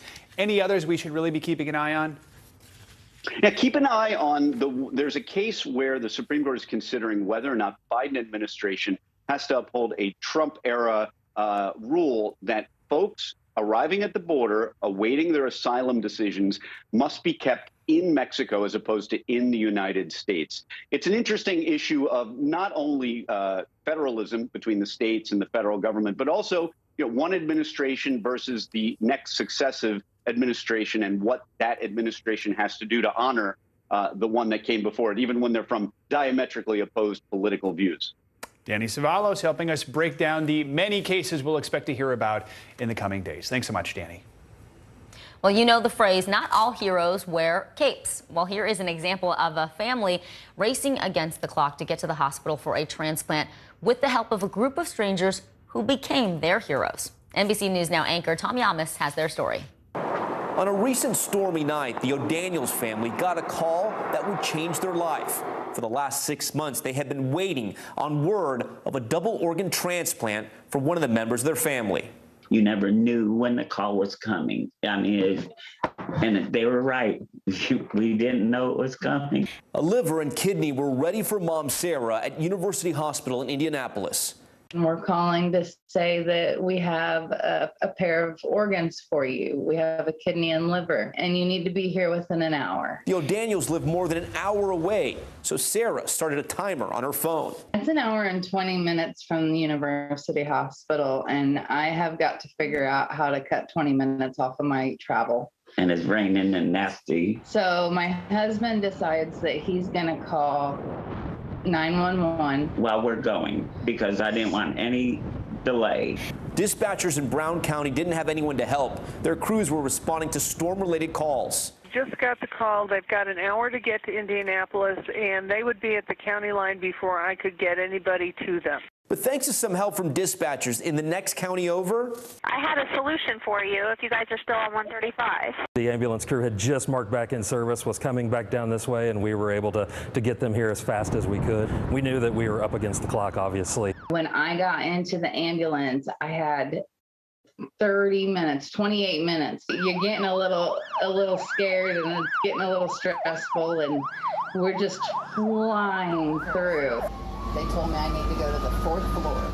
Okay. with the help of that ambulance crew, the O'Daniels arrived at the hospital just in time. When I walked into those elevators, my phone timer went off. So I had made it in my 1 hour time, but it was only because of that ambulance ride and awesome. Everyone at the fire station that allowed me to take their EMT crew. The surgery, a success. And now just a week later, the family going back to say thank you to the team who beat the clock. Hello! Oh, this is exciting. I know, right? Hi. How are you doing? How you doing? From first responders to now friends. It started out as a patient contact and it has turned into a friendship. It makes me tear up a little bit. Just because, you know, I mean, it's not something we get to do very often. Chills when they hugged and reunited. It's only been a week since that. Can you even imagine? Like, you got an hour to do this, so not just first responders, but fast responders. Yes, I love that. Yeah. Shout out to those EMTs for continuing to think beyond their county lines. Absolutely. Our thanks to Tom Yamas for that story. Well, coming up, in her own words, model Hailey Bieber opens up for the first time about a terrifying medical scare that landed her in the hospital with stroke-like symptoms. What she calls the perfect storm of conditions that doctors believe caused the scare. Next. Live from Ukraine, from Mayfield, Kentucky, from Waukesha, Wisconsin, to cover the news, you have to be in it. This is how so many towns and cities are protecting themselves. You can actually see they're pushing the gates open. I also want to get home. You'll get home. You'll get home. Do you remember any tornado as bad as this one? You look at this and you're thinking, we're not going to have power for weeks, if not months. Exactly. Every night, it's your news playlist. Top Story with Tom Yamas, weeknights at 7 on NBC News Now. Good morning, everybody. Welcome to Today. Future's looking bright.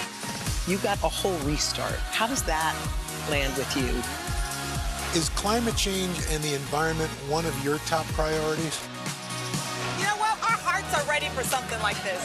It's a great workout. It's everything you need. Look who's back together. Oh, I'm so happy. And me. That's what it takes to set a record. So glad to see you. Top Story with Tom Yamas, weeknights at 7 on NBC News Now. Now Tonight with Joshua Johnson, streaming weeknights at 8 on NBC News Now. She was a nurse who got the COVID vaccine on TV. Then she fainted, and a conspiracy theory was born. This is how one person's life became a weapon in an information war. Tiffany Dover is dead. An NBC News podcast. Listen now. News is happening now. Look at what's making headlines around the world. Whenever it happens, wherever you are, it's here now. Live from Ukraine, from Mayfield, Kentucky, from Waukesha, Wisconsin, to cover the news, you have to be in it. This is how so many towns and cities are protecting themselves. You can actually see they're pushing the gates open. I also want to get home. You'll get home. You'll get home. Do you remember any tornado as bad as this one? You look at this and you're thinking, we're not going to have power for weeks, if not months. Exactly. Every night, it's your news playlist. Top Story with Tom Yamas, weeknights at 7 on NBC News Now. Good morning, everybody. Welcome to Today. Future's looking bright. You got a whole restart. How does that land with you? Is climate change and the environment one of your top priorities? You know what? Our hearts are ready for something like this. It's a great workout. It's everything you need. Look who's back together. Oh, I'm so happy. And me. That's what it takes to set a record. So glad to see you. The fire has grown leaps and bounds. What you see behind me is typical. How you doing? Pretty bad. Can this still end diplomatically with Vladimir Putin in charge of Russia? Our promise to take in 100,000 Ukrainian refugees. Is that enough? The circus-like stuff that the hearings turned into. This system seems broken. What do we do? If it's Sunday, it's Meet the Press. These days, it feels like the news never stops. So let's get into it. What's happening right now, what it all means for you for an hour every day. It can be hard to keep up, so let's get started together. Hallie Jackson Now, weekdays at 5 on NBC News Now. Welcome back. Some breaking news on the economy this morning. The Commerce Department just released GDP data for the first quarter, and it's throwing investors for a loop. CNBC's Silvana Henao joins us with that and the latest jobless numbers. Silvana, good morning. Hey guys, good morning. Yeah, so we just got a fresh snapshot on the U.S. economy. Jobless claims coming in at 180,000. That's down 5,000. And the U.S. economic growth rate unexpectedly declined 1.4% in the first quarter, marking an abrupt reversal for an economy coming off its best performance since 1984. Twitter is just out with its first quarter results in what could be one of its last reports as a public company after agreeing to sell the company to Elon Musk for $44 billion. Revenue coming in under street expectations at $1.2 billion, and monetizable daily active users coming in at higher than expectations at 229 million versus 226.9 million estimate. And you can now request Google remove personal information from search results, including phone numbers, email, and physical addresses. You can also have Google remove login credentials if they pop up in results. Previously, the company limited requests to special circumstances, such as online doxing or fraud targets, such as bank and credit card details. Google will still review requests to ensure they're legitimate, and it won't remove references that are part of public record, such as a politician's office number. Guys, I want to try that out. That's a great feature. See if that works. All right. Absolutely. Thank you, Silvana. You got it. Hailey Bieber is opening up, telling her fans about the terrifying moments that led to her being hospitalized for stroke-like symptoms. In a lengthy social media post, the model talked about what happened and what doctors believe caused it. NBC News correspondent Kristen Dahlgren has more on the health scare. Definitely the scariest moment of my life. Model and media personality Hailey Bieber opening up about the serious health scare last month that landed her in the hospital. I was sitting at breakfast with my husband, having a normal day, normal conversation, and we were in the middle of talking. And all of a sudden, I felt this really weird sensation that kind of like traveled down my arm. The 25-year-old who's married to pop superstar Justin Bieber revealing she suffered a mini stroke. Justin was like, "Are you okay?" And I just didn't respond because I wasn't sure. And then he asked me again, and when I went to respond, I couldn't speak. The right side of my face started drooping. I couldn't get a sentence out. Hailey says Justin called 911 and she spent the night in the hospital. They did some scans and they were able to see that I had suffered a small blood clot to my brain, which they labeled and categorized as something called a TIA. A TIA, or transient ischemic attack, is a temporary blockage of blood flow to the brain. Symptoms can include weakness, numbness, or paralysis on one side of the body that can last from just a few minutes up to 24 hours. Bieber says doctors told her birth control, a recent COVID diagnosis, and 2 long flights likely contributed to the episode. After more tests, Bieber says doctors also found a small hole in her heart that required surgery to repair. It went very smoothly. I'm recovering really well, really fast.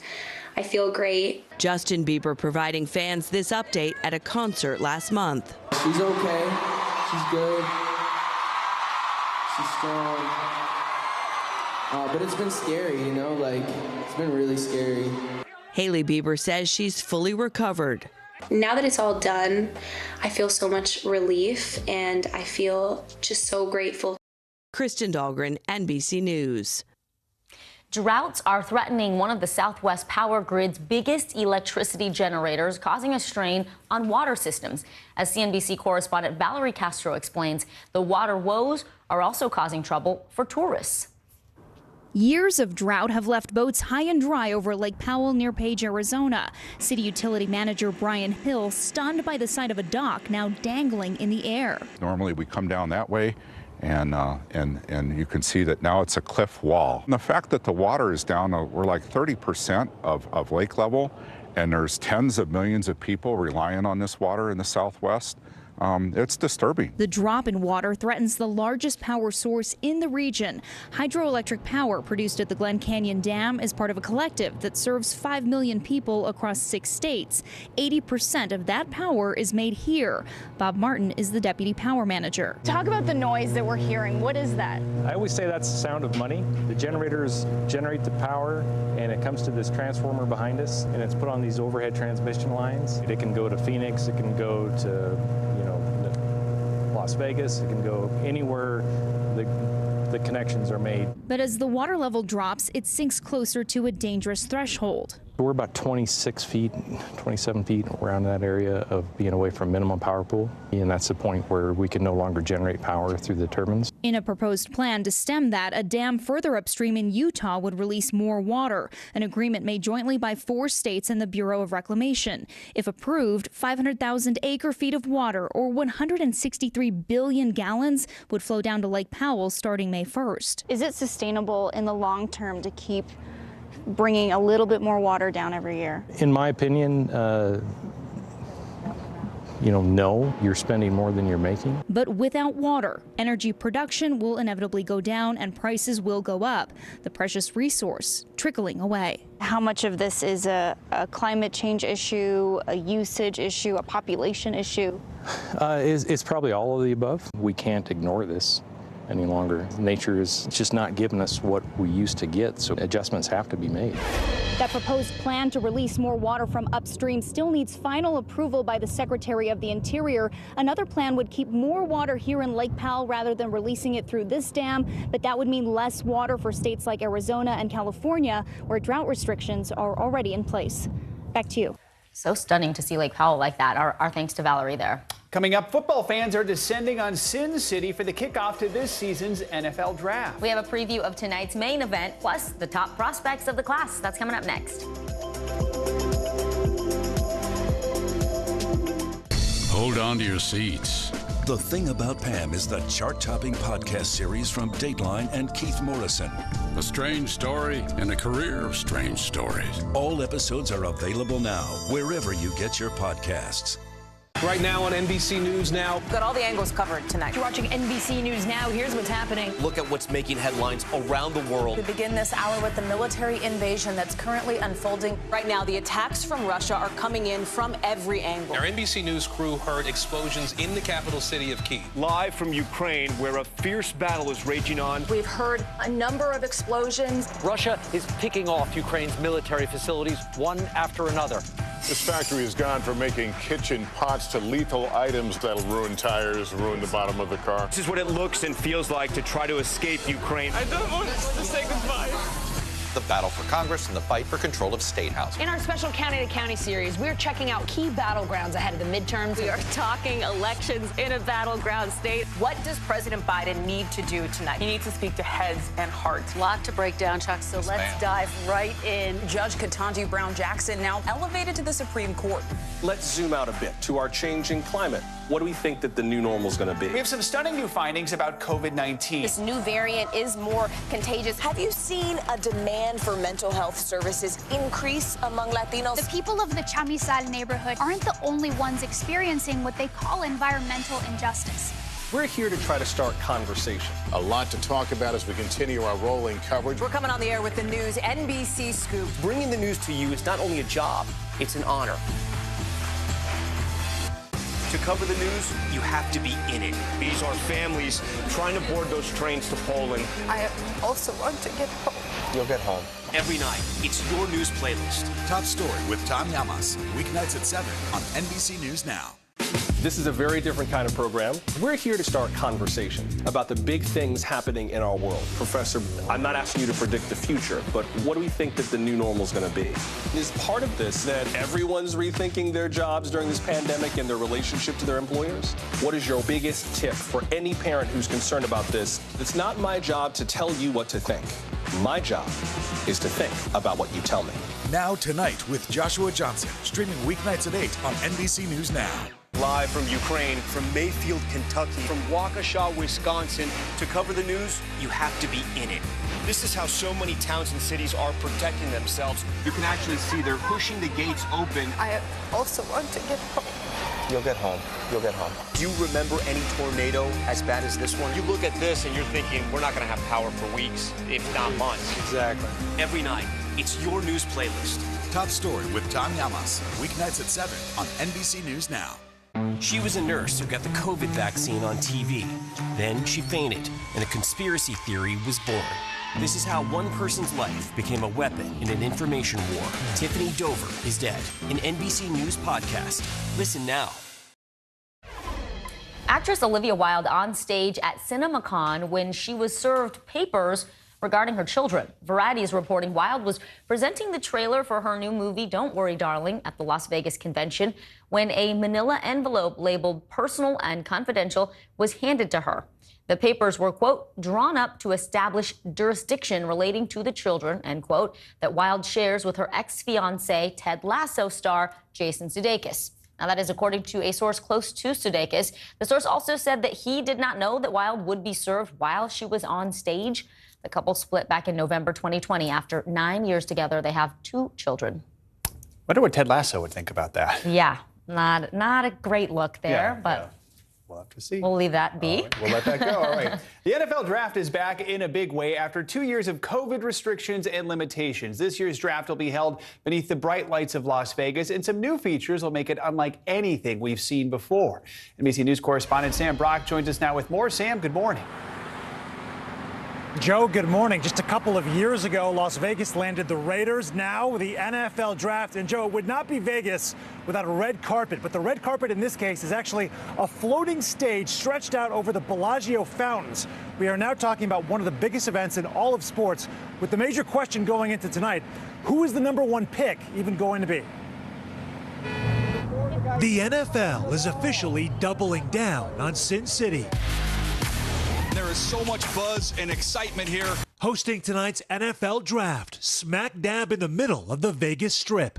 You can expect plenty of Vegas-style bells and whistles, like a floating stage on the Bellagio fountains, a draft theater decked out in playing cards, a draft entrance lined with showgirls, and more than 24 performers, including Ice Cube and Weezer. Everything from magicians to Cirque du Soleil, you know, all the things that you can only really see in Las Vegas. Vegas was supposed to host the draft in 2020, but COVID canceled that. Instead, Commissioner Roger Goodell read draft picks literally from his basement. Last year, the marquee event made a comeback in Cleveland, though there were fewer fans and COVID restrictions in place. This year, the Jaguars pick first again, although with their franchise quarterback already in place, it's a real mystery who will go #1. But of course, the player storylines are always the star of the night. The All-American linebacker Devin Lloyd led his school to its first Pac-12 title while honoring 2 beloved teammates lost to gun violence. This is for them. Hey, low time, man, this is for you, man. We love y'all. We love y'all from the bottom of our heart.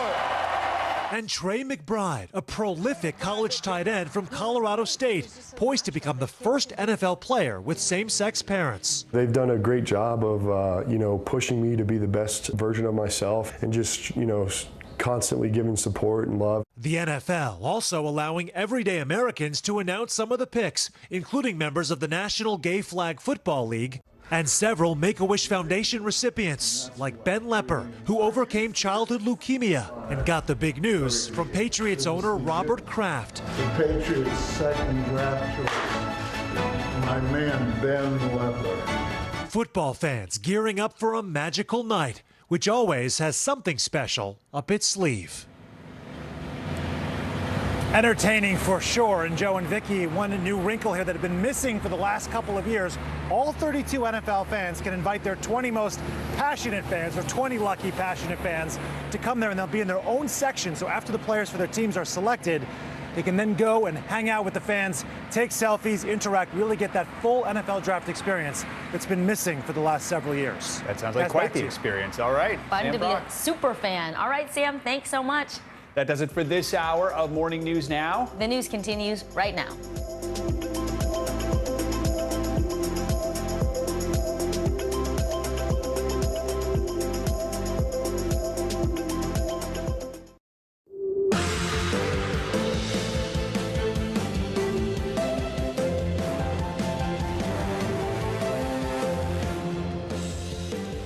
Good morning, I'm Joe Fryer. And I'm Vicki Wynn in for Savannah this morning. Right now on Morning News Now, one step closer to major progress in the pandemic. The nation's top infectious disease doctor. What did he mean when he said the U.S. is officially out of the pandemic phase?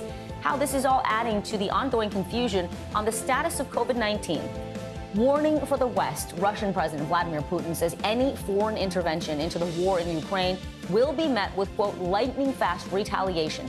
This comes as fighting and protests grow in the eastern city of Kherson. And President Biden gears up to announce more U.S. support for Ukraine. We have the latest on the ground.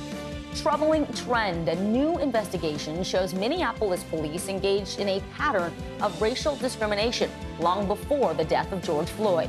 The problems the state investigators discovered and the changes police are now promising to people of color in that city. Plus, rejected. Some of the nation's top schools are even harder to get into, making the college application process challenging for millions of students. We will explain what is behind the plummeting acceptance rates. As if it weren't hard enough to get into college these days. And more people are applying, so the percentage of people getting accepted is going down. Yeah. So big change there. Looking forward to hearing more on that. But we begin this morning with the pandemic. Yeah, Dr. Anthony Fauci is walking back his comment that the U.S. is out of the pandemic stage. Take a listen to his original comment that was made on Tuesday. We are certainly right now in this country out of the pandemic phase. Namely, we don't have 900,000 new infections a day and tens and tens and tens of thousands of hospitalizations and thousands of deaths. We are at a low level right now. We want to dig in now on the growing confusion about masks in the state of the pandemic. As we just mentioned, Dr. Fauci initially made a comment that we were out of the pandemic stage, only to then walk that statement back. It's just adding to the confusion many already feel as people try to make sense of recent changes in mask mandates. NBC News Now correspondent Zincle Esamoah has more. A major announcement from America's top doctor that after more than 2 years and nearly 1 million deaths, we are certainly right now in this country out of the pandemic phase. One would think this statement would spark hope and optimism. Instead, it's only added to confusion over mixed messaging. Though declaring the pandemic phase to be over, Dr. Fauci also said he will be skipping the White House Correspondents' Dinner. His reason? COVID precautions, leaving many wondering what an end to the pandemic means. Dr. Fauci has said the pandemic phase of coronavirus is over. What does that mean to you?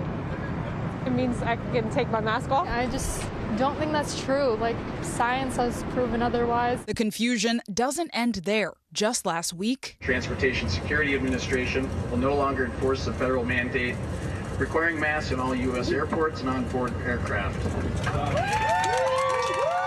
A judge striking down a Biden-era mask mandate for trains and public transit. The president said this when asked about the topic. Mr. President, should people continue to wear masks on planes? That's up to them. But days later, his administration appealed the ruling in an effort to return to mask wearing on public transit. And while airlines were quick to drop mask mandates, many airports did not. There's a mix of people wearing masks, not wearing masks. Do you feel clear on where and when you're expected to wear a mask, or is it uncertain? There should be more clarification. Honestly, I just don't care anymore because I feel like whatever the strain is probably, let me guess, more contagious and less deadly. There's new evidence that officials haven't known exactly how many people are getting sick. A study by the CDC shows nearly 60% of the U.S. and 3 out of 4 children have been infected with the Omicron variant. There are infections that are not getting centrally reported, so I do believe that there's an undercount. I feel like just a month ago we were being told that things are getting worse again. Take New York City. Here, hospitalizations are small, the 7-day average reaching new lows. But for the unvaccinated, risk of hospitalization is a whopping 20 times above the city's average. If I get sick, it's my fault, not what Fauci says, not what anybody else says. I feel like things are safer now. I mean, safer. It's a crazy day to ask because your sister just got COVID. Yeah. The fact that there's no hospitalizations now is definitely comforting, and tomorrow looks a lot better. And while Dr. Fauci said we are transitioning out of the pandemic phase, he adds we're not out of the woods yet. And generally, many people I spoke with said if they're choosing to wear masks, it's for the vulnerable and immunocompromised. Many children still are not eligible for the vaccine. And so while a lot of the risks in regard to COVID have come down, many people are still very fearful. Back to you. Zin Clay, thank you. Turning now to the war in Ukraine and a stark new warning from Russian President Vladimir Putin aimed at the West. Speaking to lawmakers yesterday, Putin said any foreign intervention would be met with what he called lightning fast retaliation. The threat comes as President Biden prepares to ask Congress to fund a new Ukraine aid package this morning. That's according to NBC News sources. And there's more fallout from that move by Russia's state-run energy company to shut off gas supplies to Poland and Bulgaria for refusing to pay in rubles. A report by the Financial Times says some of Europe's largest gas importers are now preparing to meet Moscow's demands of paying in the Russian currency. Comes just a day after the president of the European Commission urged countries not to bend to Russia's request, adding that the EU's dependence on Russian energy is ending. It comes as no surprise that the Kremlin uses fossil fuels to try to blackmail us. This is something the European Commission has been preparing for in close coordination and solidarity with member states and international partners. The Kremlin failed once again in his attempt to sow division among member states. The era of Russian fossil fuel in Europe is coming to an end. NBC News Global correspondent Raf Sanchez joins us now from Lviv. So, Raf, let's start off with those comments by President Putin. What kind of retaliation was he alluding to in that speech? And is this threat anything different from what we've heard from him before? Joe, this is being seen as a veiled reference to nuclear weapons. He mentions that Russia would retaliate to what he called unacceptable strategic threats. And strategic is usually a code word used by both the Russian and American governments for nuclear weapons. Now, this is not the first time the Russian leadership has floated the idea of a nuclear exchange sparked by what's going on in Ukraine. American officials, from Secretary of Defense Austin down onwards this week, saying these comments are reckless, they are unhelpful at a time of such high international tensions. We know that the CIA has been concerned that Vladimir Putin, frustrated his forces aren't making the kind of progress he wants on the battlefield, might try to use a small-scale tactical nuclear warhead. Now, this is a weapon, it doesn't have as big an explosion as a traditional nuke, which makes it sound less scary. But the frightening thing about it is you might be more inclined to use it because you think you could do so without sparking a full-scale nuclear exchange. U.S. officials have been keen to stress, though, they are not seeing any sign on the ground of Russia's nuclear forces actually preparing for any kind of attack. Joe?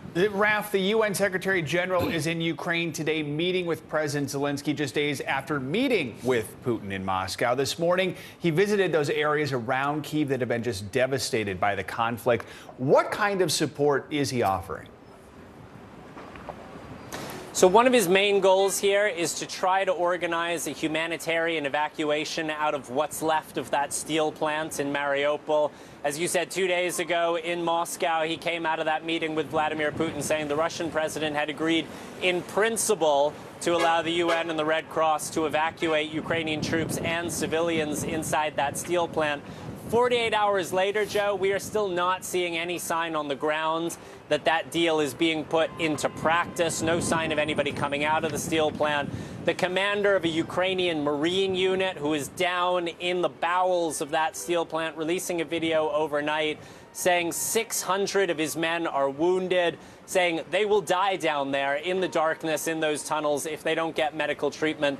He has been appealing to Pope Francis, to the international community, to anybody he thinks will listen to try to get an evacuation underway. Joe? Such a troubling situation there. Raphael, we have you. I also want to ask you about what's happening in Kherson. That's the southern city that has also been occupied by Russian forces. There have been protests in recent days, reports of explosions there. What else can you tell us about what's happening there?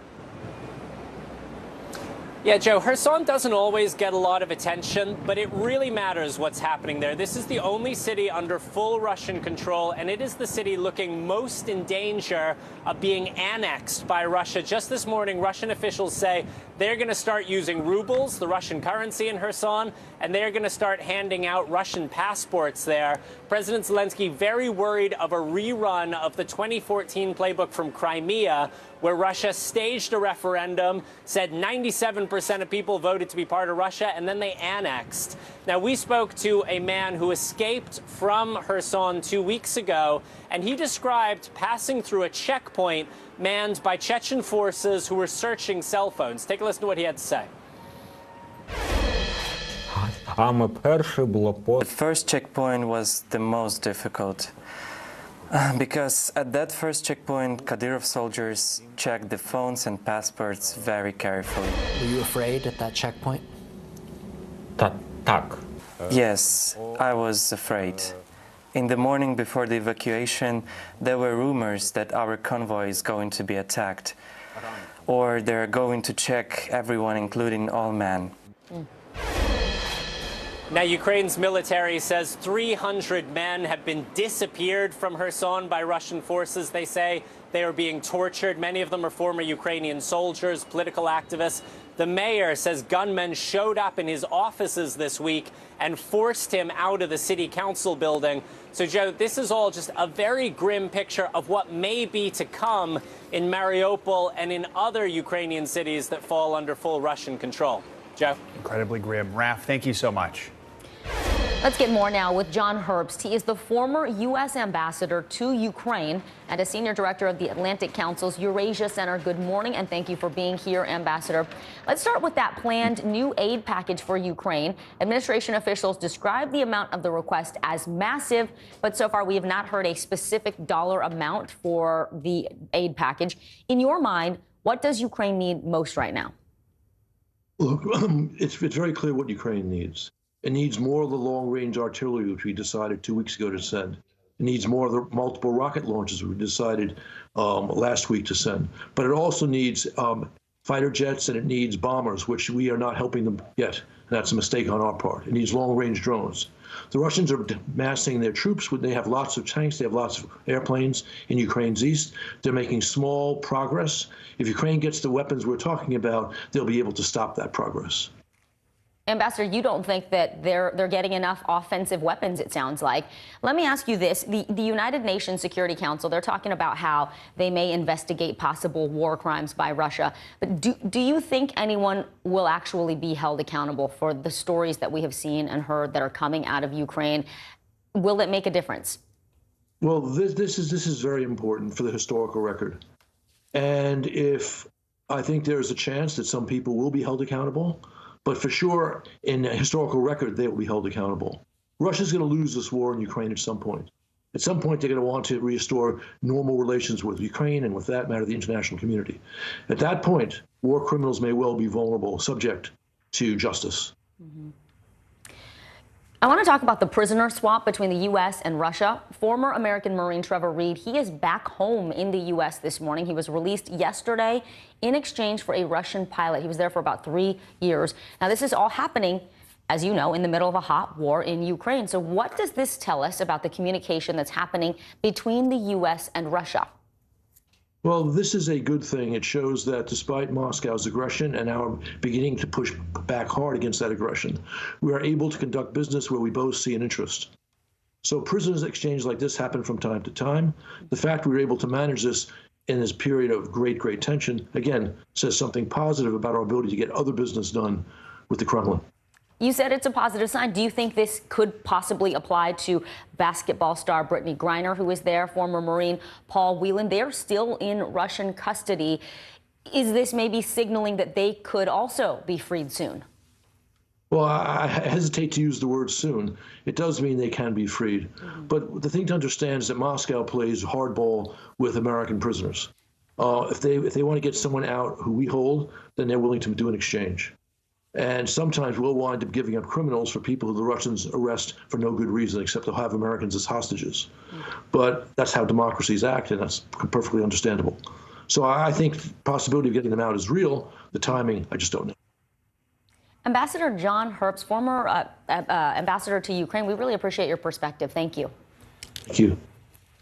Now to the ongoing battle over the southern border. Overnight, a federal judge blocked the Biden administration's effort to allow a Trump-era immigration rule to expire. Title 42, as it's known, is the policy enacted during the early days of the pandemic. It allowed the U.S. to remove migrants and bar them from entering the country to protect public health. Now, the Biden administration has been trying to end the policy. This latest ruling comes after Homeland Security Chief Alejandro Mayorkas testified in front of several House committees. He was asked about the administration's efforts to secure the southern border as apprehensions there rose to record levels. NBC News reporter Julie Sirkin joins us now with more on this. So, Julie, good morning. Let's start with what Title 42 does and what this ruling now means for the Biden administration's immigration policy going forward.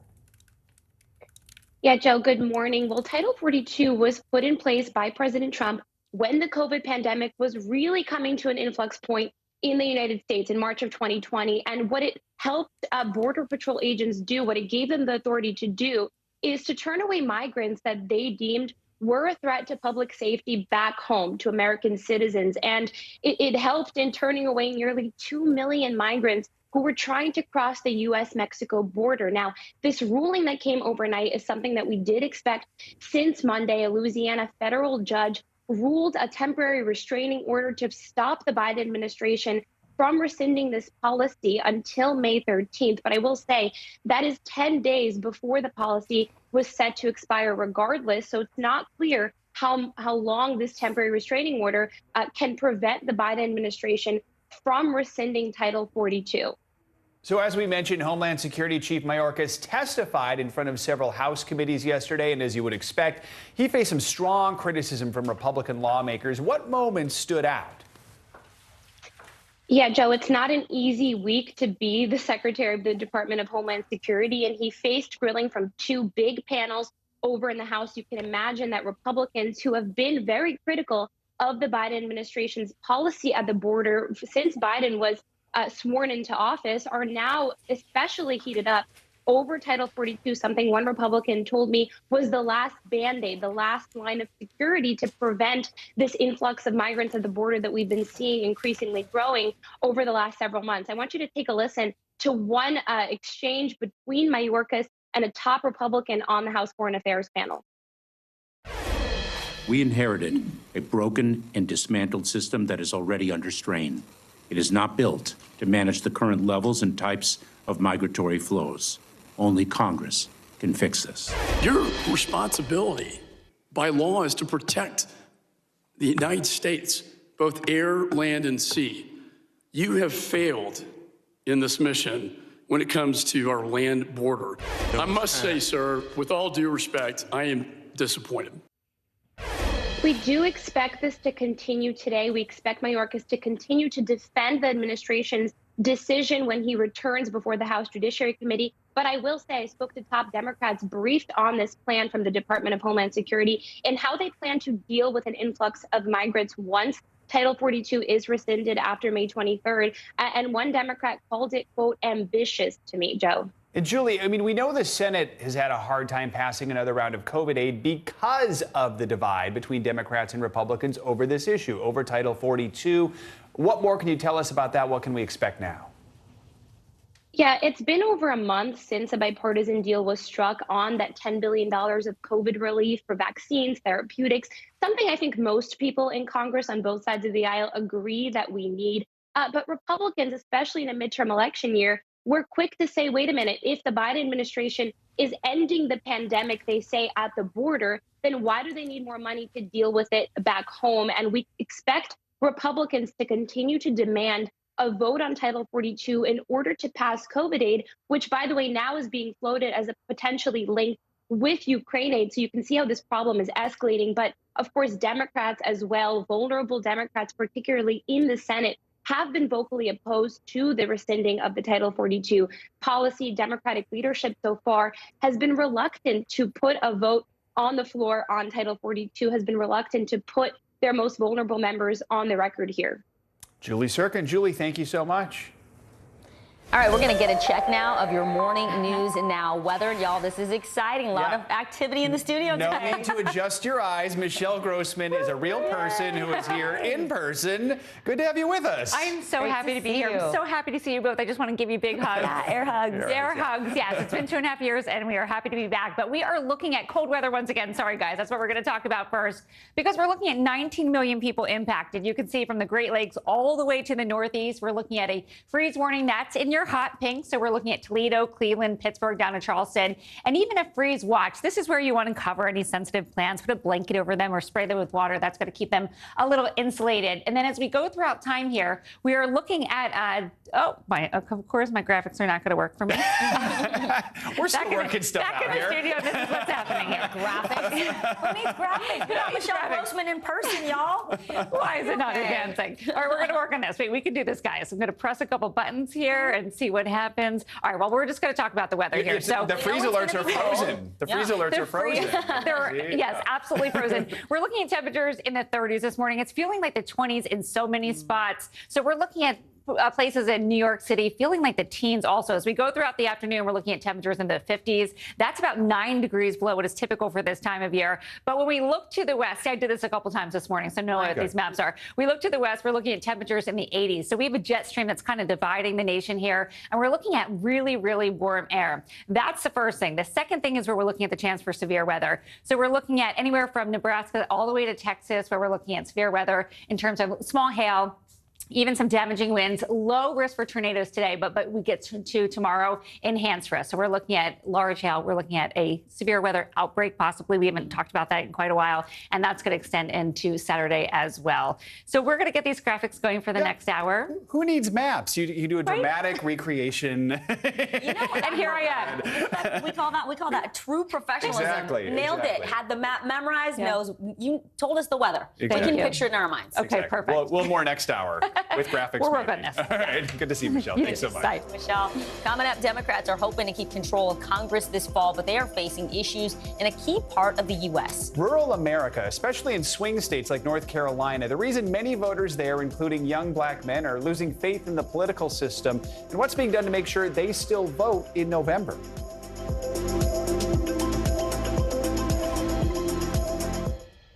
The fire has grown leaps and bounds. What you see behind me is typical. How you doing? Pretty bad. Good morning, everybody. Welcome to Today. Future's looking bright. You got a whole restart. How does that land with you? Is climate change and the environment one of your top priorities? Sounds so good. Love it.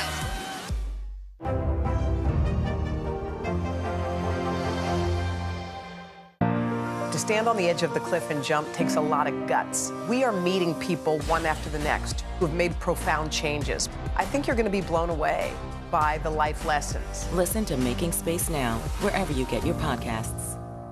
To cover the news, you have to be in it. These are families trying to board those trains to Poland. I also want to get home.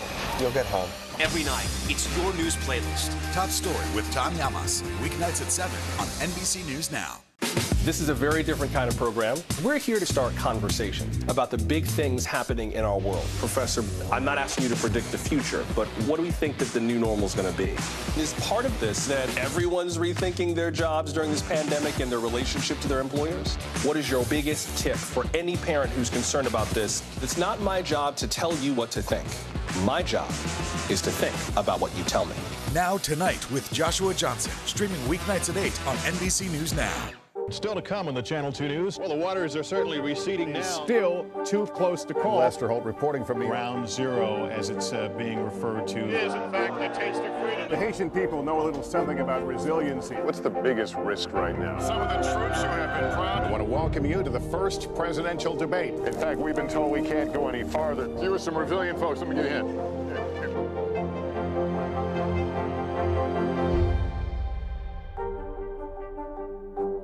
Hallie Jackson Now, weekdays at 5 on NBC News Now.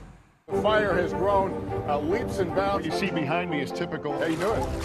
Pretty bad.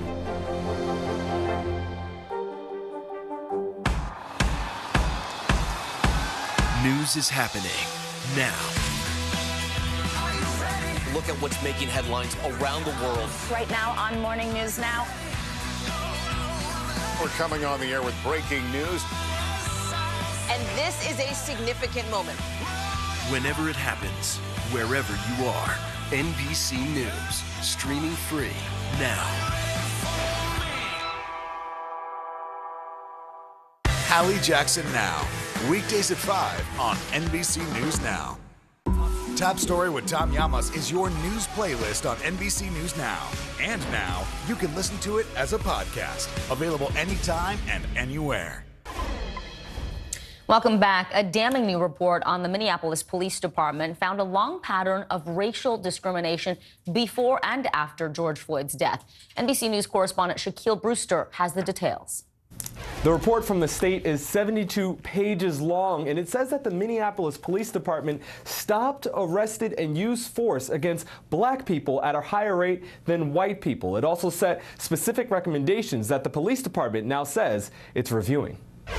An investigation that was launched days after George Floyd's murder at the knee of a Minneapolis police officer, finding the department illegally engaged in race-based policing. Former and current city and MPD leaders all acknowledged that there is a problem with MPD's organizational culture and that they knew that it was resulting in racial disparities. The Minnesota Department of Human Rights reviewed 700 hours of body camera video, conducted thousands of interviews, and observed training sessions. The report finding racial disparities in how officers interact with people of color. MPD officers are almost 2 times as likely to search black community members. Officers using covert social media to falsely engage with organizations like the NAACP unrelated to criminal activity, and says they consistently use racist, misogynistic, and disrespectful language. I found the contents to be repugnant, at times horrific. The report blaming the discriminatory policing in part on deficient training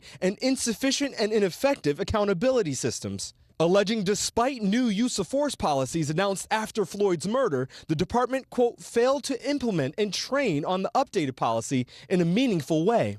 There is no place in the Minneapolis Police Department for bias or discrimination. I am confident that there are men and women in the Minneapolis Police Department who have the desire to meet the challenges of today and tomorrow. The city and state now tasked with drafting a court-enforceable agreement to prevent future discrimination as a federal investigation looms.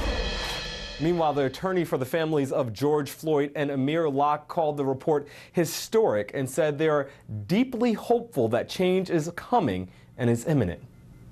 Shaq Brewster, thank you.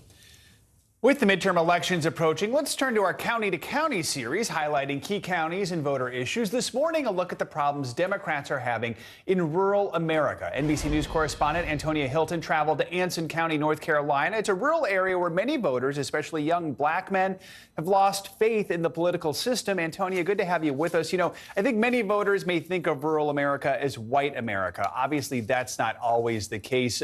What did you see when you spent time in Anson County? That's right, Joe. Rural America is really so much more diverse than people typically think. And in fact, in a state like North Carolina, many of the rural counties are actually majority minority. And that's the case in Anson County, North Carolina, which is down closer to the border of South Carolina. This is a community that is really rich, beautiful, agricultural. And people there, you know, it's the kind of town where everyone knows each other, grew up around each other's kids, and they kind of pitch out and step up to the plate and help their kids and neighbors. But for years now, people in Anson have been saying that the people who lead them in the state and at the national level have not paid attention to their rural concerns, don't campaign where they are, and they just simply feel like they're not heard. So we spent some time with a group called the New Rural Project down there. They go door to door, and they're really trying to get people civically engaged. They're nonpartisan, and they just want to have conversations and listen. Take a listen to some of the work that they've done on the ground. It may sound like a simple act, but for black residents in rural Anson County, North Carolina, this kind of visit from a civic group is rare. Violence, poverty, just things that can be improved. You know, in Anson County, those young men, black men under 40, turned out at 35% in the 2020 general election. And so actually having a chance to have conversation with them and the fact that they really seem to feel, kind of validated to be heard. The group's argument is essentially that having these door-to-door conversations and giving people the chance to just feel heard and to say what they'd like to see reflected back to them in their community is the first key step in getting already registered voters re-engaged with the system and feeling trusting of their community leaders again, Joe. And Tony, I want to ask you about a key number. When President Biden won the White House, he did it by winning just 10% of the country's rural counties. The people you spoke with, do they feel like the Democratic Party is listening to them?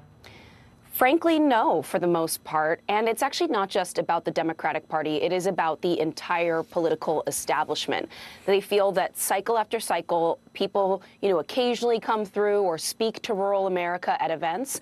But then when they're actually in office, whether that's in the state in North Carolina or in D.C., they feel like they never see the results. That was a consistent theme in the conversations that we've had, that many of the people in Anson who've lived there all their lives can go, back decades when it comes to the requests, to the changes that they've wanted to see in their community. And what it's led to is Black voters there, many of them young, feeling like they've seen their mother, their grandmother ask for things, fight for things that haven't materialized yet. And they've started to lose faith. And so as you just heard Cynthia Wallace say right there in my interview, right, that the fact that Black men under 40 are in that area of the state voting at about 35 to 40%, that should be a crisis point. But it also should signal to politicians that there are a lot of potential voters, supporters in these areas that they could go after, and they're simply just not paying attention to. Take a listen to one of the conversations I had with a voter down there. Has Biden and generally the Democratic Party, have they fulfilled promises that they've made over the last couple of years? To me, in a small town like this, it really doesn't matter who you have in office. The effect that we experience is the same. It don't matter if it's Biden, it don't matter if it's Trump, it don't matter if it's Obama or Clinton or Bush. It really doesn't matter. What we feel down here is exactly the same. They can never even tell us who the president is, and we really still going to be exactly the same. You know what I mean? I was so struck, Joe, by that conversation, the idea that a community could feel like it doesn't even matter who the president is, everything would just ultimately be the same. I think that's really an alarm bell. And Michael Covington, who you just met there, is actually a voter. He tries to hold on to optimism, and he still shows up. But he finds it's really hard to convince young people coming up after him to do the same. Antonia, fascinating interviews, and you can see more of her reporting on Meet the Press Reports tonight, how Democrats lost rural America at 10:30 p.m. Eastern here on NBC News Now, and then available on demand on Peacock tomorrow morning. Really important conversations there.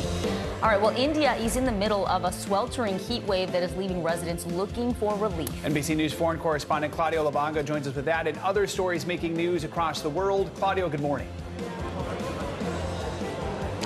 Good morning, guys. Well, heat waves are quite common, of course, in India, but they usually come in May and June. So it's not a surprise that the Prime Minister of India, Narendra Modi, said that the country is getting too hot too soon. And to make matters even more worrying is that this heat wave follows the hottest March in India for the past 100 years. And let's move to Cuba, where the central bank has issued regulations for the use of cryptocurrencies. Those who want to use bitcoins or other digital currencies on the island will need to apply for a license. Interest in cryptocurrencies have been growing as they may allow to overcome U.S. sanctions, which make access to international payments and markets difficult, if not impossible. And let's end this short tour of the world here in Italy, where yesterday a top court has ruled that the centuries-old practice of giving newborns their father's surname is constitutionally illegitimate. From now on, parents will be able to choose whether to give children one or both surnames and in which order. So from now on, guys, you can call me Claudio Lavanga Rauseo, my mother's surname. Be careful what you ask for. We might actually start calling you that when we throw to you, so. Claudio, thank you so much. Good to see you. Coming up, with gas prices soaring, more people are thinking about buying electric cars. But the rise in popularity in these cars is creating a shortage that may have some drivers rethinking their purchase. We will explain next. Still to come on the Channel 2 News. Well, the waters are certainly receding now. Still too close to call. Lester Holt reporting from Ground Zero, as it's being referred to. It is, in fact, a taste of freedom. The Haitian people know a little something about resiliency. What's the biggest risk right now? Some of the troops who have been proud. I want to welcome you to the first presidential debate. In fact, we've been told we can't go any farther. You with some resilient folks. Let me get a hint.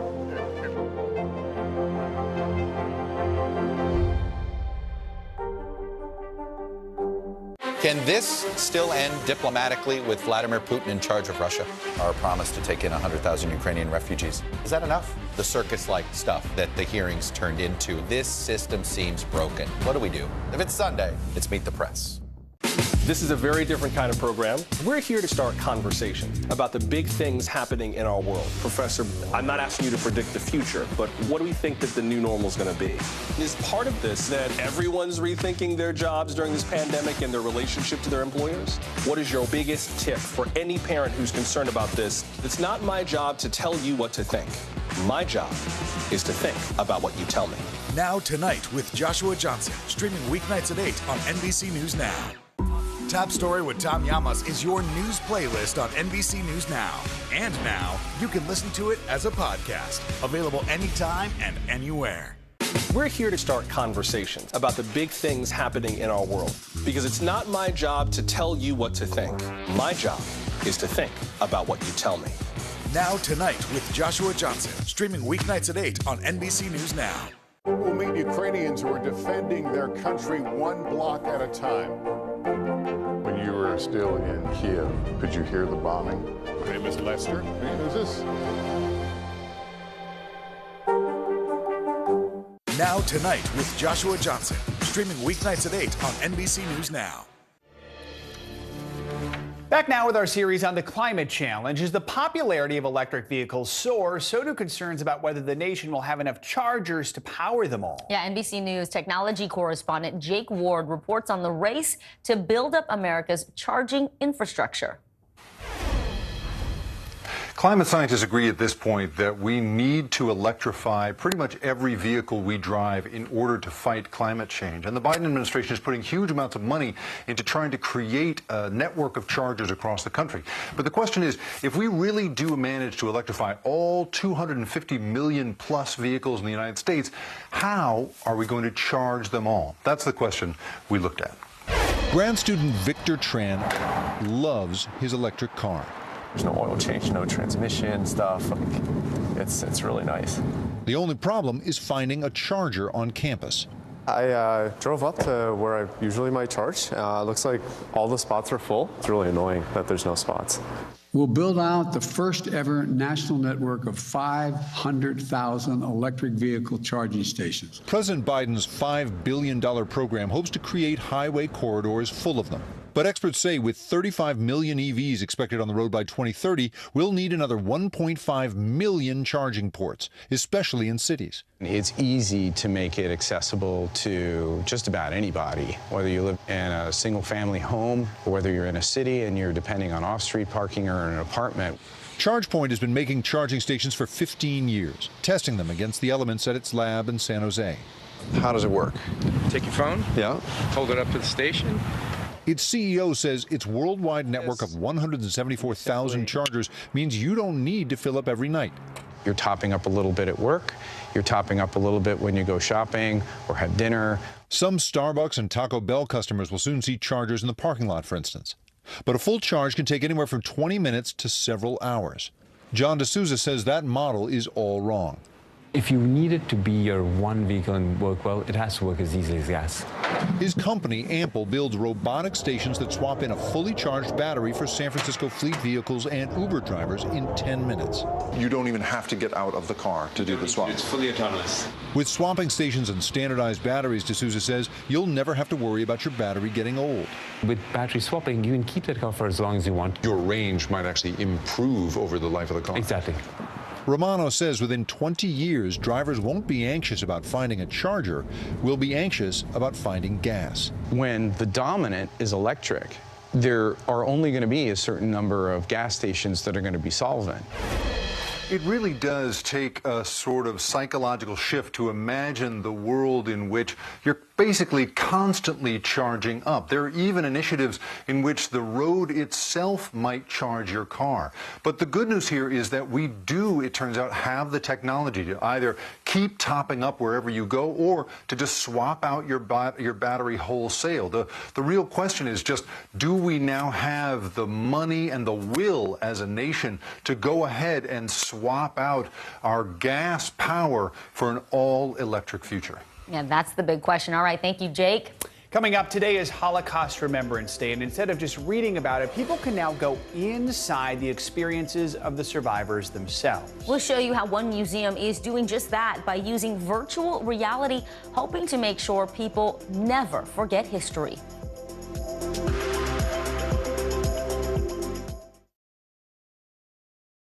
These days, it feels like the news never stops. So let's get into it. What's happening right now, what it all means for you for an hour every day. It can be hard to keep up, so let's get started together. Hallie Jackson Now, weekdays at 5 on NBC News Now. NBC News, streaming free now. To cover the news, you have to be in it. This is how so many towns and cities are protecting themselves. You can actually see they're pushing the gates open every night. It's your news playlist. Top Story with Tom Llamas, weeknights at 7 on NBC News Now. Let's go. This is a critical choke point for this fire.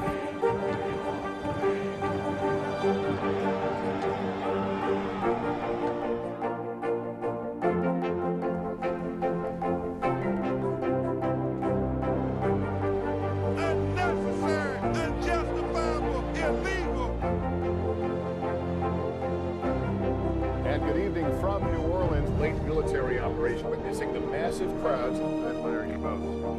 Nice to really spend some time with you. Appreciate it.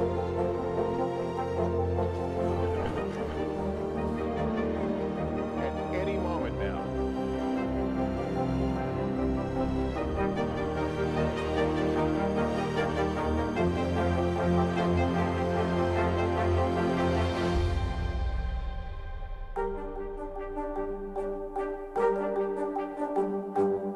Now Tonight with Joshua Johnson, streaming weeknights at 8 on NBC News Now. She was a nurse who got the COVID vaccine on TV. Then she fainted, and a conspiracy theory was born. This is how one person's life became a weapon in an information war. Tiffany Dover is dead. An NBC News podcast. Listen now. Sometimes the news can be difficult and overwhelming for kids to understand. Ukraine and Russia. Could you help me understand what's going on? So to help make sense of it, we've created a newscast just for them. We hope your family will watch Nightly News Kids Edition. We're here to start conversations about the big things happening in our world, because it's not my job to tell you what to think. My job is to think about what you tell me. Now Tonight with Joshua Johnson, streaming weeknights at 8 on NBC News Now. The fire has grown leaps and bounds. You see behind me is typical. How you doing? Pretty bad. These days, it feels like the news never stops. So let's get into it. What's happening right now, what it all means for you for an hour every day. It can be hard to keep up, so let's get started together. Hallie Jackson Now, weekdays at 5 on NBC News Now. The fire has grown leaps and bounds. You see behind me is typical. How you doing? Pretty bad.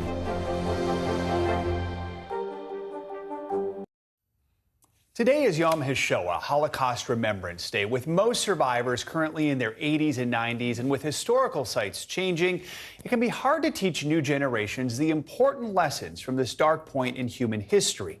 But one museum has found an innovative new way to bring the stories of survivors to life and preserve their testimonies. The doors were shut, and the train started moving. The people started crying. They wondered, where are we going? What's happening to us? George Brent remembers what it felt like to be a 14-year-old boy on a train to Auschwitz. And now at age 93, he's helping others imagine the unimaginable. The first of its kind virtual reality exhibition, A Journey Back, gives people today a small sense of what George and millions of others went through. Especially the travel on the train. It's so realistic. It's probably one of the worst 3 days I spent in my life. Instead of passively reading or watching something about the Holocaust, virtual reality immerses you in it and lets you drive the experience. You can look side to side, up, down, all around, as George is telling you about being pushed from the rail car onto the arrival ramp. And then one of the things that we do too, because when you look today, when we were filming in the present day, there's green grass and maybe a blue sky, but we overlay historical photos. Through virtual reality, the sites of these atrocities are also being preserved. What struck me is the change these places go through over the years. And what I'm afraid of, that eventually they'll disappear. Ebensee has been redeveloped, and there are houses where the camp used to be. And so with VR, we've documented it in this 360 way.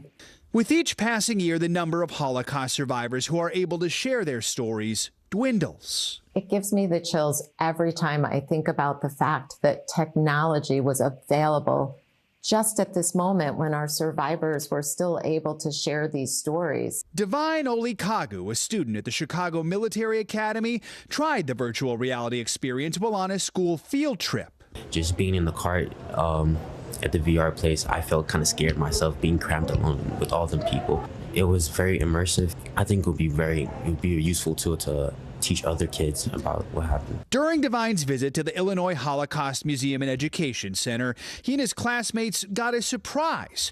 They got to meet George in real life, a privilege generations from now will not have. That's why many survivors like George are eager to share their stories using new technology. But I was happy to do it because I felt there's something I'm going to leave behind. And people will be able to see what I went through and other millions went through during the Holocaust. The museum is in the process of making 3 more of these virtual reality films, a powerful use of new technology to preserve old stories, which is so important because we're learning younger generations just aren't learning about the Holocaust the same way that older generations do. They absolutely should. It's such an important and dark point in our history. That kind of immersive experience, just even watching it on the screen, is very powerful and probably very emotional, too. I'm sure it'll have quite the impact. Yeah. All right, we'll be back with more Morning News Now right after this. Top Story with Tom Llamas, weeknights at 7 on NBC News Now. Let's go.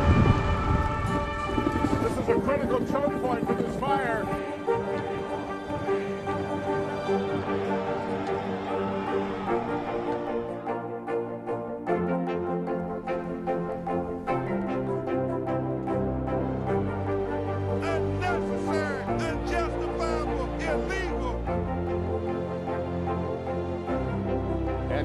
From New Orleans, late military operation witnessing the massive crowds. I admire you both.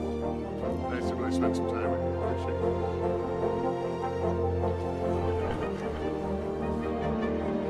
At any moment now.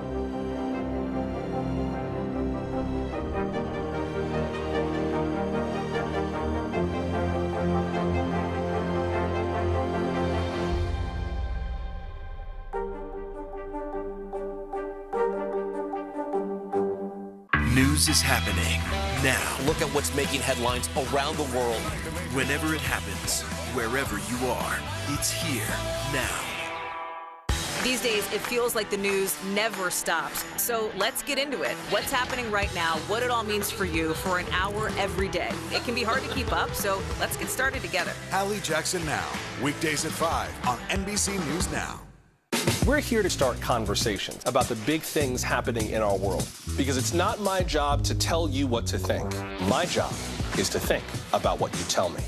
Now Tonight with Joshua Johnson, streaming weeknights at 8 on NBC News Now. To cover the news, you have to be in it. This is how so many towns and cities are protecting themselves. You can actually see they're pushing the gates open every night. It's your news playlist. Top Story with Tom Llamas, weeknights at 7 on NBC News Now. Let's go. This is a critical choke point for this fire.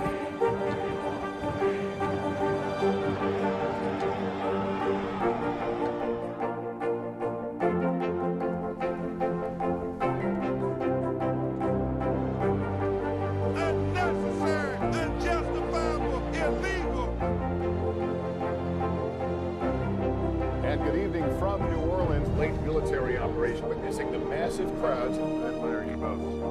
Nice to really spend some time with you. Appreciate it.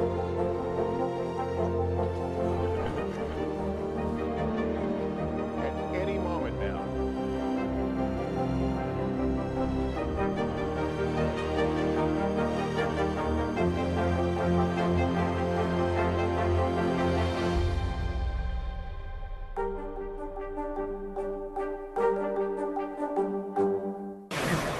Here's a story about a very little dog marking a very large milestone. Now, for humans, being 21 is still the height of youth, a rite of passage. But for a dog, well, that age is almost unheard of. So at 21, this little Chihuahua named Toby Keith has been proclaimed the oldest living dog by Guinness World Records. gosh. His owner adopted him as a puppy, and the two have been inseparable ever since. So what's the secret to the pup's longevity? Well, it turns out regular visits to the vet, exercise, and a healthy diet, of course. Kibble topped with a vegetable puree. For his milestone birthday, little Toby Keith got to celebrate with a car ride and his favorite treat, a carrot muffin. So First of all, how cute healthy. is that guy? No He kidding. looks so much like our Chihuahua, who was named Tofu, looked like a little piece of tofu. She didn't make it to 21. That's remarkable. Yeah. And he still looks like he's got years to go. Yeah, I know. So He we'll looks see really if keep good. breaking that record there. Aw, happy birthday, Toby Keith.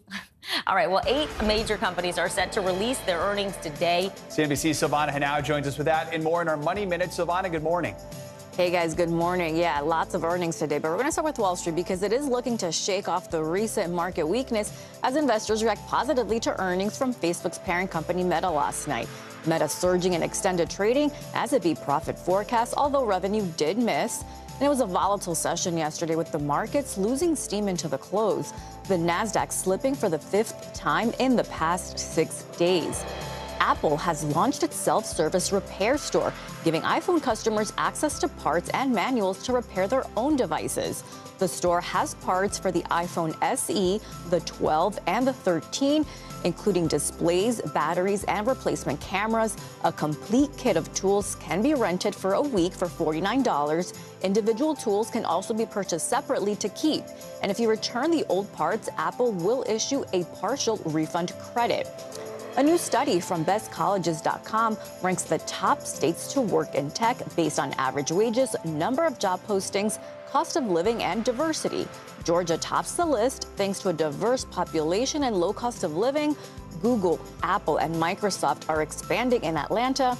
Virginia is second thanks to high wages and large number of job postings. It's actually home to Amazon's second headquarters. Maryland, North Carolina, and California round out the top 5 guys. All right, good to know. Yep. Savannah, thank you so much. You got it.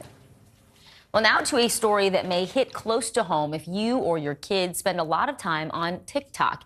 Influencers posting about their plastic surgeries and cosmetic enhancements and getting their procedures for free in return. NBC News Now correspondent Isa Gutierrez spoke with 2 people who have massive followings. She has more on the true cost of this phenomenon. I sat down with 2 social media influencers with massive followings who have both promoted these procedures on their platforms. Here's what they told me.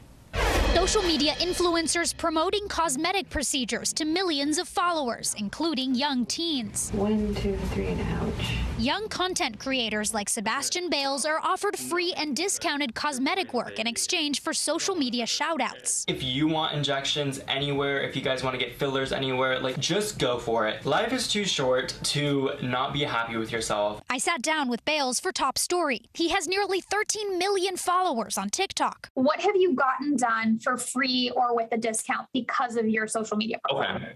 I've gotten my cheekbones, I've gotten jaw, my nose, and then also like eyebrow lift and Botox and things like that on the forehead. It started with free lip filler when he was just 18. From there, the procedures escalated in a way he sometimes wishes he could take back. Do you have regrets about work you've gotten done? I think so. Yeah, my face has forever changed. I actually at the time was getting flooded with DMs with companies like reaching out saying, hey, we would love to have you come in, do a video, whatever it was, to help promote their business. And it was like a collaboration. I mean, why would you say no to free lips or a free nose? What do these clinics or these doctors want you to do in exchange for free procedure? I think it It really depends on the influencer. All they would ask is you do tag the company. My audience loves seeing me get crazy things done to myself or getting hurt. Bales says his average follower is between the ages of 12 to 16. Oh, I'm positive that someone has probably gotten work done or gone to the same doctor that I went to because I, went to that doctor. They want to get the same thing done. Social media has boosted the plastic surgery industry for years. For us, it really has been priceless. Kristen Gunn is a medical spa owner in Texas, offering a variety of non-surgical cosmetic procedures. She tells me clients have been trending younger. Anywhere from even 18, people turn 18, they want to get their lips done. It's important to go to somebody that's honest, that will say, you don't need that. Oh my gosh, come back in 5 years, come back in 10 years. In an email to NBC News, the American Society of Plastic Surgeons said, quote, "We're aware that young people are watching, and we always try to approach things ethically, professionally, and to have a message of a positive body image, especially for young girls." I knew I wanted a nose job from when I was like 9 years old. Anna is 19. I do social media and OnlyFans. She's open with her followers about the work she's had done, ranging from cheek filler and non-invasive liposuction to breast augmentation and rhinoplasty. Lip blushing, day 2, healing update. The more followers she gets, the more offers come in to get procedures done at a lower or no cost in exchange for a post. But Anna says at times, insecurities stemming from social media are the reason she's wanted to change her appearance in the first place. You never know, there could be a little girl behind that screen that's looking at you and saying, oh, wow, I wish I had lips like that, or why doesn't my nose look like that? TikTok does not allow cosmetic procedures or providers to advertise through official TikTok ads. But those rules don't apply to videos like Anna's. Since it's technically receiving PR products, except it's procedures, you don't have to put ad. TikTok telling NBC News in an email, "We strive to be as transparent as possible with our community and expect the same from those on our platform. This is why we require that users disclose when they develop branded content." Do you plan on getting other procedures in the future? Not as of right now. I have not posted anything about work done in probably almost 2 years now because I'm afraid of, just altering people's minds, especially kids that are so impressionable. I mean, I dealt with eating disorders growing up, and it was because of everything that you saw on the media that consumed you and made you believe that's what you have to look like. And it's just so funny how I was doing the same thing. Both Anna and Sebastian wanted to share a message with viewers and specifically with those who are younger, teenagers who might be considering one of these procedures. They said to look at yourself in the mirror and ask yourself, am I doing this for me, or am I doing this for someone else, or because of negative comments that others have made? If you've put a lot of thought into it and you've decided this is what I want to do, I'm doing it for myself, and you have the means to do it, then more power to you, Anna says. Go ahead and do it. But if you're doing it for others, don't do it, because you might regret it later. And I want to give a shout out to Kat Tenbarge, our NBCNews.com reporter, who has been on top of this story and who helped us with this report. Wow, really important information, great questions to ask, and I appreciate those honest perspectives. Isa, thank you. The most prestigious colleges in the U.S. are getting even more competitive. With a surge in students applying to schools, the acceptance rate at many top universities, that rate is going down. CNBC's Scott Cohen shows us what's driving this trend. I'm just kind of bracing myself for this. College acceptance season's been stressful for Colleen Pangilinan. It was such a roller coaster of emotions. Yeah, I got rejected. With plans to major in computer science, I got waitlisted. She cast a wide net, applying to 16 schools. All right. One of her biggest reach schools, the University of California, Berkeley. It's home to one of the top computer science programs in the country, so she wasn't getting her hopes up. What the heck?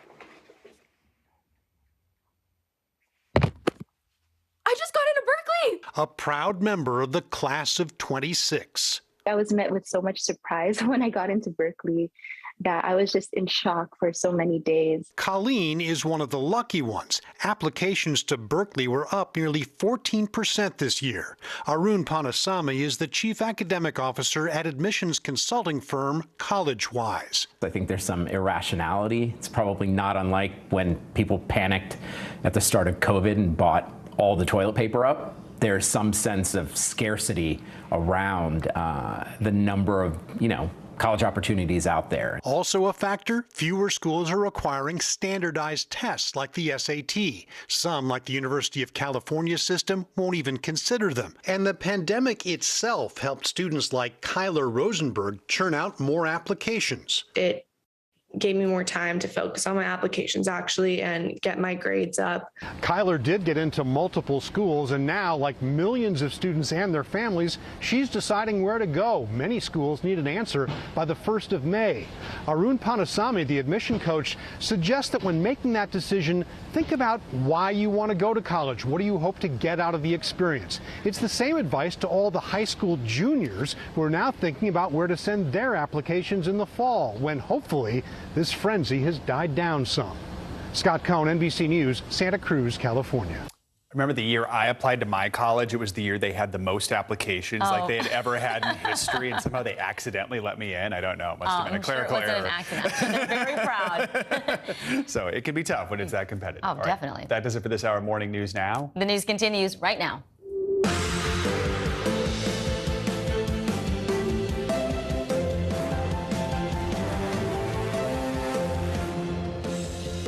Good Thursday morning to you. I'm Vicki Wynn in for Savannah. And I'm Joe Fryer. Right now on Morning News Now, escalation. New this morning, more military aid could be headed to Ukraine. NBC News has learned President Biden is expected to request a new aid package from Congress later today. While the specific cost is yet to be unveiled, administration officials confirm it'll be, quote, massive. And on Ukraine's eastern front, Russia's Vladimir Putin is sharpening his rhetoric on the war, vowing swift retaliation to any country that interferes with the invasion. Plus, a surprise prisoner swap, like something straight out of the movies, bringing a former U.S. Marine home. For the kids, breaking news this morning in the fight against COVID, Moderna has now filed for FDA approval of its vaccine for children as young as 6 months old. The promising new data that could finally give anxious parents some peace of mind. Also this morning, in her own words, model Hailey Bieber now opening up about a terrifying health scare that resulted in stroke-like symptoms, what she's calling the perfect storm of conditions the doctors believe caused the incident.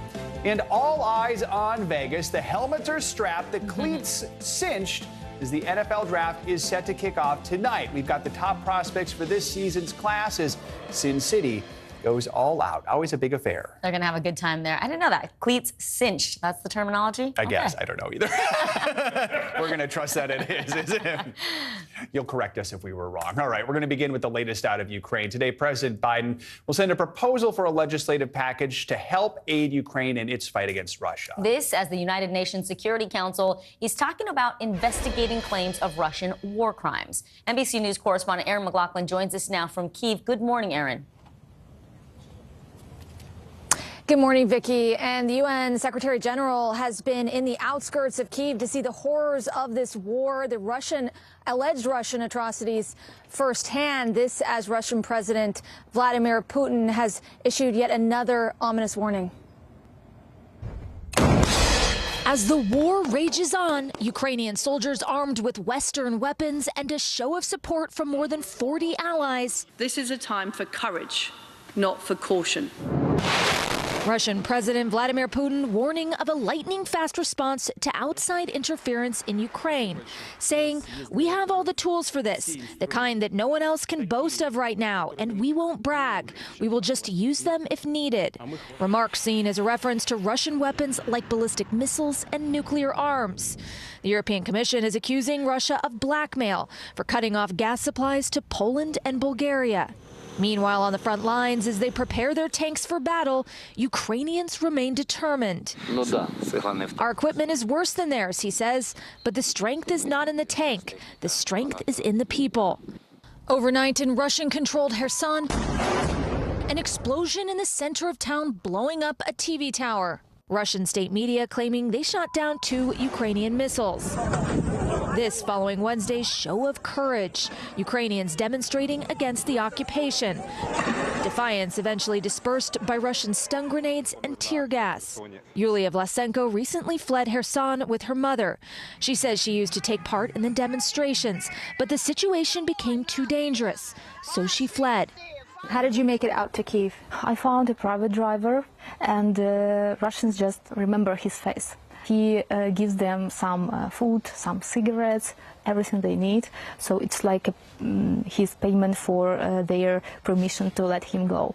She says the dirt road they used to escape was narrow and riddled with mines. But when they made it through and saw the first Ukrainian flags, they broke down in tears. And all eyes here in Ukraine will be on President Biden. Later today is expected to request funding from Congress for military, humanitarian, as well as economic assistance. The amount is said to be massive, which should last, according to U.S. officials, Ukraine until the end of September. Guys. Erin McLaughlin, thank you so much for your reporting. Back here in the U.S., lawyer and human rights advocate Amal Clooney took the United Nations to task, saying it's not doing enough to stop the atrocities unfolding in Ukraine. Our chief Washington correspondent, Andrea Mitchell, joins us with more on that. Andrea, good morning. Good morning, Joe. For years, Amal Clooney has shined a spotlight on wars around the world. On Wednesday, she was at it again, bluntly telling the UN it is simply not doing enough to bring war criminals to justice in Ukraine. This morning, a powerful call to action from Amal Clooney. Ukraine is today a slaughterhouse, right in the heart of Europe. Known to many for her marriage to A-list actor George Clooney, she's also internationally famous for her groundbreaking work as a human rights lawyer, now challenging the United Nations and the U.S. to do more to address horrors like the war crimes in Bucha. This council has heard so many speeches with that now hollow refrain, never again. But here we are, faced with evidence of the crime of aggression, war crimes, crimes against humanity, and mounting evidence each day of the crime of genocide. In her storied legal career, Clooney has investigated atrocities in Syria, Darfur, and Bosnia. And for the last 7 years, she's gone after ISIS for war crimes against the Yazidis, a religious minority in Iraq. The UN resolved to act in that case, but she says it never did. This happened the year that my children were born. It was my first trip as a working mother. But my children are now almost 5. And so far, most of the evidence that has been collected by the UN is in storage. When survivors ask me to explain how can this be, I can only say I am ashamed. Inaction, she says, leads others to believe they'll never be held accountable. The perpetrators commit these crimes believing they will get away with it. And they have been right. In 2016, Clooney explained her passion for her work to Cynthia McFadden.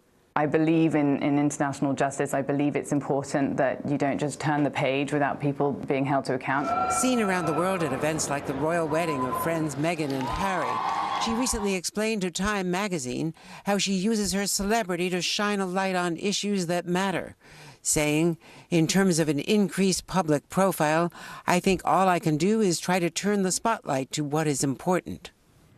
And Clooney says she hopes to use her spotlight to get the UN to act on Russia's atrocities in Ukraine, unlike other recent war crimes investigations. Joe? Andrea Mitchell. Andrea, thank you so much. Let's bring in Jason Beardsley. He's the National Executive Director of the Association of the U.S. Navy. Jason, good to have you with us. So let's start by playing some sound from Britain's Defense Secretary. He appeared on the BBC this morning. If Ukraine did choose to target logistics infrastructure for the Russian army, that would be legitimate under international law. And if they did it, they currently don't have British weapons that could do that, so it's unlikely that it is our weapons. But if they did it, it is legitimate and it is in line with international law. Okay, so right there, he's doubling down on comments made earlier this week by another British minister that it is legitimate for Ukraine to strike targets inside Russia. Just yesterday, we heard from President Putin threatening, quote, lightning-fast retaliatory strikes against any foreign intervention. Do you think the West is playing with fire here? Well, of course, this is a very complex situation, and Vladimir Putin is not easy to read. But let's take a look at what's happened so far. Lightning fast strikes are something that Russia so far has not been able to demonstrate well, and that everything that's unfolded on the ground in Ukraine suggests that he's going to have a hard time eking out some sort of diplomatic victory at the end of this invasion in Ukraine. For him to threaten the West with further retaliation, that's a lot of gamesmanship. one-upmanship. But yes, it is complex when the West gets involved with this this type of a proxy war and brings NATO to the forefront of that. So that's what Putin's trying to do, is back off the West and NATO by his saber rattling. Jason, yesterday we saw Russia actually cut off gas supplies to Poland and Bulgaria because they weren't paying in rubles. Today, there are reports that some European companies are preparing to meet that demand, despite all the warnings from the European Commission not to comply. So how difficult is this going to be for Europe, given the dependency on Russian energy there? And, you know, did you expect a move like this? Yeah, absolutely. It's going to be very, very difficult. Europe has gotten itself behind in this game. So, frankly, has the West, by relying on Russian oil imports and themselves ahead of this. This is the wrong time for Europe to figure out that they can't rely on Russia.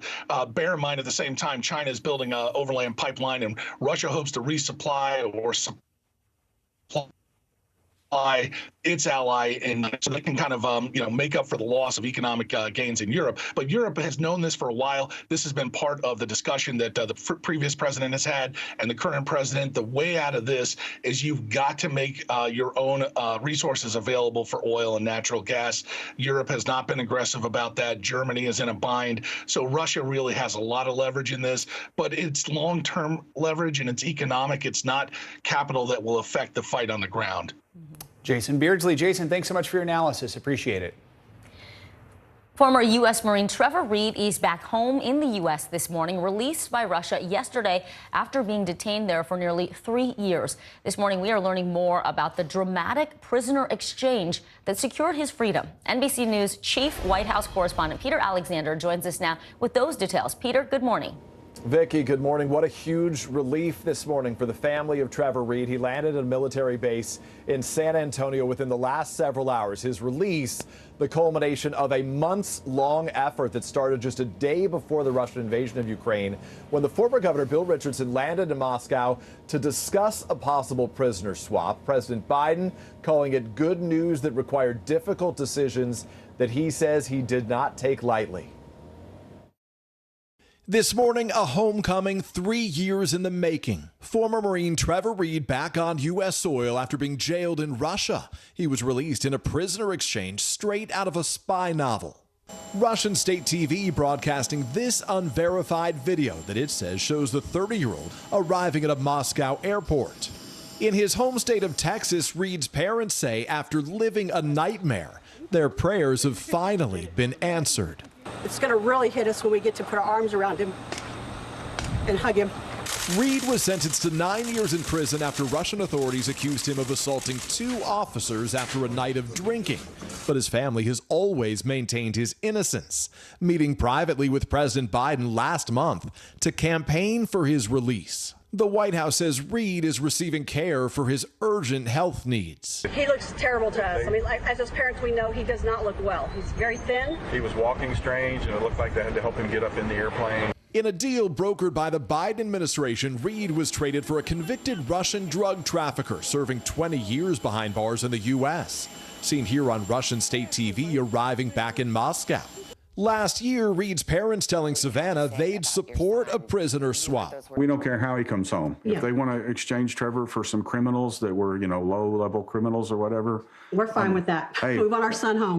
Reed's return is drawing new attention to the fate of other Americans detained in Russia, including WNBA superstar Brittany Griner. Griner was arrested more than 2 months ago on alleged drug charges that could carry a sentence of up to 10 years if she's convicted. Griner's lawyers have not responded to NBC News' request for comment. Another former Marine, Paul Whelan, is serving a 16-year prison sentence after being accused of spying, which he denies. In a new statement provided by his family, Whelan, after learning of Reed's release, asks, "Why was I left behind?" adding, "The world knows this charge was fabricated. Why hasn't more been done to secure my release?" And as for Trevor Reed, his family members say that he was kept in an isolation tent on the plane ride home because they worry he has tuberculosis. His release, of course, came as a major surprise, especially considering those escalating tensions between the U.S. and Russia right now over Russia's assault on Ukraine. But officials here say that negotiations about Reed were walled off from the administration's efforts to punish Vladimir Putin in Russia. Back to you. Well, we hope he gets the care he needs back home. Peter Alexander, thank you so much. Now to a potential breakthrough in our COVID vaccination efforts. Moderna is seeking emergency use authorization from the FDA for its COVID vaccine for kids as young as 6 months old. COVID vaccines are currently unavailable for kids under 5, and vaccination rates for all children remain relatively low. Only 28% of kids between the ages of 5 to 11 are vaccinated. Vaccination rate for kids 12 to 17 is higher, with 59% of that population now vaccinated. NBC News correspondent Stephanie Goss joins us with more. Steph, good morning.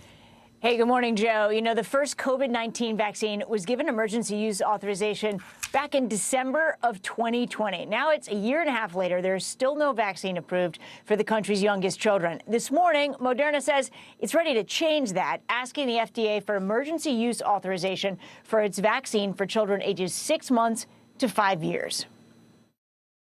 For anxious parents with very young children, the wait could soon be over. Moderna says it has a 2-shot vaccine taken 4 weeks apart that provides robust protection against COVID for children ages 6 months to 5 years old.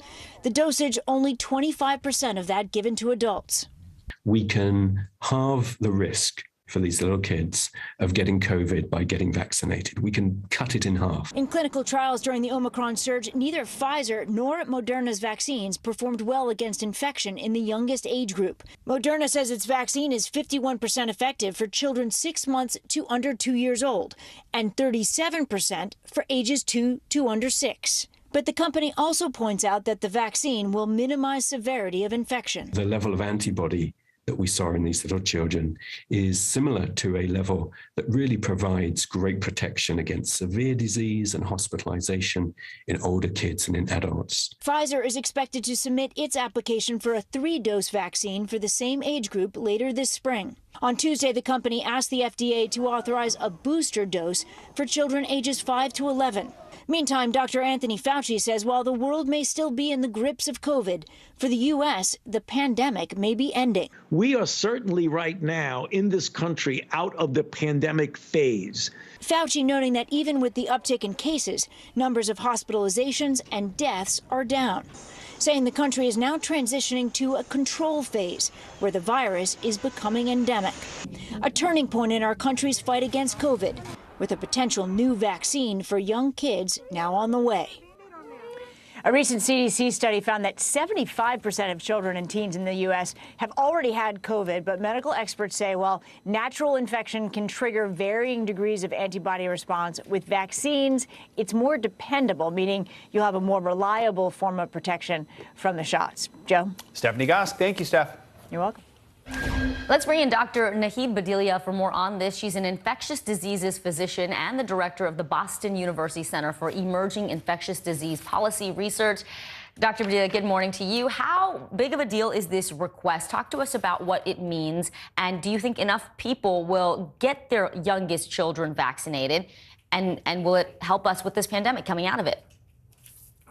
Yeah, Vicki, Steph covered some of this. I mean, this recent study from CDC that showed 75% of our children in a sample size across the country have been exposed to this virus really shows that, the importance of this vaccines in protecting our children from infection and severity of disease, which is what it will do. But the other part that we don't hear as much about is that there are rare findings in some children, including the multi-system inflammatory syndrome in kids. Again, rare, but quite severe. And what we've found in adults, for example, is that vaccines can have other side effects, such as potentially long COVID. And so, the hope is that having this vaccine, getting an exposure through this virus, not through illness, but protection through a vaccine could reduce other long-term impacts as well. We'll have to wait and see. So this is really promising news. The one thing I want to caution parents, though, is that it's still going to take a few weeks. Moderna is going to have to submit all their data, and then the FDA goes through the review before an emergency use authorization could come through. Mm-hmm. Well, in Denmark, they actually announced they are stopping their vaccination program. They'd be the first country in the world to do this. Why? What's behind the decision? And also, do you think this program would then later return in the fall when the temperature drops? Yeah, Vicky, I was surprised by this headline. So digging in, actually, I just want to say that what they're doing is they're stopping their mass campaigns, mass vaccination campaigns. And the reason why is because Denmark has over 80% of their population vaccinated, about over 62% of their population boosted. And so the vaccines are still available. They're not stopping the vaccinations. What they're saying is they're going to stop these mass vaccinations and start them again at the end of summer or fall, expecting that there might be another wave. The one thing that I'll say is that we see this headline, and the reason why I think Denmark's gotten a little bit of, criticism, and for good reason, is that they dropped all their, as you know, COVID precautions a month and a half ago, and they did see an increase in cases and deaths. Thankfully, both of those are now coming down. And so I don't think the vaccines are going away. I think it's just the mass vaccination campaigns, given that they've reached a certain level of vaccination. Got it. That makes sense. Finally, doctor, the FDA is investigating a rare phenomenon after the treatment using Paxlovid. Some patients are actually reporting they have a viral load rebound or a second round of COVID symptoms after taking the COVID antiviral pills. Well, the White House just announced it's going to make this pill more available. We understand Vice President Kamala Harris is taking it. So what do you think of Paxlovid? Is it still a sound treatment plan? Absolutely, Vicky. This is going to be so important and continues to be important in decreasing hospitalizations in high-risk patients. And so what we're seeing is rare cases. What this antiviral pill does, right, is it keeps the virus from replicating in your body. Now, everybody's infection is slightly different. Some people may continue to have an infection for longer than others, and it may be that the course of treatment, this 5 days, may just be too short in some people. That happens. We've seen that in other viral illnesses as well. And what the FDA may do is take this anecdotal data, try to gather more data, and potentially recommend a longer course for some people. But absolutely, and what I want to tell people is that if you're testing at home, we're all using rapid tests. One thing I can tell you is if you turn out to be positive, give your physicians a call, because this can really save lives. So Paxlovid, people should know about it. They should request it. So you think that it's the longer course of treatment. You don't think this is a sign that perhaps COVID is becoming drug resistant in some way? No, because it's still quite rare. I mean, I think you're seeing these cases. I mean, we'll have to see what the data shows, but at least in my own clinical practice so far, it's been quite rare. And when it comes back, again, I think that the symptoms are coming back, which again could be both a sign of the fact that the virus is back, but also that your immune system's reacting, which is what we know part of the illness is with COVID. But I think this is life-saving. I think if you're getting tested positive for this, this is one of the pills that you want to reach for. Okay. Dr. Nahid Badilia, great advice. Thank you so much. Time to get a check on your Morning News Now weather. Hey, good morning. Michelle Grossman live in studio. Good to see you. So happy to be here. So happy to see you guys. And we are tracking more warm, windy weather in the Southwest. We're looking at 9 million at risk, 8 million at risk for a red flag warning. That is the highest warning when it comes to flag warning. It's sort of that warning to the residents that any spark could cause some sort of wildfire. So we're looking at that hot pink. That's your wildfire red flag warning. And the bullseye here is in the red, where you're looking at Amarillo down to Roswell, Hobbs, over to Silver City. That's where we're looking at winds gusting to 45 miles per hour. Also low humidity. You combine that. That's going to be the recipe for those wildfires. We add an enhanced risk, extreme risk tomorrow. That's in the hot pink. And we're going to see that as we go throughout the weekend as well. We are also tracking a severe weather threat this afternoon and tonight, all the way from Nebraska into Texas. We could see some small hail, winds gusting to 60 miles per hour. Now, tonight, we do think the tornado risk will be low. And that picks up tomorrow. We're looking at 9 million at risk with large hail up to 2 inches. That's really big hail. That could cause damage on its own. Winds gusting up to 60 miles per hour. Also a few strong tornadoes. We could see a little bit of a severe weather outbreak. We're going to watch that very closely for you. Also watching the chance for localized flooding. Point towards the northern plains with your eyes. We're looking at those orange colors, the red colors. That's where we're seeing the most rainfall, 1 to 2 inches of rain. And this is a setup here. We have a stationary front that's quite literally parked over the plains. So we're going to see rounds and rounds of thunderstorms. It's sort of like a train track. We have that area of low pressure. That is a train car, and that's enhancing those storms. So a very slow moving low meanders into the plains. And we're looking at really heavy rain once again in the northern plains, into the central plains, and those storms into the southern plains. Let's talk about the temperatures too. We have that clash. It's spring. We're kind of battling between the seasons here. Off to the west, we're looking at temperatures in the 70s, even 90 degrees in Amarillo. So 10 to 20 degrees above what is typical for this time of year. Back behind this, you notice that jet stream. That's a dip in the atmosphere. We're looking at that cold Canadian air coming in. That's sort of filtering down, and that's bringing temperatures into the 40s in some spots in the Great Lakes. Even along the East Coast, we're looking at temperatures in the 50s, so about 8 degrees below what is typical for this time of year. We improve slightly on Friday. Still need some layers, though, with temperatures in the upper 50s in Chicago. 62 degrees in Philadelphia. That is 7 degrees below what is typical for this time of year. Notice really warm temperatures again in the west. That's going to enhance those storms I was just talking about. Then we start that spring rebound. Finally, you guys, by the end of the weekend into early next week, we're looking at temperatures in the upper 60s to low 70s. Okay, that's something to celebrate. Yeah. Have you missed pointing at a map over for the last 2 years? I did. You know, it's so funny just sitting on my chair by myself. I still point. My arms are like whoosh. It's very exciting. You did a great job. Yeah, no. All right. We're glad to have you back, though. Thank you, Michelle. Yes. Well, coming up, the new normal for children of war. How families escaping the violence in Ukraine are adapting to life away from home. A life filled with uncertainty and fear. That's up next. You're watching Morning News Now.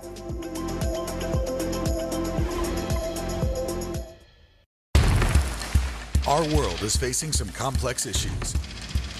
Chuck Todd breaks them down. Every Thursday, a deep dive into a new subject. Instead of trying to cover a lot of topics in one episode, we're going to focus on one and take a deeper look at how it impacts America. Exploring and explaining the critical stories that affect our future. Meet the Press Reports. Thursdays at 10:30 p.m. Streaming on NBC News Now and on demand next day on Peacock.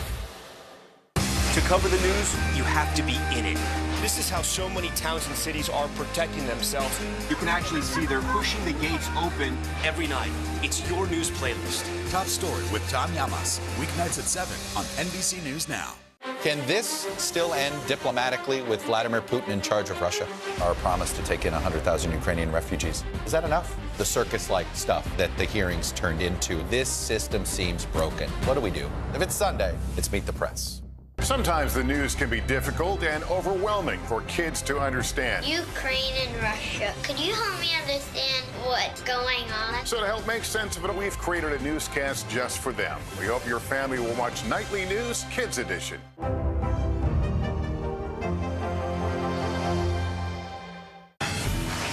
Look at what's making headlines around the world. We begin with breaking news. The attacks from Russia are coming in from every angle. Live from Ukraine, where a fierce battle is raging on. We've heard a number of explosions. Russia is picking off Ukraine's military facility.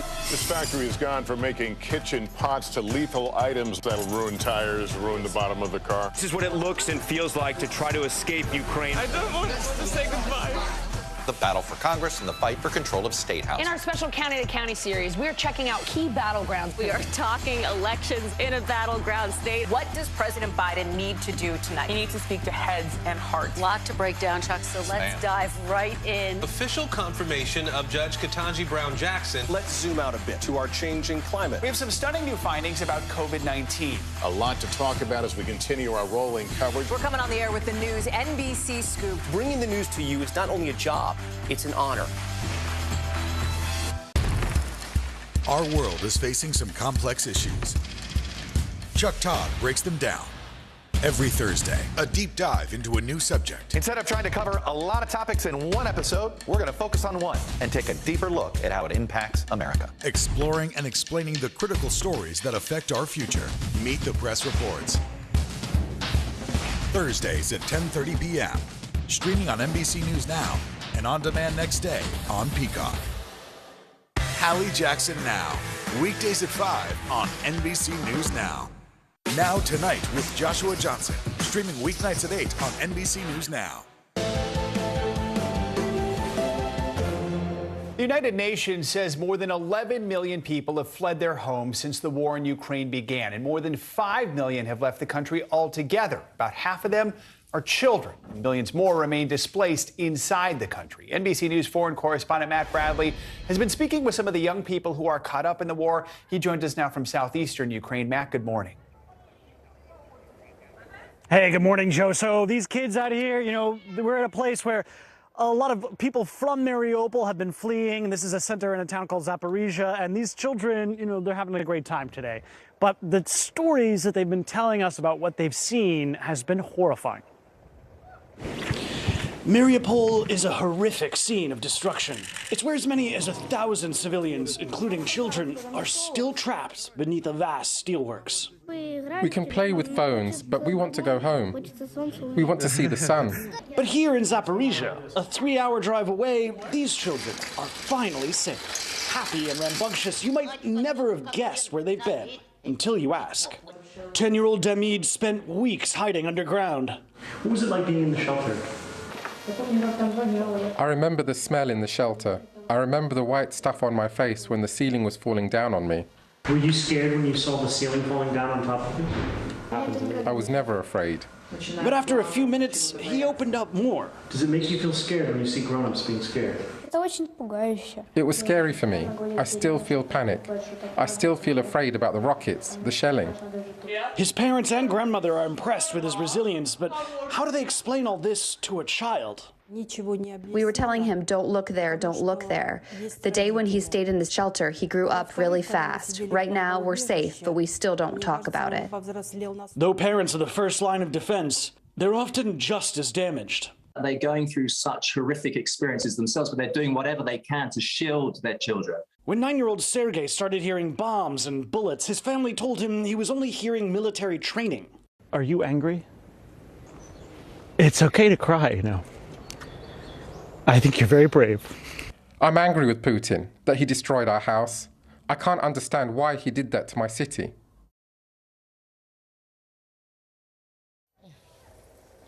So, Joe, you're seeing now, of course, these kids, they look fine. And, you know, kids, they're resilient, but they're sensitive. And the fact is that these children, their childhoods, remain a casualty of this war. Joe? Matt, thank you so much for that report. Really appreciate it. We turn to international headlines now. At least one person is in the hospital after a huge fire broke out at a warehouse in Brazil. NBC News foreign correspondent Claudio Lavanga has that and more. Claudio, good morning. Good morning, guys. Yes, that fire broke out at a warehouse yesterday near Brazil's largest airport in the city of Sao Paulo. Now, firefighters there released footage of thick smoke and high flames rising from that building that was used to store household items. And let's move to Israel, where Prime Minister Naftali Bennett said that from now on, he will pay for his family's grocery with his own money after a TV report alleged he spent tens of thousands of taxpayers' dollars on staff, cleaning and takeaway food. He later admitted that he spent more than $26,000 of taxpayers' money each month, including $7,400 on food alone. And let's end this short tour of the world in Argentina, where they found fossils of huge dinosaurs from 70 million years ago. Paleontologists say they belong to a megaraptor, a dinosaur that reached heights of 32 feet, weighed 5 tons, and had blade-like claws. Now, guys, I'm all for animal conservation, but I'm glad that a beast like that went extinct a long time ago. Yeah, guessing not terribly friendly. So, all right. Claudio, thanks so much. We never know. I mean, all right. Megaraptor could have been fun. It might have been a friendly Megaraptor. All right. Claudio Lavanga, thank you. Coming up, decision day or days in Washington as the Supreme Court prepares to hand down several key rulings that could shape the future of gun rights and access to abortion. We'll preview some of the big cases the court is considering right after this.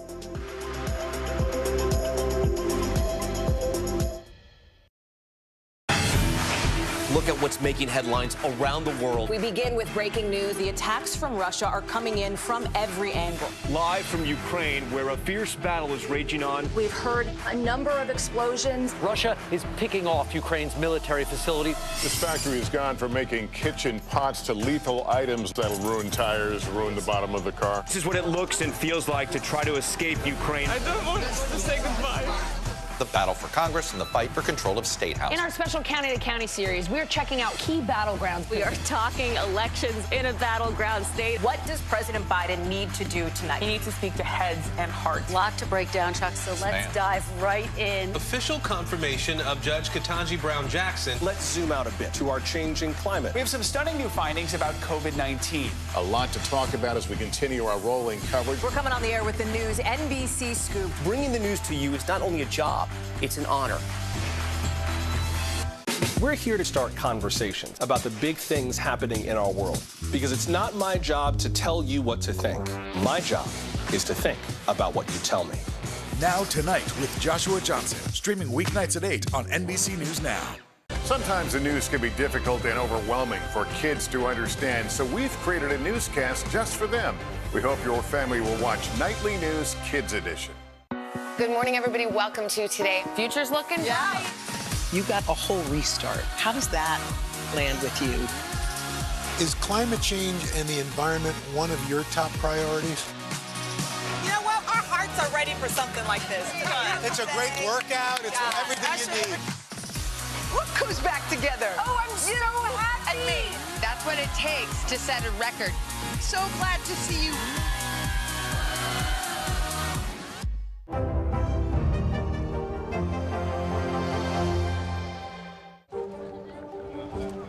Let's go. This is a critical choke point for this fire.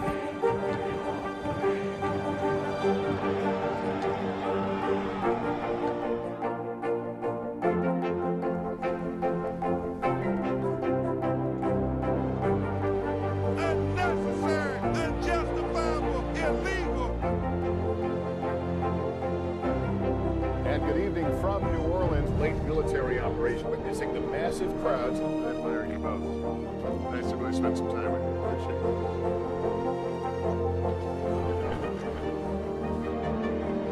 At any moment now.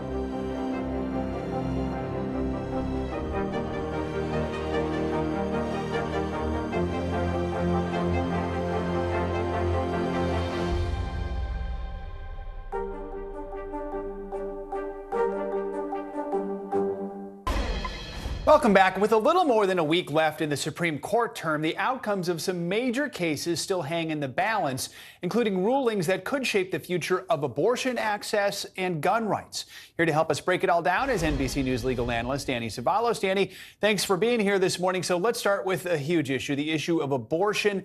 This case is centered on that controversial Mississippi law that bans abortion after 15 weeks. It's a law that is being imitated in states around the country. So what are the possible outcomes here, and what could they mean for the future of Roe versus Wade?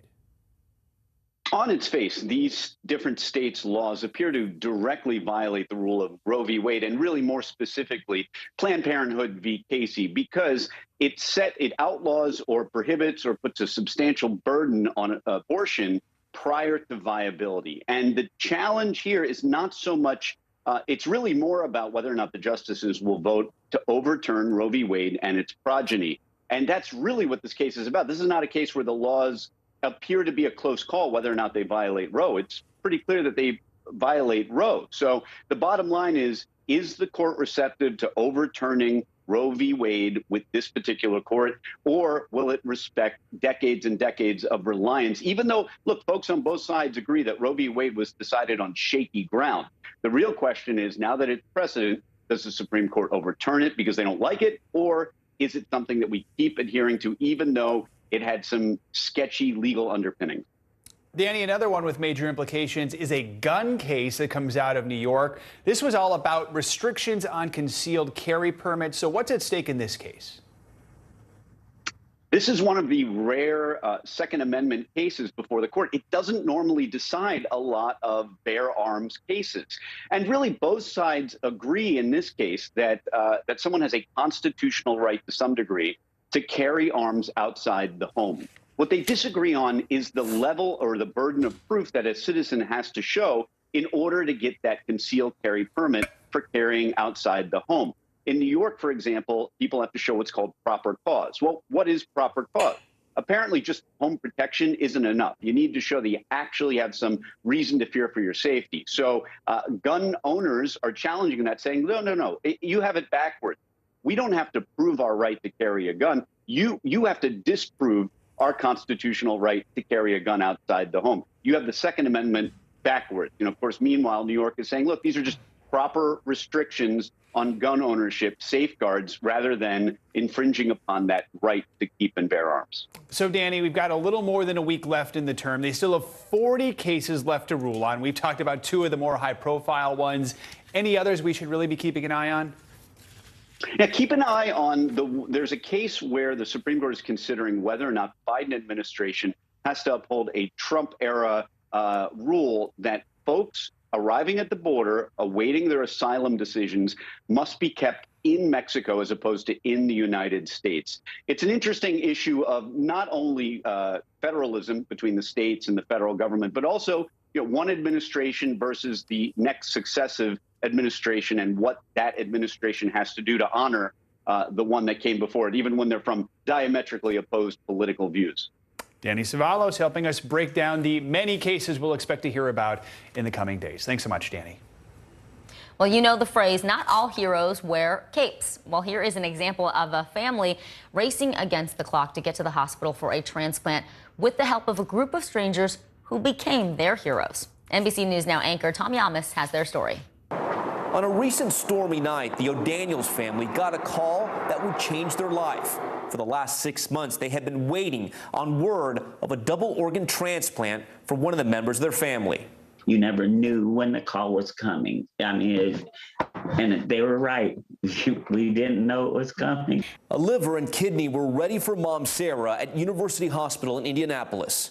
We're calling to say that we have a pair of organs for you. We have a kidney and liver, and you need to be here within an hour. The O'Daniels live more than an hour away, so Sarah started a timer on her phone. It's an hour and 20 minutes from the University Hospital, and I have got to figure out how to cut 20 minutes off of my travel. And it's raining and nasty. So my husband decides that he's going to call 911 while we're going, because I didn't want any delay.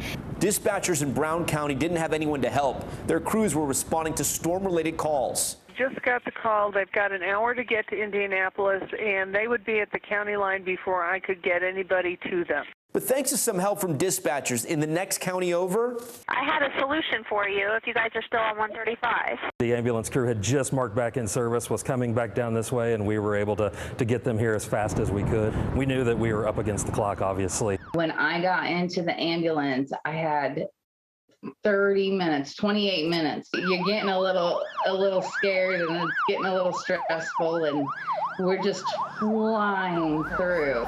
They told me I need to go to the 4th floor. Okay. With the help of that ambulance crew, the O'Daniels arrived at the hospital just in time.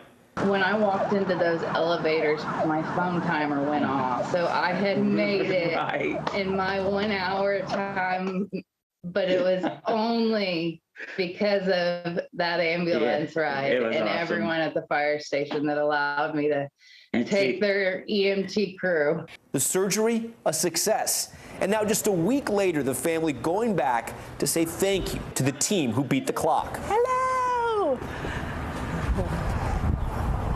Oh, this is exciting. I know, right? Hi. How are you doing? How you doing? From first responders to now friends. It started out as a patient contact, and it has turned into a friendship. It makes me tear up a little bit. Just because, you know, I mean, it's not something we get to do very often. Chills when they hugged and reunited. It's only been a week since that. Can you even imagine? Like, you got an hour to do this, so not just first responders, but fast responders. Yes, I love that. Yeah. Shout out to those EMTs for continuing to think beyond their county lines. Absolutely. Our thanks to Tom Yamas for that story. Well, coming up, in her own words, model Hailey Bieber opens up for the first time about a terrifying medical scare that landed her in the hospital with stroke-like symptoms. What she calls the perfect storm of conditions that doctors believe caused the scare. Next. To cover the news, you have to be in it. These are families trying to board those trains to Poland. I also want to get home. You'll get home. Every night, it's your news playlist. Top Story with Tom Yamas, weeknights at 7 on NBC News Now. Good morning, everybody. Welcome to Today. Future's looking bright. You got a whole restart. How does that land with you? Is climate change and the environment one of your top priorities? Sounds so good. Love it. Let's go. This is a critical choke point for this fire.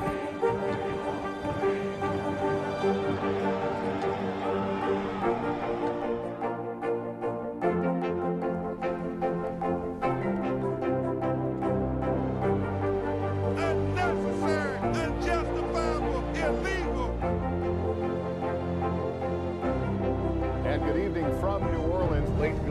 operation, witnessing the massive crowds. I admire you both. Nice to really spend some time with you. Appreciate it.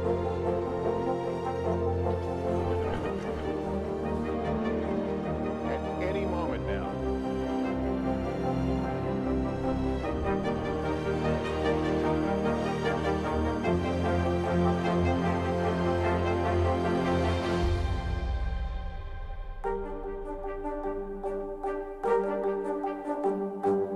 Right now on NBC News Now. Got all the angles covered tonight. You're watching NBC News Now. Here's what's happening. Look at what's making headlines around the world. We begin this hour with the military invasion that's currently unfolding. Right now, the attacks from Russia are coming in from every angle. Our NBC News crew heard explosions in the capital city of Kyiv. Live from Ukraine, where a fierce battle is raging on. We've heard a number of explosions. Russia is picking off Ukraine's military facilities one after another.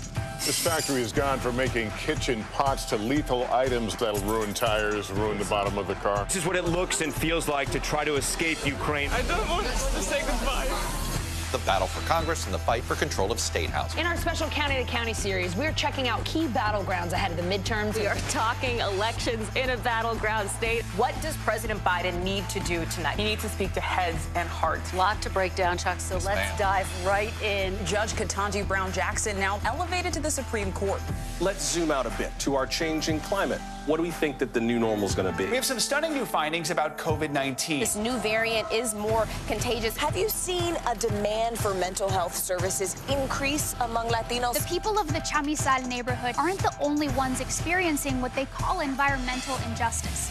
We're here to try to start conversation. A lot to talk about as we continue our rolling coverage. We're coming on the air with the news NBC Scoop. Bringing the news to you is not only a job, it's an honor. Welcome back. Some breaking news on the economy this morning. The Commerce Department just released GDP data for the first quarter, and it's throwing investors for a loop. CNBC's Silvana Henao joins us with that and the latest jobless numbers. Silvana, good morning. Hey guys, good morning. Yeah, so we just got a fresh snapshot on the U.S. economy. Jobless claims coming in at 180,000. That's down 5,000. And the U.S. economic growth rate unexpectedly declined 1.4% in the first quarter, marking an abrupt reversal for an economy coming off its best performance since 1984. Twitter is just out with its first quarter results in what could be one of its last reports as a public company after agreeing to sell the company to Elon Musk for $44 billion. Revenue coming in under street expectations at $1.2 billion, and monetizable daily active users coming in at higher than expectations at 229 million versus 226.9 million estimate. And you can now request Google remove personal information from search results, including phone numbers, email, and physical addresses. You can also have Google remove login credentials if they pop up in results. Previously, the company limited requests to special circumstances such as online doxing or fraud targets such as bank and credit card details. Google will still review requests to ensure they're legitimate, and it won't remove references that are part of public record, such as a politician's office number. Guys, I want to try that out. That's a great feature. See if that works. All right. Absolutely. Thank you, Silvana. You got it. Hailey Bieber is opening up, telling her fans about the terrifying moments that led to her being hospitalized for stroke-like symptoms. In a lengthy social media post, the model talked about what happened and what doctors believe caused it. NBC News correspondent Kristen Dahlgren has more on the health scare. Definitely the scariest moment of my life. Model and media personality Hailey Bieber opening up about the serious health scare last month that landed her in the hospital. I was sitting at breakfast with my husband, having a normal day, normal conversation, and we were in the middle of talking. And all of a sudden, I felt this really weird sensation that kind of like traveled down my arm. The 25-year-old who's married to pop superstar Justin Bieber revealing she suffered a mini stroke. Justin was like, "Are you okay?" And I just didn't respond because I wasn't sure. And then he asked me again, and when I went to respond, I couldn't speak. The right side of my face started drooping. I couldn't get a sentence out. Hailey says Justin called 911 and she spent the night in the hospital. They did some scans and they were able to see that I had suffered a small blood clot to my brain, which they labeled and categorized as something called a TIA. A TIA, or transient ischemic attack, is a temporary blockage of blood flow to the brain. Symptoms can include weakness, numbness, or paralysis on one side of the body that can last from just a few minutes up to 24 hours. Bieber says doctors told her birth control, a recent COVID diagnosis, and 2 long flights likely contributed to the episode. After more tests, Bieber says doctors also found a small hole in her heart that required surgery to repair. It went very smoothly. I'm recovering really well, really fast. I feel great. Justin Bieber providing fans this update at a concert last month. She's okay. She's good. She's strong. But it's been scary, you know, like, it's been really scary. Hailey Bieber says she's fully recovered. Now that it's all done, I feel so much relief and I feel just so grateful. Kristen Dahlgren, NBC News. Droughts are threatening one of the Southwest power grid's biggest electricity generators, causing a strain on water systems. As CNBC correspondent Valerie Castro explains, the water woes are also causing trouble for tourists. Years of drought have left boats high and dry over Lake Powell near Page, Arizona. City utility manager Brian Hill stunned by the sight of a dock now dangling in the air. Normally we come down that way and you can see that now it's a cliff wall. And the fact that the water is down, we're like 30% of lake level, and there's tens of millions of people relying on this water in the Southwest. It's disturbing. The drop in water threatens the largest power source in the region. Hydroelectric power produced at the Glen Canyon Dam is part of a collective that serves 5 million people across 6 states. 80% of that power is made here. Bob Martin is the deputy power manager. Talk about the noise that we're hearing. What is that? I always say that's the sound of money. The generators generate the power, and it comes to this transformer behind us, and it's put on these overhead transmission lines. It can go to Phoenix, it can go to Las Vegas, it can go anywhere the connections are made. But as the water level drops, it sinks closer to a dangerous threshold. We're about 26 feet, 27 feet around that area of being away from minimum power pool, and that's the point where we can no longer generate power through the turbines. In a proposed plan to stem that, a dam further upstream in Utah would release more water, an agreement made jointly by 4 states and the Bureau of Reclamation. If approved, 500,000 acre-feet of water, or 163 billion gallons, would flow down to Lake Powell starting May 1st. Is it sustainable in the long term to keep bringing a little bit more water down every year? In my opinion, no, you're spending more than you're making. But without water, energy production will inevitably go down and prices will go up. The precious resource trickling away. How much of this is a climate change issue, a usage issue, a population issue? It's probably all of the above. We can't ignore this any longer. Nature is just not giving us what we used to get, so adjustments have to be made. That proposed plan to release more water from upstream still needs final approval by the Secretary of the Interior. Another plan would keep more water here in Lake Powell rather than releasing it through this dam, but that would mean less water for states like Arizona and California, where drought restrictions are already in place. Back to you. So stunning to see Lake Powell like that. Our thanks to Valerie there. Coming up, football fans are descending on Sin City for the kickoff to this season's NFL Draft. We have a preview of tonight's main event, plus the top prospects of the class. That's coming up next.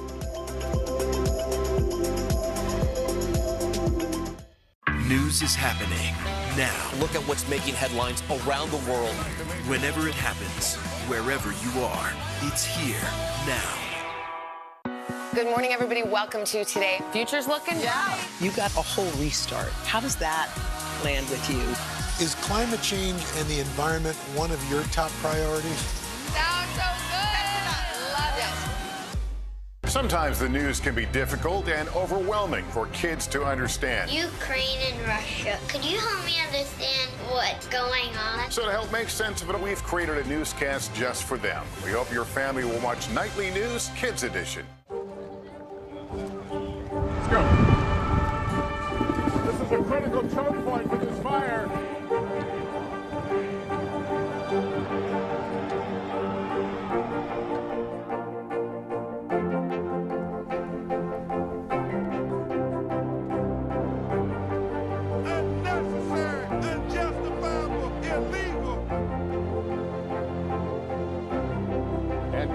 from New Orleans, late military operation witnessing the massive crowds. I admire you both. Nice to really spend some time with you. Appreciate it.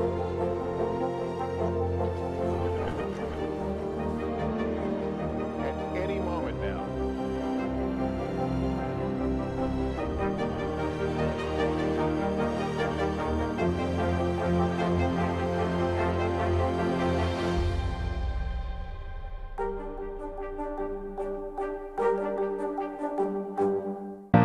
To stand on the edge of the cliff and jump takes a lot of guts. We are meeting people one after the next who have made profound changes. I think you're going to be blown away by the life lessons. Listen to Making Space Now, wherever you get your podcasts. NBC News, streaming free now. Let's go.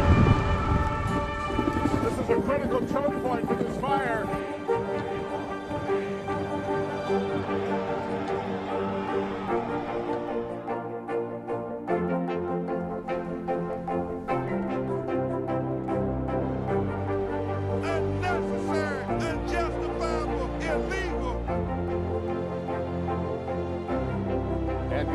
From New Orleans, late military operation witnessing the massive crowds. I admire you both.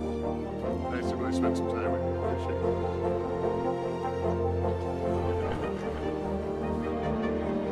At any moment now.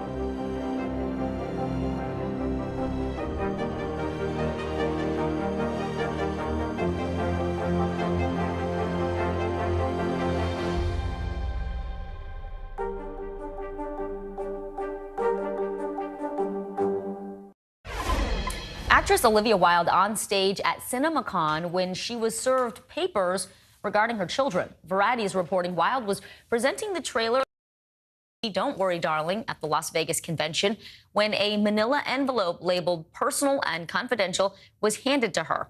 The papers were, quote, drawn up to establish jurisdiction relating to the children, end quote, that Wilde shares with her ex-fiancé, Ted Lasso star Jason Sudeikis. Now, that is according to a source close to Sudeikis. The source also said that he did not know that Wilde would be served while she was on stage. The couple split back in November 2020. After 9 years together, they have 2 children. I wonder what Ted Lasso would think about that. Yeah, not a great look there, but... Yeah. We'll have to see. We'll leave that be. Right, we'll let that go. All right. The NFL draft is back in a big way after 2 years of COVID restrictions and limitations. This year's draft will be held beneath the bright lights of Las Vegas, and some new features will make it unlike anything we've seen before. NBC News correspondent Sam Brock joins us now with more. Sam, good morning. Joe, good morning. Just a couple of years ago, Las Vegas landed the Raiders. Now the NFL draft. And Joe, it would not be Vegas without a red carpet. But the red carpet in this case is actually a floating stage stretched out over the Bellagio fountains. We are now talking about one of the biggest events in all of sports, with the major question going into tonight: who is the #1 pick even going to be? The NFL is officially doubling down on Sin City. There is so much buzz and excitement here. Hosting tonight's NFL draft, smack dab in the middle of the Vegas Strip. You can expect plenty of Vegas-style bells and whistles, like a floating stage on the Bellagio fountains, a draft theater decked out in playing cards, a draft entrance lined with showgirls, and more than 24 performers, including Ice Cube and Weezer. Everything from magicians to Cirque du Soleil, you know, all the things that you can only really see in Las Vegas. Vegas was supposed to host the draft in 2020, but COVID canceled that. Instead, Commissioner Roger Goodell read draft picks literally from his basement. Last year, the marquee event made a comeback in Cleveland, though there were fewer fans and COVID restrictions in place. This year, the Jaguars pick first again, although with their franchise quarterback already in place, it's a real mystery who will go #1. But of course, the player storylines are always the star of the night. The All-American linebacker Devin Lloyd led his school to its first Pac-12 title while honoring 2 beloved teammates lost to gun violence. This is for them. Hey, low time, man, this is for you, man. We love y'all. We love y'all from the bottom of our heart. And Trey McBride, a prolific college tight end from Colorado State, poised to become the first NFL player with same-sex parents. They've done a great job of, pushing me to be the best version of myself and just, constantly giving support and love. The NFL also allowing everyday Americans to announce some of the picks, including members of the National Gay Flag Football League and several Make-A-Wish Foundation recipients, like Ben Lepper, who overcame childhood leukemia and got the big news from Patriots owner Robert Kraft. The Patriots' second draft choice, man, Ben Lepper. Football fans gearing up for a magical night, which always has something special up its sleeve. Entertaining for sure, and Joe and Vicky, one new wrinkle here that had been missing for the last couple of years.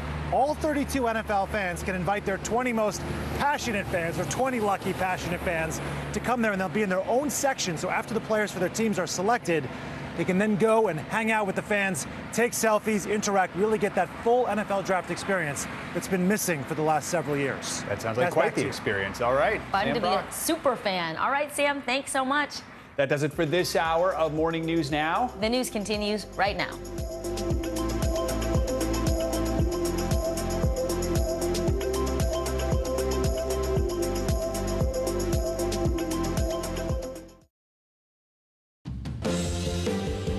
Breaking news first on NBC News Now. Putin's threat. Russia's leader issuing a stern warning to world leaders, saying that he will respond with lightning speed if any nation intervenes in Ukraine. How President Biden is responding. More help for kids. Moderna requests emergency authorization for its COVID vaccine for kids 5 and under. We'll tell you just how long that decision could take and which COVID cases are on the rise. Threat unleashed. Dog owners reporting a surge in thefts of their beloved pets. Why it may be happening and the top breeds thieves are looking for. Plus, under the knife, a growing number of social media influencers getting plastic surgery and then posting about it. Why they're doing it and why for some it's proving to be pretty dangerous.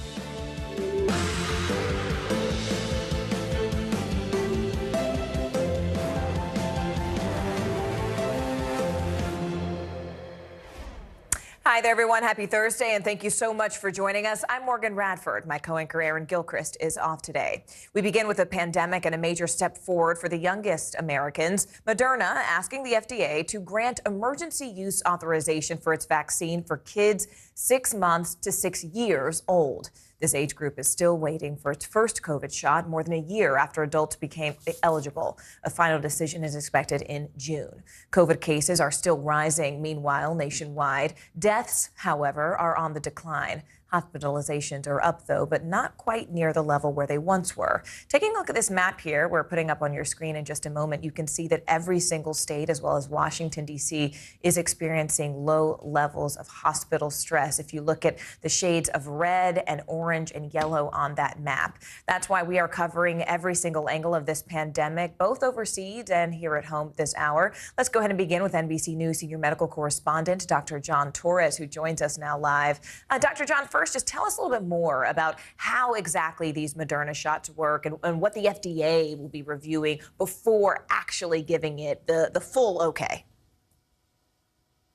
And Morgan, like you said, the Moderna has actually supplied or applied for the emergency use authorization. This is something we've been waiting for 2 years to get this now unprotected group protected by the vaccine. And this is the last group we're looking at. And so hopefully it comes soon. And what they said is in their trials, they looked at 2 different age groups, the 6 months to 2-year-olds and then the 2-year-olds to 5-year-olds. They ended up giving them the same dose, which is 25 micrograms, a quarter of what they give adults, and found out that they had efficacy or the effectiveness that they thought was fairly good. And what they're talking about is for 6 to 2-year-olds, it was 51%. For 2 to 6-year-olds, 37%, which might not seem like much, but that was effectiveness against getting sick at all, including even sniffles from COVID. But more importantly, from serious illness, hospitalizations, and deaths, it proved to be very effective as it is in adults. And so they're moving forward with this emergency use authorization. Looks like they submitted the application today. It looks like the FDA is planning on getting their VRBPAC, the advisory committee, together as soon as they can, hopefully in the first couple weeks of June.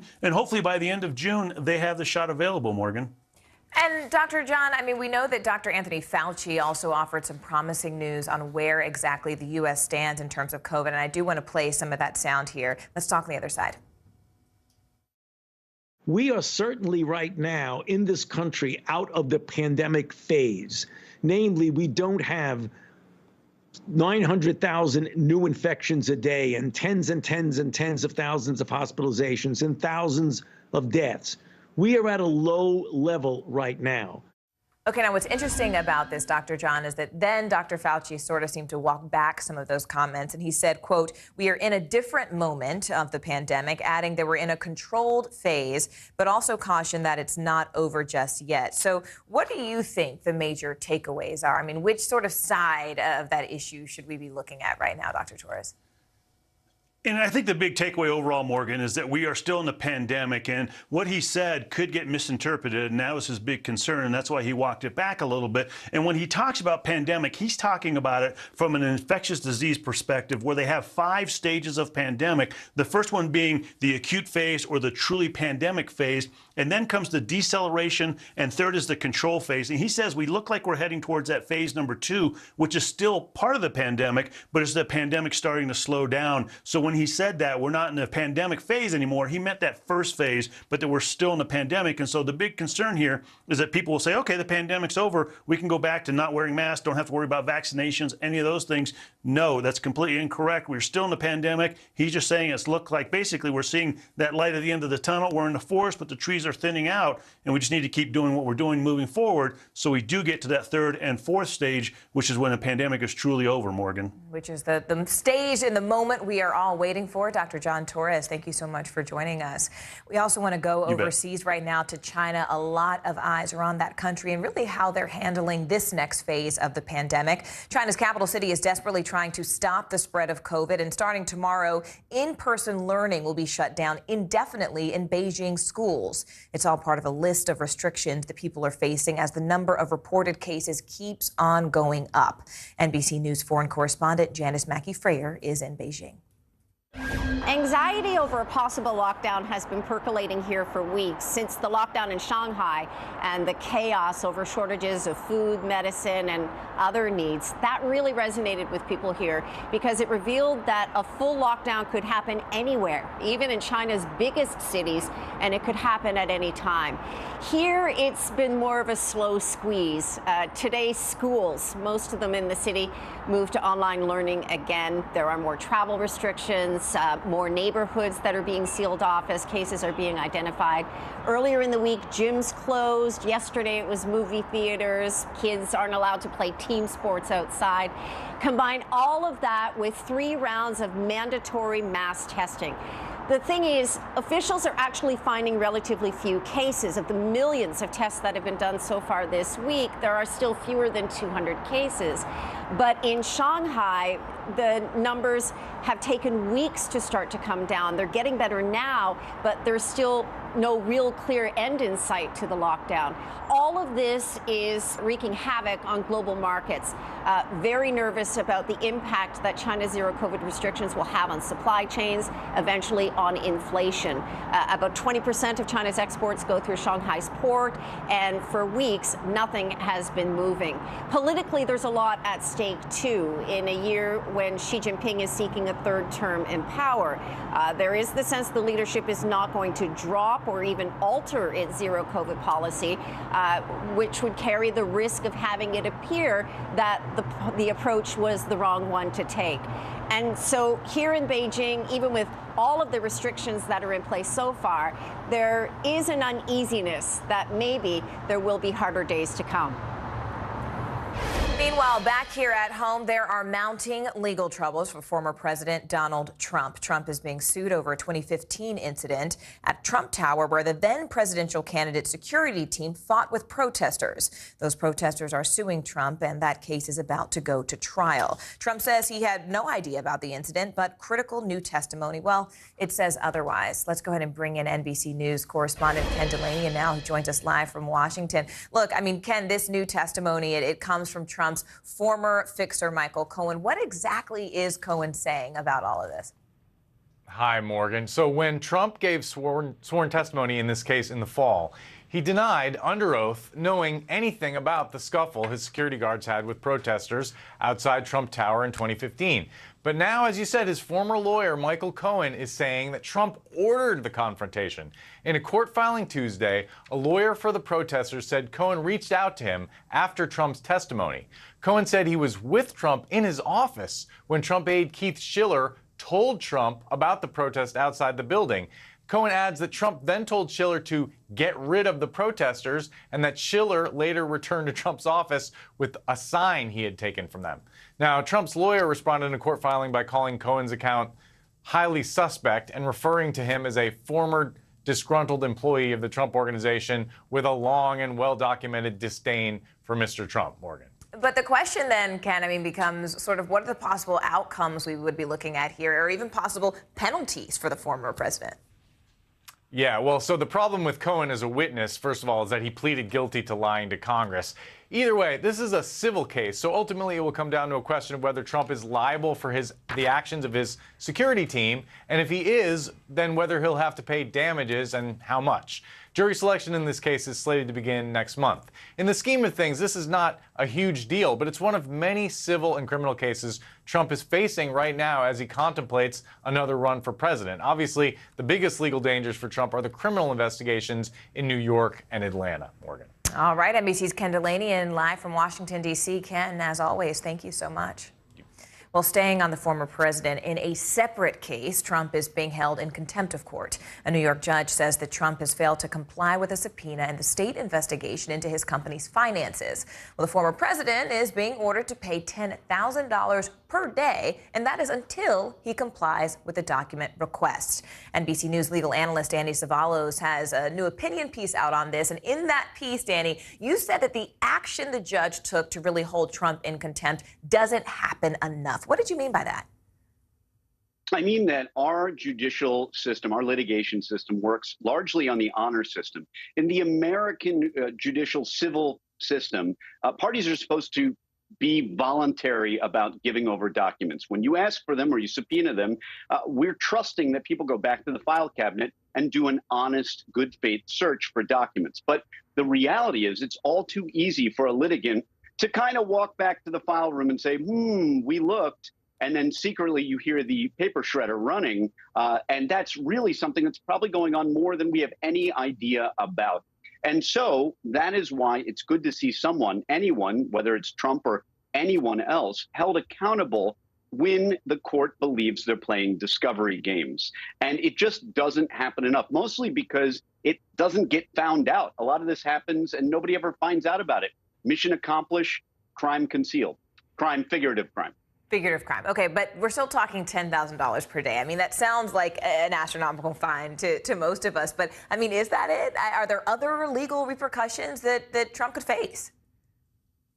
Yes, under the applicable statute in New York, at least, you can get attorney's fees and the judge can set a fine. And the judge has broad discretion. And the reason I love this order is because when a contempt order has attorney's fees as part of the penalty, that makes more work for me. I have to go get my billable hours. I have to put together a package. And I was the victim. I was the one that was hurt by the contempt. So I love the idea of just setting $10,000 a day for someone like Donald Trump.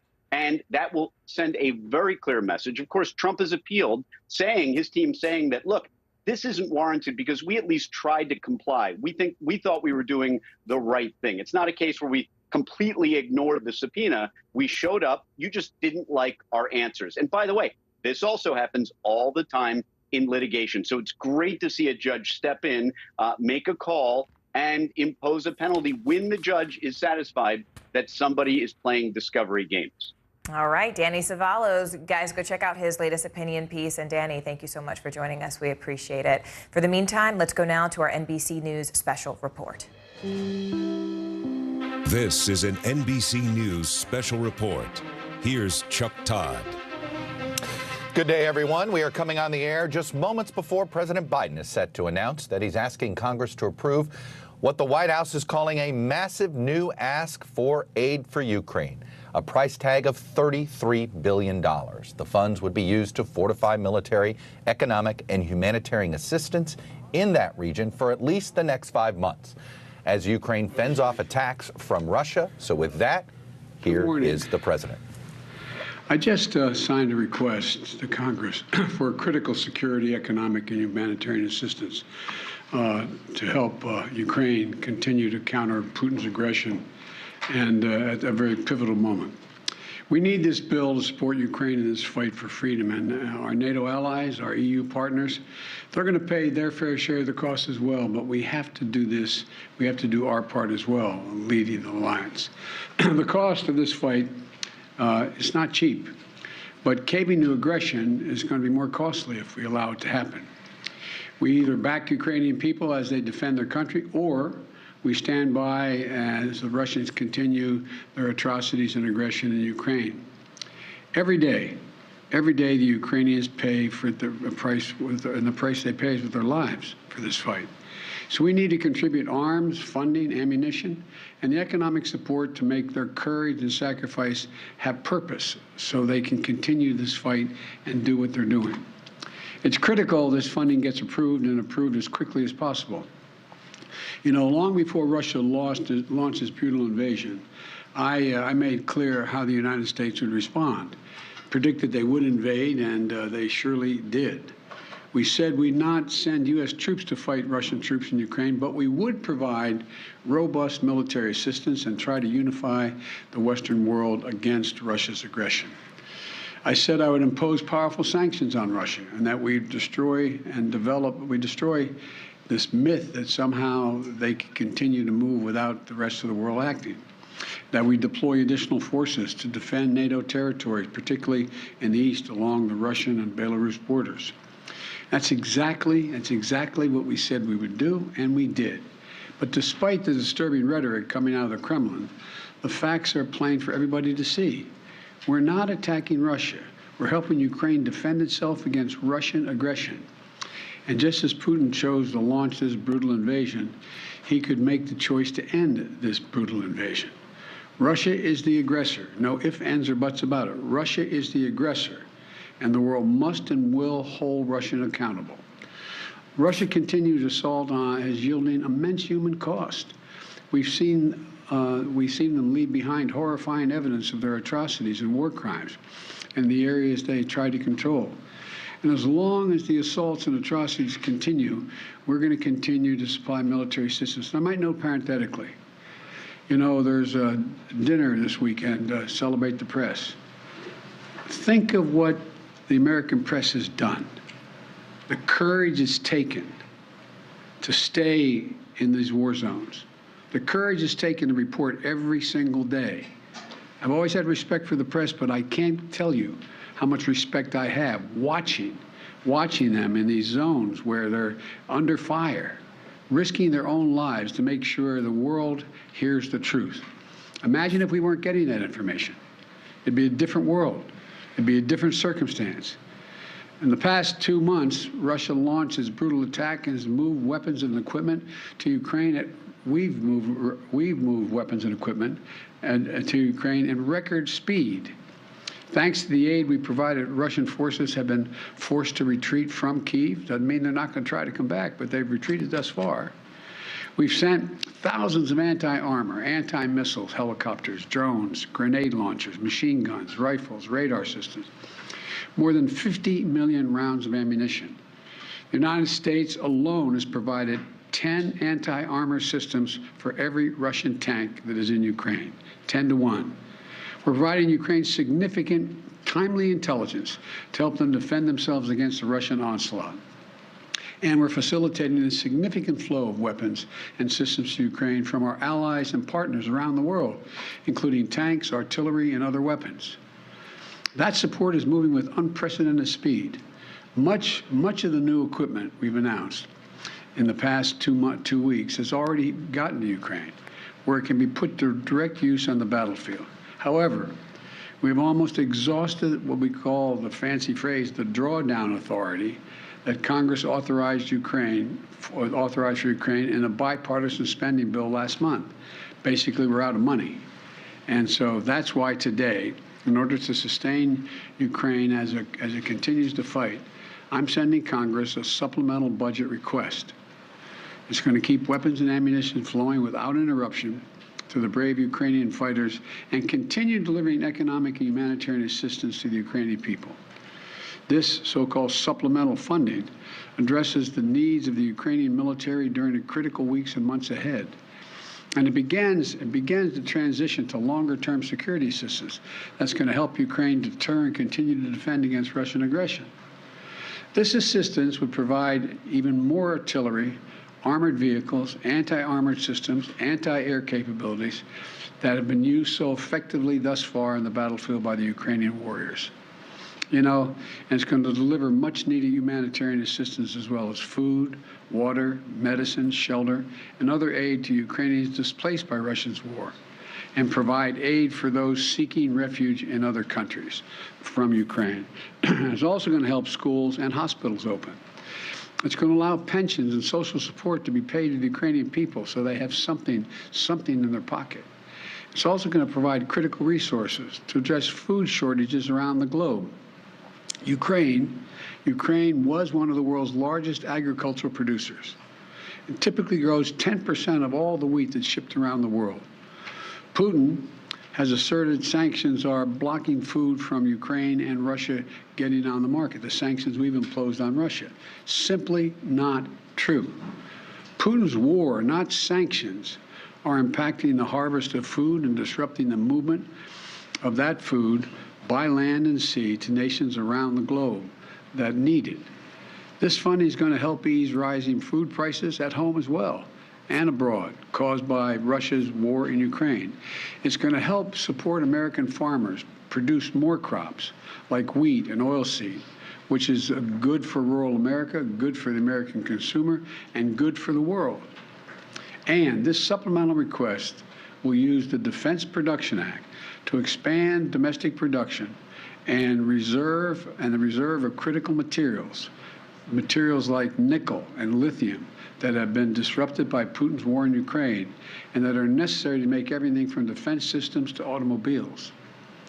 And I hope Congress will move on this funding quickly. I believe they will. I want to thank Congress, Democrats and Republicans, for their support of the people of Ukraine. And next week, I will be in Alabama to visit Lockheed Martin plant that manufactures the Javelin anti-tank missile we've been sending to Ukraine, and to thank the American workers, thank them for producing the weapons that help stop Russia's advances in Ukrainian cities like Kyiv. Their hard work has played a critical role in ensuring Putin's strategic failure in Ukraine, and they should know that we know it.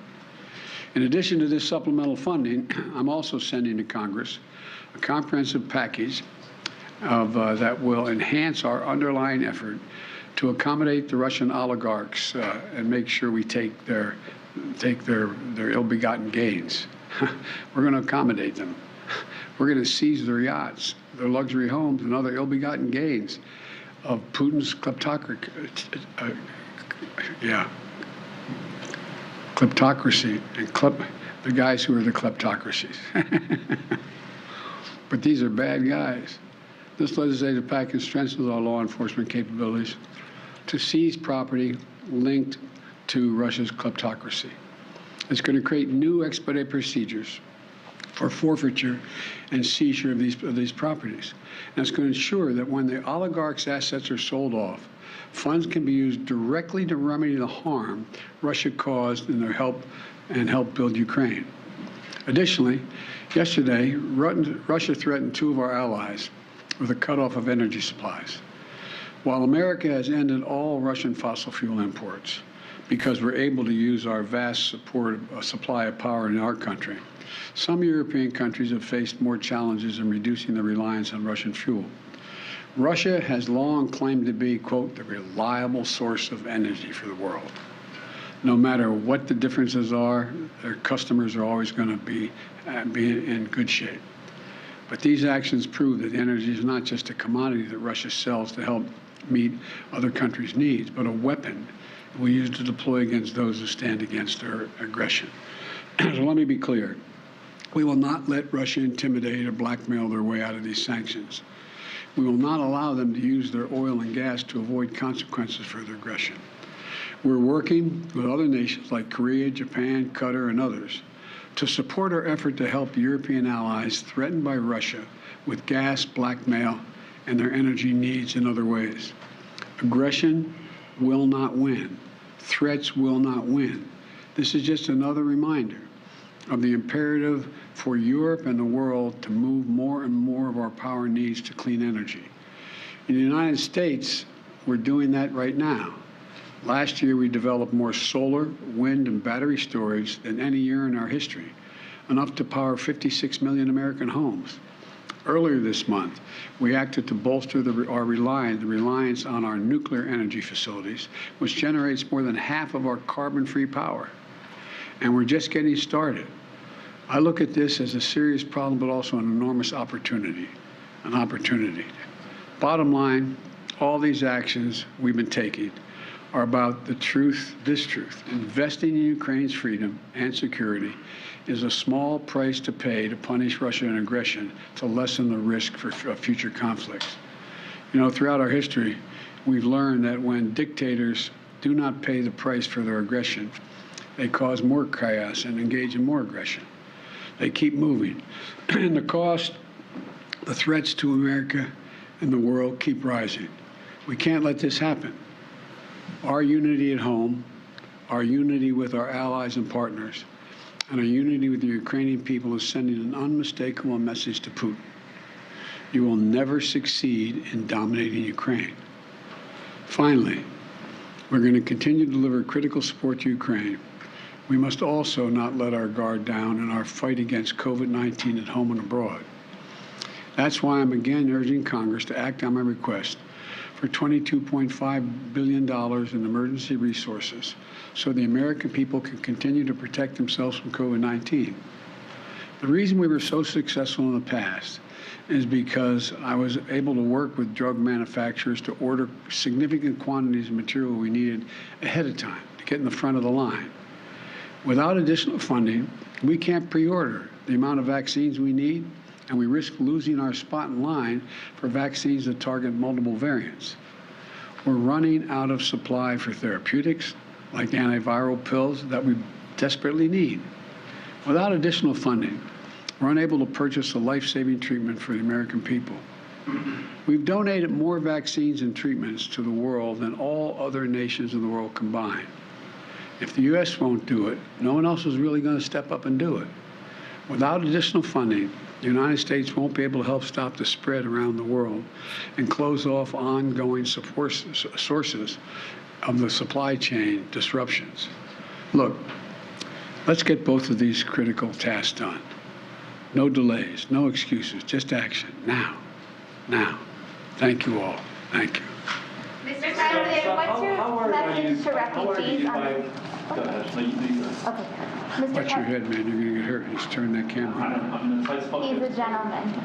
Mr. President, I wanted to ask what your message is to Ukrainian refugees on the southwest border and those that are trying to flee Ukraine from the violence. We have made a direct means by which they can get from Europe, from Ukraine, directly to the United States without going to the southern border. In the meantime, in the southern border, we're trying to work through and make sure that it's an orderly process they're able to get in. But just so you know, we have said there's no need to go to the southern border. Fly directly to the United States. We set up a mechanism whereby they can come directly with the visa. Mr. President, thank you. How worried are you by a growing number of Russian comments in the media and among some of their officials painting this conflict as actually already a conflict between NATO, the US, and Russia? And they're painting it in very alarmist terms, talking of nuclear weapons, saying it's a life or death struggle, etc. And just separately, or connected to that, Lavrov himself says it's already a proxy war, not a direct war, but a proxy war. So are either of those two things true, and do they worry you, those statements? They're not true. They do concern me because it shows the desperation that Russia is feeling about their abject failure in being able to do what they set out to do in the first instance. And so I think it's more of a reflection, not of the truth, but of their failure. And so instead of saying that the Ukrainians equipped with some capability to resist Russian forces are doing this. They've got to tell their people the United States and all of NATO is engaged in taking out Russian troops and tanks, etc. So it's number one, it's an excuse for their failure. But number two, it's also, if they really mean it, no one should be making idle comments about the use of nuclear weapons or the possibility of the need to use that. It's irresponsible. Mr. President, on that, Mr. President, Mr. President, back on the border, Title 42, a number of your Democratic friends are pressuring the White House to maintain that policy. Can you give us a straight answer whether you're going to heed that request or you're going to get rid of it? I can give you a straight answer. We had proposed to eliminate that policy by the end of May. The court has said we can't so far. And what the court says we're going to do, the court could come along and say we cannot do that, and that's it. Mr. President, you say that this is not a proxy war, but Russia clearly disagrees. They say that war means war. So how concerned are you that they may start to act accordingly, even if you disagree? We are prepared for whatever they do. What options do you have to ensure Poland and Bulgaria have sufficient supplies of gas? Well, first of all, as you know, Poland has indicated they have significant reserves of gas that they have planned for, as does, not as much, but as does Bulgaria. And we have worked with our allies from Japan on to say that we may divert our sale of the natural gas that we're sending to those countries and divert it directly to Poland and Bulgaria. So that's as much as I can tell you right now. Sir, how concerned are you about a recession, given the GDP report today showed a contraction of 1.4% in the fourth quarter? Well, I'm not concerned about a recession, and I mean you're always concerned about a recession, but the GDP, fell to 1.4%. But here's the deal: we're also had last quarter consumer spending and business investment and residential investment increased at significant rates, both for leisure as well as hard products. Number one. Number two, unemployment is the lowest rate since 1970. A record 4.5 million businesses were created last year. We're in a situation where we have a very different view than Senator Scott of Republicans who want to raise taxes on the middle-class families and want to include half the small business owners. And that so I think what you're seeing is enormous growth in the country that was affected by everything from COVID and the COVID blockages that occurred along the way. Now, you always have to take a look, and no one is predicting a recession now. Some are predicting there may be a recession in 2023. I'm concerned about it, but I know one thing, that if our Republican friends are really interested in doing something about dealing with the economic growth, and they should help us continue to lower the deficit, which we've done last year over $350 billion. They should be willing to work with us to have a tax code that is actually one that works and everybody pays their fair share.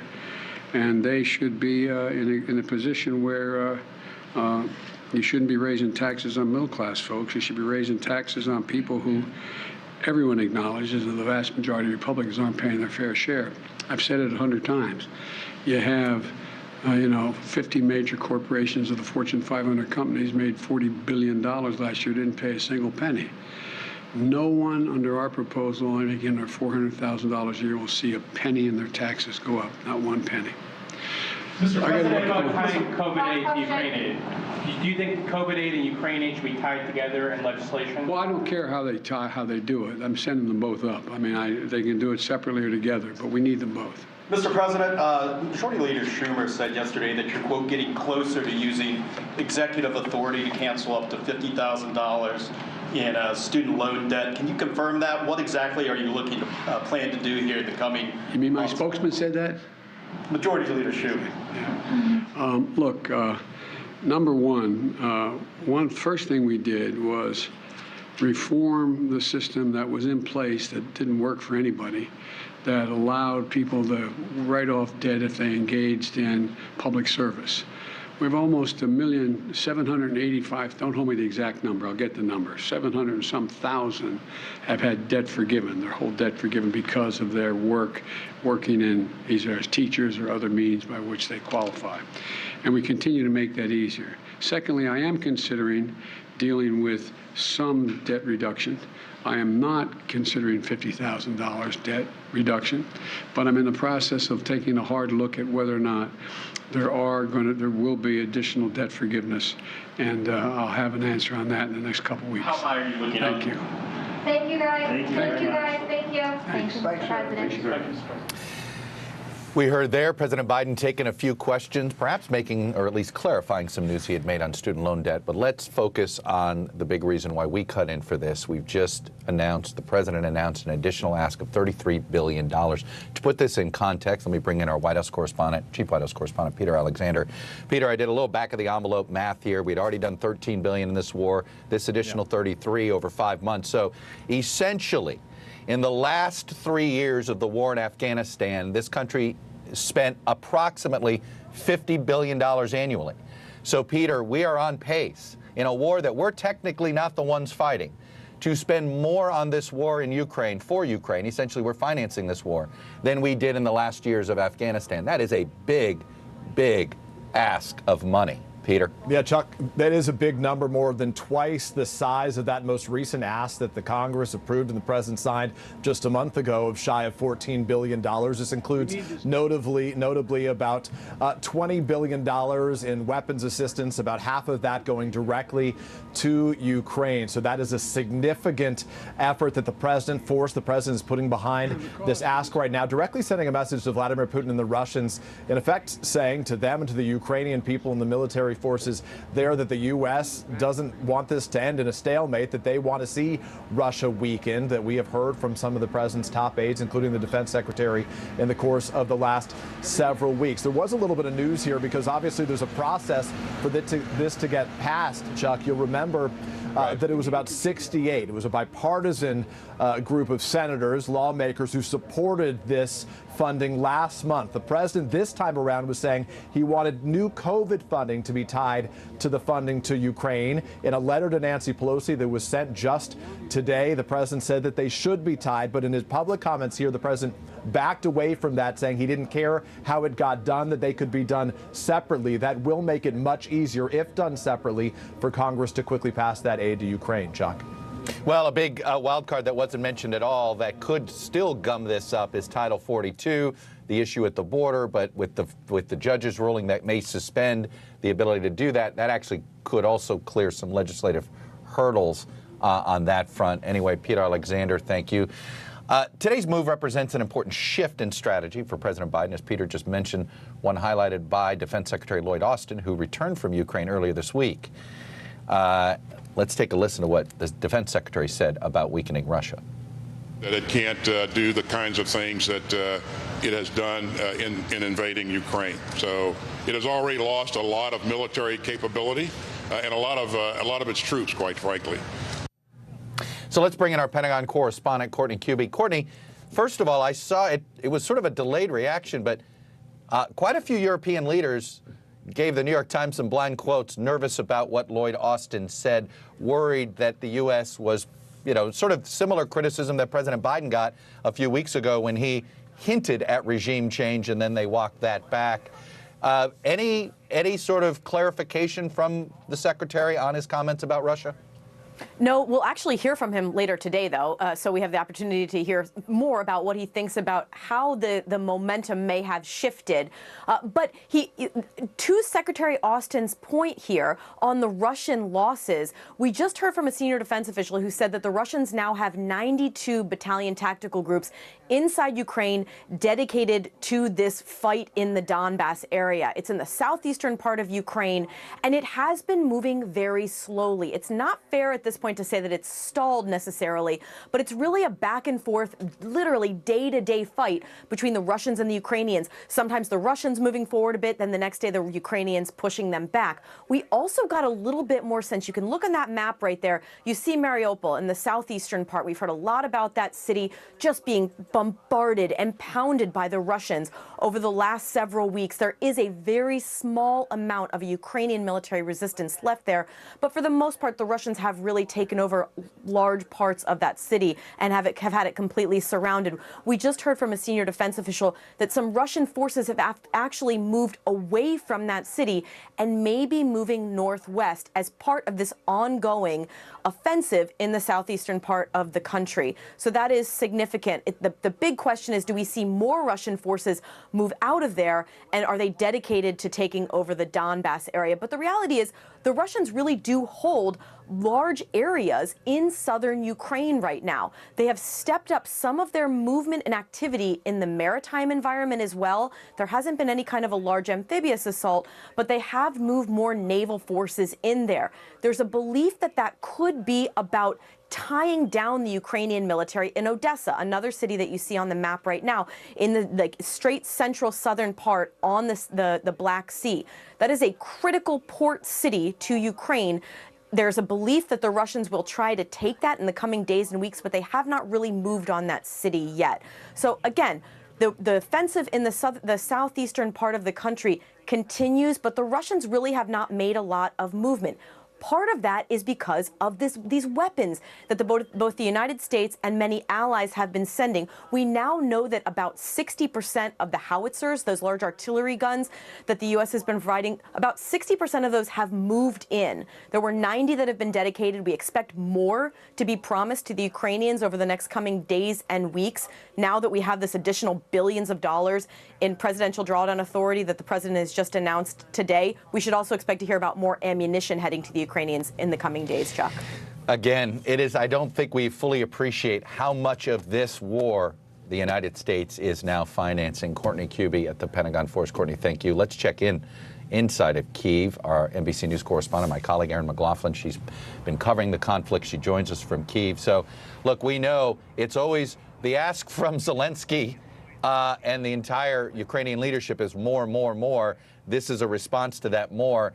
Obviously, this may be just a down payment.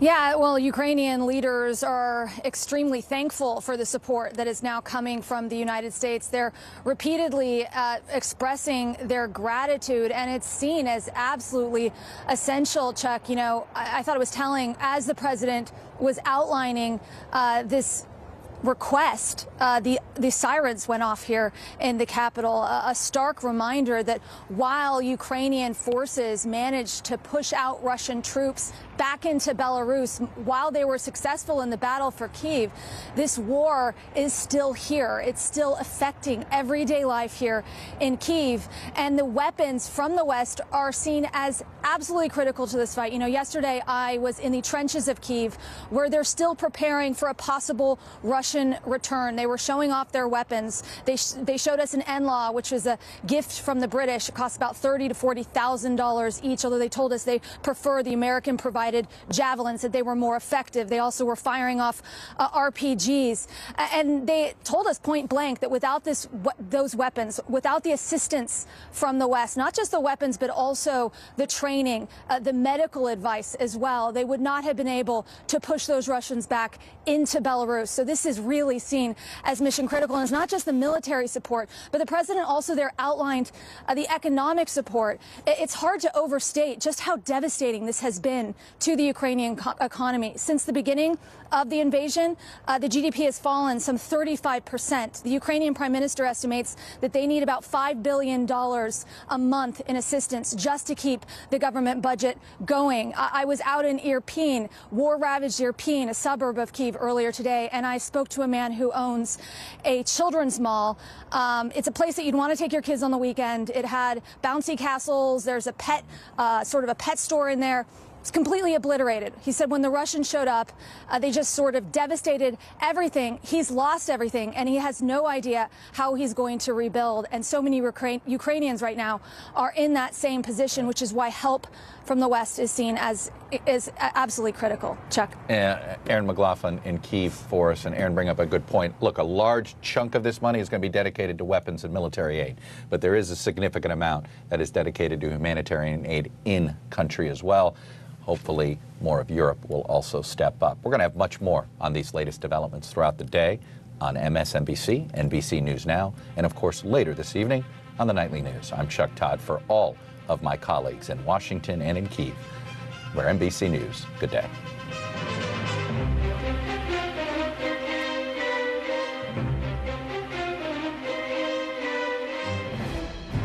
Welcome back. I'm Morgan Radford, and bottom of the hour now. So here are the latest headlines from Ukraine. President Biden is pushing to shore up support for the war-torn country, asking Congress to find a new $33 billion aid package. Take a listen. The cost of this fight is not cheap, but caving to aggression is going to be more costly if we allow it to happen. The UN Secretary General is in Ukraine today, witnessing firsthand the devastation outside of Kyiv. He's also holding talks with Ukraine's president after his meeting with Russian President Vladimir Putin in Moscow just earlier this week. We begin our coverage this half hour with global correspondent Ras Sanchez. In Russian-occupied Kherson, this is the price of resistance. Vladimir Putin's forces appearing to use tear gas to disperse peaceful protesters. At least 4 civilians injured, according to Ukrainian authorities. President Zelensky hailing the demonstrators. "I'm grateful to everyone who does not give up," he says. Kherson fell in the first days of the war, now under complete Russian control for nearly 2 months. Russia's flag flies over government buildings and its troops control all movement in the city. But the occupiers unable to stamp out Kherson's desire to be free. The people in Kherson were coming out onto the street despite being held practically at gunpoint by the Russian soldiers. Artur Samarikov, a playwright, escaped the city 2 weeks ago. We met him in the relative safety of Lviv. What is it like for people inside Kherson right now? Fear and despair, moral confusion, he says. He told us food is hugely expensive and in short supply. People stand in lines for hours for basic goods. When Artur escaped, he says he left his smartphone behind, saying he'd seen Russian troops searching them at checkpoints. Were you afraid at that checkpoint? Yes, I was afraid, he said. There were rumors our convoy was going to be attacked. Before annexing Crimea in 2014, Russian forces staged a referendum. They claimed 97% voted to become part of Russia. Now, Zelensky warning the same playbook being prepared in Kherson, a sham referendum followed by potential annexation. Russia loves referendums. In their mind, it makes their occupying powers more legitimate. But of course, right now, it's impossible to hide the lies. For those inside the city, every day brings new fear. Ukraine's military saying 300 men from Kherson have been detained, some tortured, and exits from the city now blocked. Even just speaking Ukrainian can draw the wrong attention. It's so scary, so dangerous when the soldiers were with a weapon. We're concealing this woman's identity for her own safety. You a girl and you don't know what they can to do with a woman. Terror for Kherson's women after widespread reports of rape by Russian troops occupying Bucha. Do you think Kherson will be free from Russia one day? Yes, absolutely. What gives you such hope? We want to give freedom, and in Kherson, it's Ukraine. A city occupied by Russia, but whose heart is still firmly in Ukraine.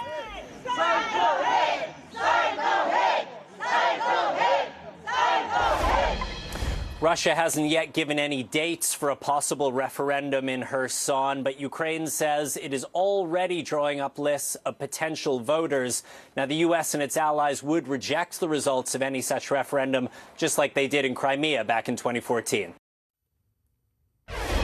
I'd like to bring in Hannah Hopko now, a former member of Ukraine's parliament. Hannah, first, thank you so much for being with us. And I want to get your reaction to this latest request we just heard from President Biden for $33 billion in aid to Ukraine. What do you think, Hannah, of this plan? I mean, will it help? Is it enough? Or is it just a starting point? So this money will help Ukraine, this aid, to win the war faster and to save more lives. And I think this is demonstration of true leadership. Of course, this money is not enough, but this will change the spirit of Russian armed forces, because I think they should be more afraid. And actually, I would recommend them to leave Ukrainian territory, because we are winning this war. And with extra aid from the US, the victory will come faster. And speaking of that, Hannah, I mean, we saw the UN Secretary General walking through some of those devastated towns just outside of Kyiv today. How important is his visit and visits like these, in your opinion? I think before visiting the war criminal, he had to visit Ukraine first. And as your president made a statement in Warsaw during his visit to Europe, don't be afraid. So I think the UN leadership, they have to be in Mariupol. And actually, this is why UN was designed as an international organization. And he had to convince Putin to organize green corridors to save kids from Mariupol, wounded people which are suffering from hunger, from Russian bombs, which are deliberately attacking civilians, innocent civilians. I really appreciate your point there about Mariupol specifically. And Hannah, I understand that you're actually participating in an international conference in Poland regarding this war. What do you want world leaders to know or do right now? So in this conference, we are discussing why the world allowed the totalitarianism in 21st century.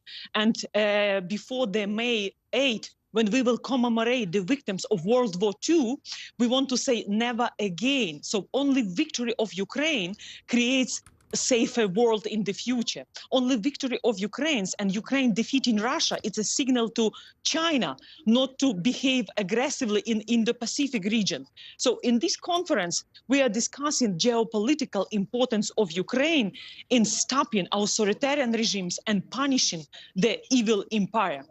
And security, really, for the rest of the world as well. Hannah Hopko, thank you so much. And food security as well, because Ukraine is one of the top producers of food. Food, gas, a lot at stake here. Hannah Hopko, thank you so much. And IT, innovations. I wish you to come to Kyiv, because with U.S. leadership, the victory comes sooner, and you will enjoy the beauty of Kyiv with more than 1,000 years of history. Well, I would love to come to Kyiv. I'd take you up on that offer, Yes. as long as you take me out and you get to explain this more to me in person. I would love to see you and meet you, and I thank you again for your time, Hannah. Thank you so much. Yeah. And back here at home, New York election officials are headed back to the drawing board after the state's top court officially rejected newly enacted congressional maps. The court claims the new maps are unconstitutional. NBC News senior reporter Jane Tim joins us now. Jane, I know that you've been looking at these maps, and we've seen court battles like this in several different states. So remind us specifically of just what New York Democrats were hoping to accomplish here and why the court rejected these particular maps. Morgan, New York Democrats drew a map that experts told me was an artful gerrymander, or a masterclass in gerrymander, by effectively drawing lines that got them 3 more seats in the U.S. House. They wanted these maps. They said these maps were not partisan gerrymander, despite what the experts said. And they enacted these maps just sort of going against maybe in the absence of the state's redistricting commission, which had stalemated. Republicans sued and said that these maps were partisan gerrymander and that they had to be tossed out, and the court agreed. They said the process that they came up with these maps and the maps themselves were unconstitutional because they violated the state's anti-gerrymandering reforms. I mean, looking forward, though, Jane, I mean, what's next? I mean, do New York Democrats have any recourse here? You know, the Court of Appeals is the highest court here in New York, but they do have to figure out what to do with the primary. The state court itself can't move the primary unilaterally. They said in their opinion they expect that primary will need to get moved to August, but the federal court is likely to have to get involved here and actually agree to a new primary date, probably before August 23rd here in New York. So we'll be watching that to see how that goes and when that primary gets scheduled. All right, NBC's Jane Tim for us. Jane, as always, thank you. He's not announced an official bid just yet, but that's not stopping former President Donald Trump from heading back on the campaign trail. Now, this time, he's expected to head to Illinois, and it's causing quite a stir, as you can imagine. Two Republican representatives and Trump allies are locked in a pretty tight primary race, and Trump has reportedly picked his favorite. So, NBC News senior political analyst Jonathan Allen, my friend, joins us now at the latest. John, always a pleasure to see you. So first, let's just set the stage for all of our viewers here. This is a pretty rare case that you have two incumbent representatives who are squaring off in this primary. So what caused this? I mean, how do we even get here? So every 10 years, as you know, Morgan, there is a reapportionment of the congressional districts among the states based on population changes. And then there's something called redistricting. Folks are probably familiar with that. And what ends up happening in states like Illinois that are losing population, or at least not growing as fast as other states, is you often get a game of musical chairs where there aren't enough districts for all the members of Congress. Here you've got Mary Miller, member of Congress since just for the last couple of years, and Rodney Davis, who's been there for a little bit longer, squaring off against each other. And John, I mean, both Representative Mary Miller, as you just mentioned, Rodney Davis, they're both Trump loyalists. Davis even co-chaired Trump's 2020 election campaign there in Illinois. So why is he going with Representative Miller? What's behind that decision and support? Well, Trump hasn't necessarily given us all of his thinking on this, but Rodney Davis is a member of the House Administration Committee and voted in favor of an independent commission that never actually ended up happening to investigate January 6th. That is seen as something that is deeply disloyal to Trump. So Trump is behind Mary Miller, and Mary Miller is making the most of it. Speaking of which, I mean, John, you know, Trump's coming out and supporting more and more of these candidates. I mean, is that sort of a clear indication, or as clear of an indication as we have thus far, that he's really planning on staying active in politics, if not sort of eyeing this next presidential run? It's a great question, Morgan. The way I look at it is former President Trump is running for president until he says he isn't. He's doing all the things that a candidate would do and more than most people who would be running for president would be doing at this point in the cycle. He's going out and doing huge campaign rallies. This looks a lot like one of his own election bids. Of course, we're in the midterm cycle, but making the endorsements, raising a ton of money, doing these rallies, and keeping himself at the center of attention. This is somebody who is a candidate until he says he's not. I think that's a very healthy and fair way to look at it. NBC's Jonathan Allen for us. John, as always, thank you, my friend. And to our viewers, stay with us. We have much more news coming up just for you here on NBC News Now. She was a nurse who got the COVID vaccine on TV. Then she fainted, and a conspiracy theory was born. This is how one person's life became a weapon in an information war. Tiffany Dover is dead. An NBC News podcast. Listen now. Top Story with Tom Llamas. Weeknights at 7 on NBC News Now. Sometimes the news can be difficult and overwhelming for kids to understand, so we've created a newscast just for them. We hope your family will watch Nightly News Kids Edition.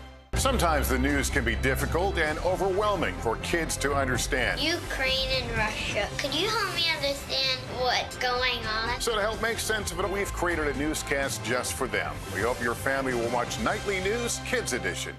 We're here to start conversations about the big things happening in our world, because it's not my job to tell you what to think. My job is to think about what you tell me. Now Tonight with Joshua Johnson, streaming weeknights at 8 on NBC News Now. Good morning, everybody. Welcome to Today. Future's looking bright. You got a whole restart. How does that land with you? Is climate change and the environment one of your top priorities? You know what? Our hearts are ready for something like this. It's a great workout. It's everything you need. Look who's back together. Oh, I'm so happy. That's what it takes to set a record. So glad to see you. Live from Ukraine, from Mayfield, Kentucky, from Waukesha, Wisconsin. To cover the news, you have to be in it. This is how so many towns and cities are protecting themselves. You can actually see they're pushing the gates open. I also want to get home. You'll get home. You'll get home. Do you remember any tornado as bad as this one? You look at this and you're thinking, we're not going to have power for weeks, if not months. Exactly. Every night, it's your news playlist. Top Story with Tom Llamas, weeknights at 7 on NBC News Now. Good morning, everybody. Welcome to Today. Future's looking bright. You got a whole restart. How does that land with you? Is climate change and the environment one of your top priorities? You know what? Our hearts are ready for something like this. It's a great workout. It's everything you need. What comes back together? Oh, I'm so happy. That's what it takes to set a record. So glad to see you. Live from Ukraine, from Mayfield, Kentucky, from Waukesha, Wisconsin, to cover the news, you have to be in it. This is how so many towns and cities are protecting themselves. You can actually see they're pushing the gates open. I also want to get home. You'll get home. You'll get home. Do you remember any tornado as bad as this one? You look at this and you're thinking, we're not going to have power for weeks, if not months. Exactly. Every night, it's your news playlist. Top Story with Tom Llamas, weeknights at 7 on NBC News Now. Israel remembers the victims of the Holocaust, and it's 118 degrees in some parts of India. Let's go around the world now in 60 seconds. Mexico, where 2 prosecutors have been fired by local government officials for errors in the search of a murdered woman. The woman's body was found dead at a motel by staff, but the motel had been searched several times before by the prosecutors and 200 investigators, yet nothing was found. Israel, where the nation stood in silence to mourn the victims of Nazi genocide on Holocaust Remembrance Day. Sirens blared and people exited their cars to stand and bow their heads in memory of those lost. 6 million Jews were killed in the genocide. Roughly 165,000 Holocaust survivors live in Israel today. And India, where the nation is experiencing a record-breaking heat wave. Temperatures hit 118 degrees in some parts of the country. It's so hot in India's capital of New Delhi that a landfill there burst into flames. And that's the world now. Breaking news first on NBC News Now. America takes action. President Biden announcing a plan to step up sanctions against Russia and give Ukraine billions more in aid. Why, he says, the U.S. needs to respond right now. Freed from Russia, a former U.S. Marine imprisoned for years is finally back on American soil. Plus, shot of hope. Moderna seeking emergency use authorization for its COVID vaccine for kids 5 and under. We'll tell you just how soon those doses could become available nationwide. And all bets are on. The NFL draft is kicking off in Las Vegas with those prospects hoping they have what it takes to win big.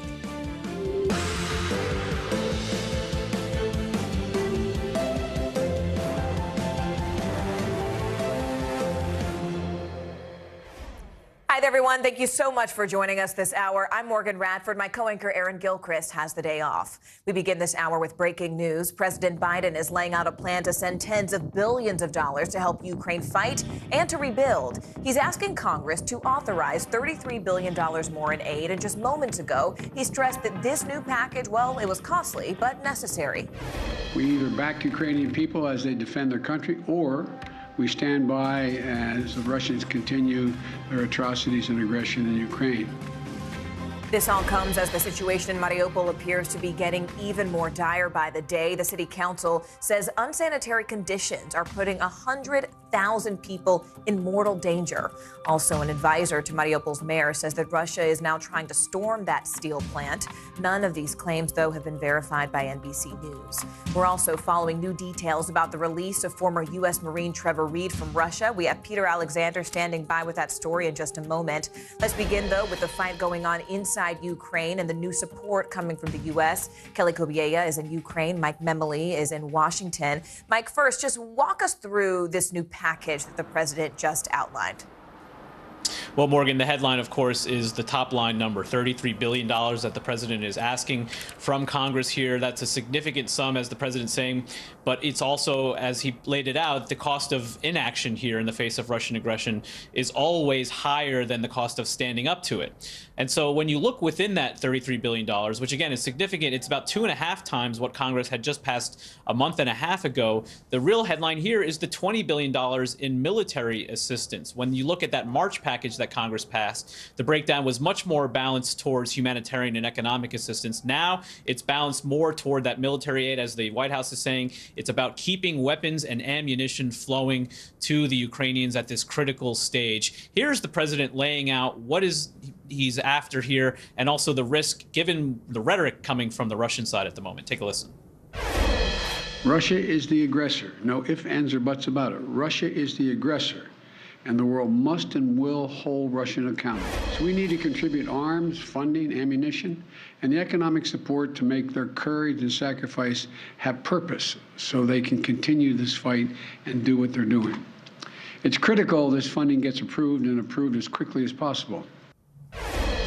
Interestingly, $500 million in this package, not for Ukraine, but for here at home. It's about increasing our domestic supply of foods, primarily wheat and grains, of course, because of the disruptions we're seeing in Ukraine and Russia, the breadbasket of the world, as it's often called. But, Mike, so many of us have been focused on these sanctions, sort of this punitive leverage against Russia. But when it comes to these new sanctions, Mike, I mean, has the president said how those seized funds might actually be used? So this is a very interesting separate proposal that the president is laying out today. So much of what we talked about in the early days of the Russian invasion were the new sanctions being announced by the administration day after day on oligarchs, on those close to Putin, on Russian institutions. What the president is asking for today is for Congress to give him expanded authority as it relates to Russian assets, these oligarchs, for instance, yachts. They want to be able to seize those assets, liquidate them, and then use that money directly to send more aid and assistance to the Ukrainians. It's been estimated that, for instance, more than a dozen yachts that have already been seized by Russian oligarchs could yield billions of dollars for the Ukrainians. And so the president is asking for this authority, and Congress has already indicated that they're willing to give it.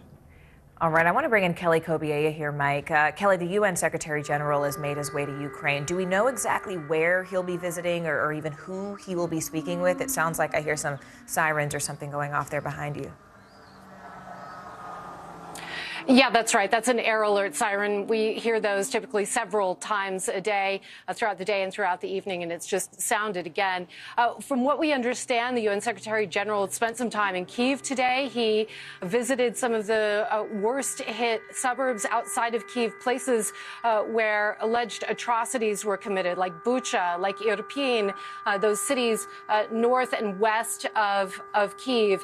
And he made several comments as he was there. He talked about how striking it was to see what's left there. He talked about imagining his own family going through what these Ukrainian families have gone through. He talked about the suffering. He talked about civilians being the first casualties of war. And he also said that he supported the International Criminal Court's investigation into possible war crimes and encouraged Russia to cooperate. What he didn't say or do was point the finger in one direction or another. He didn't point the finger at Russia at all. He said, we must remember the biggest crime is the war itself. Morgan?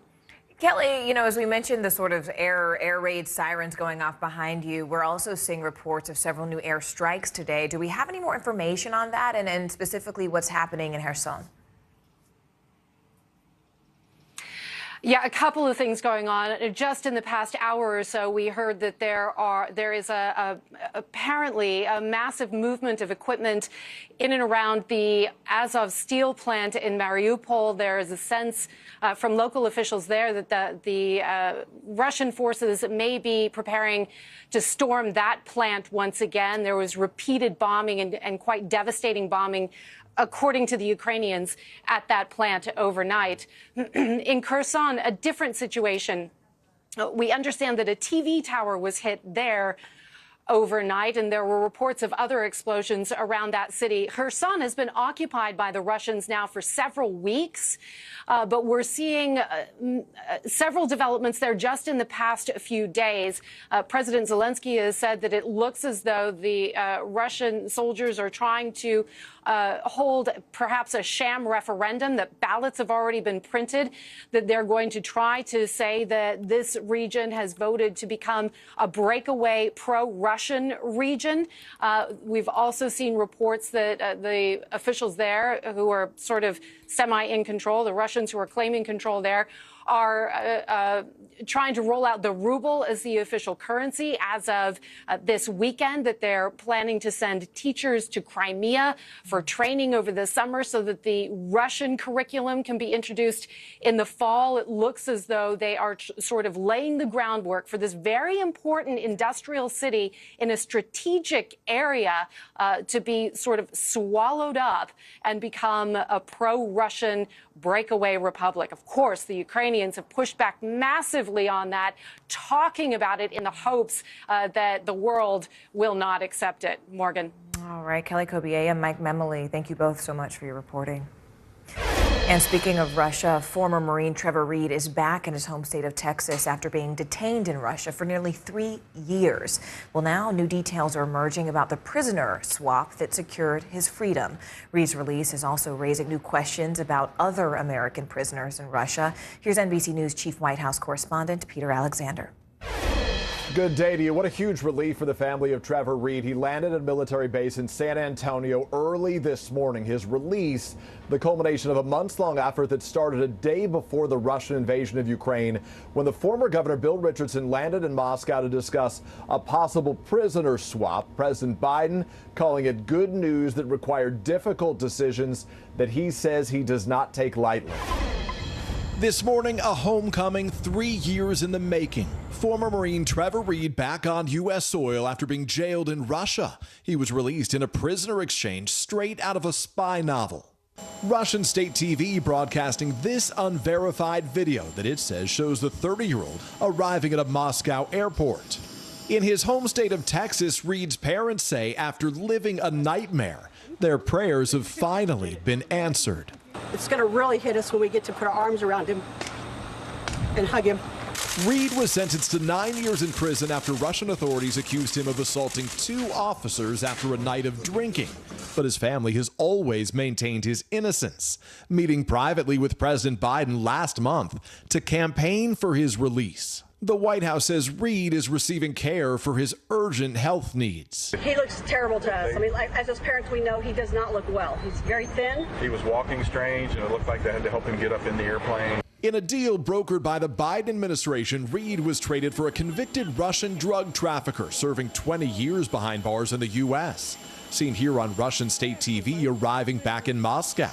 Last year, Reed's parents telling Savannah they'd support a prisoner swap. We don't care how he comes home. Yeah. If they want to exchange Trevor for some criminals that were, low-level criminals or whatever. We're fine with that. Hey. We want our son home.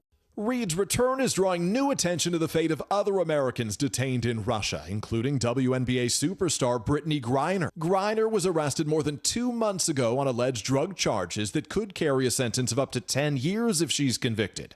Griner's lawyers have not responded to NBC News' request for comment. Another former Marine, Paul Whelan, is serving a 16-year prison sentence after being accused of spying, which he denies. In a new statement provided by his family, Whelan, after learning of Reed's release, asks, "Why was I left behind?" adding, "The world knows this charge was fabricated. Why hasn't more been done to secure my release?" As for Trevor Reed, his family members say he was kept in an isolation tent on the plane home because they worry he has tuberculosis. His release came as a major surprise, especially considering the escalating tensions between the U.S. and Russia right now over Russia's assault on Ukraine. But officials here say negotiations about Reed were walled off from the administration's efforts to punish Vladimir Putin and Russia. Back to you. All right, we have a lot of important new developments this hour in the COVID pandemic. So we start with promising news involving vaccines and kids. Moderna has asked the FDA to authorize its doses for children between 6 months and 5 years old. Right now, kids under 5 are not eligible for the vaccine. Meanwhile, overseas, Denmark is now dropping its vaccination campaign, becoming the first country to do so. More than 8 in 10 people there are fully vaccinated, and health officials say they have the virus under control. Denmark does plan to administer more shots in the fall. In China, however, cases are climbing as people in Shanghai and Beijing face some pretty serious lockdown restrictions. Nearby Taiwan is also facing its largest outbreak of the pandemic. So there is lots of COVID news to cover this hour. And let's start with this latest effort to vaccinate kids and what parents need to know. NBC News correspondent Stephanie Goss has been tracking all of these Moderna moves for us all day. Stephanie, what is the latest when it comes to protecting kids? You know, Morgan, I'm going to take you back actually a little bit here to December 2020. That was when the feels first, like a lifetime ago, right? Doesn't it? That was when the first vaccine was actually authorized. It's a year and a half later, and the youngest among us still can't get a vaccine for COVID. And now Moderna says it has one and that it shows a robust antibody response, and it has gone to the FDA to get authorization. For anxious parents with very young children, the wait could soon be over. Moderna says it has a 2-shot vaccine taken 4 weeks apart that provides robust protection against COVID for children ages 6 months to 5 years old. The dosage, only 25% of that given to adults. We can halve the risk for these little kids of getting COVID by getting vaccinated. We can cut it in half. In clinical trials during the Omicron surge, neither Pfizer nor Moderna's vaccines performed well against infection in the youngest age group. Moderna says its vaccine is 51% effective for children 6 months to under 2 years old and 37% for ages 2 to under 6. But the company also points out that the vaccine will minimize severity of infection. The level of antibody that we saw in these little children is similar to a level that really provides great protection against severe disease and hospitalization in older kids and in adults. Pfizer is expected to submit its application for a 3-dose vaccine for the same age group later this spring. On Tuesday, the company asked the FDA to authorize a booster dose for children ages 5 to 11. Meantime, Dr. Anthony Fauci says while the world may still be in the grips of COVID, for the U.S., the pandemic may be ending. We are certainly right now in this country out of the pandemic phase. Fauci noting that even with the uptick in cases, numbers of hospitalizations and deaths are down, saying the country is now transitioning to a control phase where the virus is becoming endemic. A turning point in our country's fight against COVID, with a potential new vaccine for young kids now on the way. All right, so Stephanie, a recent CDC study actually said that about 75% of kids and teens already had COVID. So when we talk about this herd immunity or the concept, right. I mean, why do doctors feel like this is still so important? So it's really important, medical experts say, to look at that 75% and put it into perspective, that we don't know. There's a spectrum of antibody response after getting COVID, no matter what your age is. And it's unpredictable. What is more predictable is what your response is going to be following a vaccine. And it's one of the arguments that pediatricians and other medical professionals are making when they talk about the importance of getting everyone vaccinated. All right. Stephanie Goss, thank you so much. We appreciate it. And for more, let's go ahead and bring in NBC News medical contributor, Dr. Natalie Azar. Dr. Azar, you know, while this seems like promising news, I do want to ask you about that statistic that Stephanie just mentioned. Moderna saying that his vaccine is only 51% effective for kids 6 months to under 2 years old and 37% effective for those 2 to 5. So why are these numbers so low? You know, looking at those numbers, we've become so accustomed to hearing these crazy, ridiculous numbers of efficacy. You may recall Pfizer and Moderna, when they both rolled out, we were in the 90s in terms of protection from infection. When these pediatric studies were done, this was during the Omicron wave, Morgan. And so even in adult groups, we know that the vaccine efficacy against protection or against infection was declining in adults as well. So that's really the explanation there. And, you know, what I would offer as sort of a rebuttal to, well, that doesn't sound that great, I'm not going to do it, is, you know, if you're someone who routinely gets your child vaccinated against the flu, that efficacy is pretty comparable. But we know even with those low numbers, as the Moderna CEO or spokesperson pointed out, the amount of antibodies that these kids generated basically will give them the kind of protection that they need to prevent against serious disease, hospitalization, and death. And Dr. Azar, I do want to also ask you about Paxlovid, this drug that the Biden administration says it wants to expand access to nationwide. But what's interesting is that in some rare cases, patients who actually take the pills are getting a second round of the virus after they recover. So what should people know about this drug if it is, in fact, something they are considering taking? Right. So this is very, very uncommon. This is not something that any of us would necessarily expect our patients to experience. This is something that in the authorization documentation was already something that the FDA knew about. I think that the issue here is, why is that happening? Is it because the virus is kind of hanging out in a reservoir somewhere in the body, perhaps, past the blood-brain barrier, if you will, and the antibiotic or the antiviral is not able to access it. And so once you treat for a little bit of time, it allows the virus that was hanging out in those places to suddenly resurface. Or, Morgan, probably more likely is that there are certain people, if you're older or immunocompromised, might require a longer course of therapy, not just the 5 days. What we need desperately, people and medical professionals like myself who are providing this care and prescribing this medicine, is what do we do? Do we give another course? Are we allowed to just give 10 days? Do we need to have that authorized? I think a little bit more clarity, transparency, and guidance would reassure everybody. But this is no cause for alarm at all. Well, we love to hear that. Dr. Natalie Azar for us. Dr. Azar, as always, thanks so much for joining us. A federal judge in Louisiana has ordered the Biden administration to pause its plan to lift Title 42. Now, this is a rule that prevents migrants from making asylum claims in the U.S. due to concerns about spreading COVID. The law was first put into place during the height of the pandemic by the Trump administration back in 2020. The Biden administration now plans to lift that rule on May 23rd. So NBC's Garrett Haig joins us now to help unpack the back and forth. Garrett, first, just walk us through the judge's decision. What's the reasoning here? Well, the judge put a temporary restraining order here in place after a lawsuit from a bunch of states' attorneys general, Republican-controlled states all banded together for this lawsuit.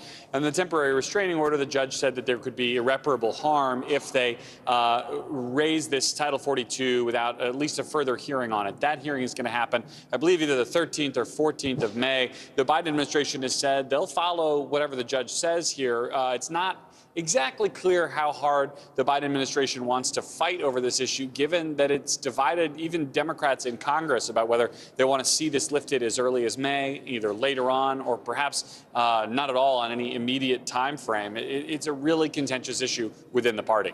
And when you speak of that division, Garrett, just earlier this week, Homeland Security Secretary Alejandro Mayorkas said that only Congress can actually fix the problems at the border. So are there any bills sort of being worked up to address this?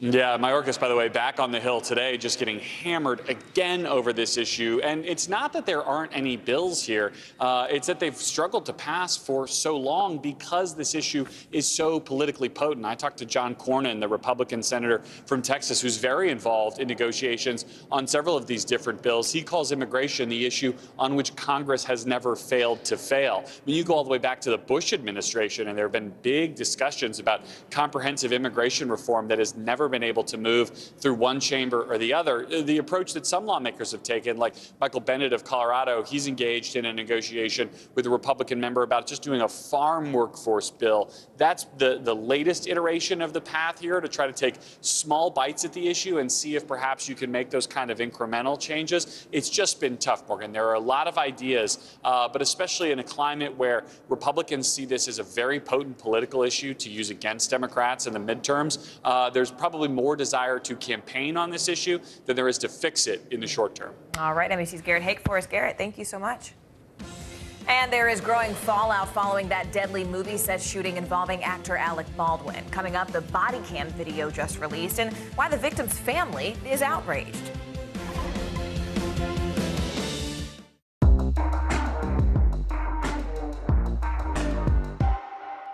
Hallie Jackson Now, weekdays at 5 on NBC News Now. We're here to start conversations about the big things happening in our world, because it's not my job to tell you what to think. My job is to think about what you tell me. Now Tonight with Joshua Johnson, streaming weeknights at 8 on NBC News Now.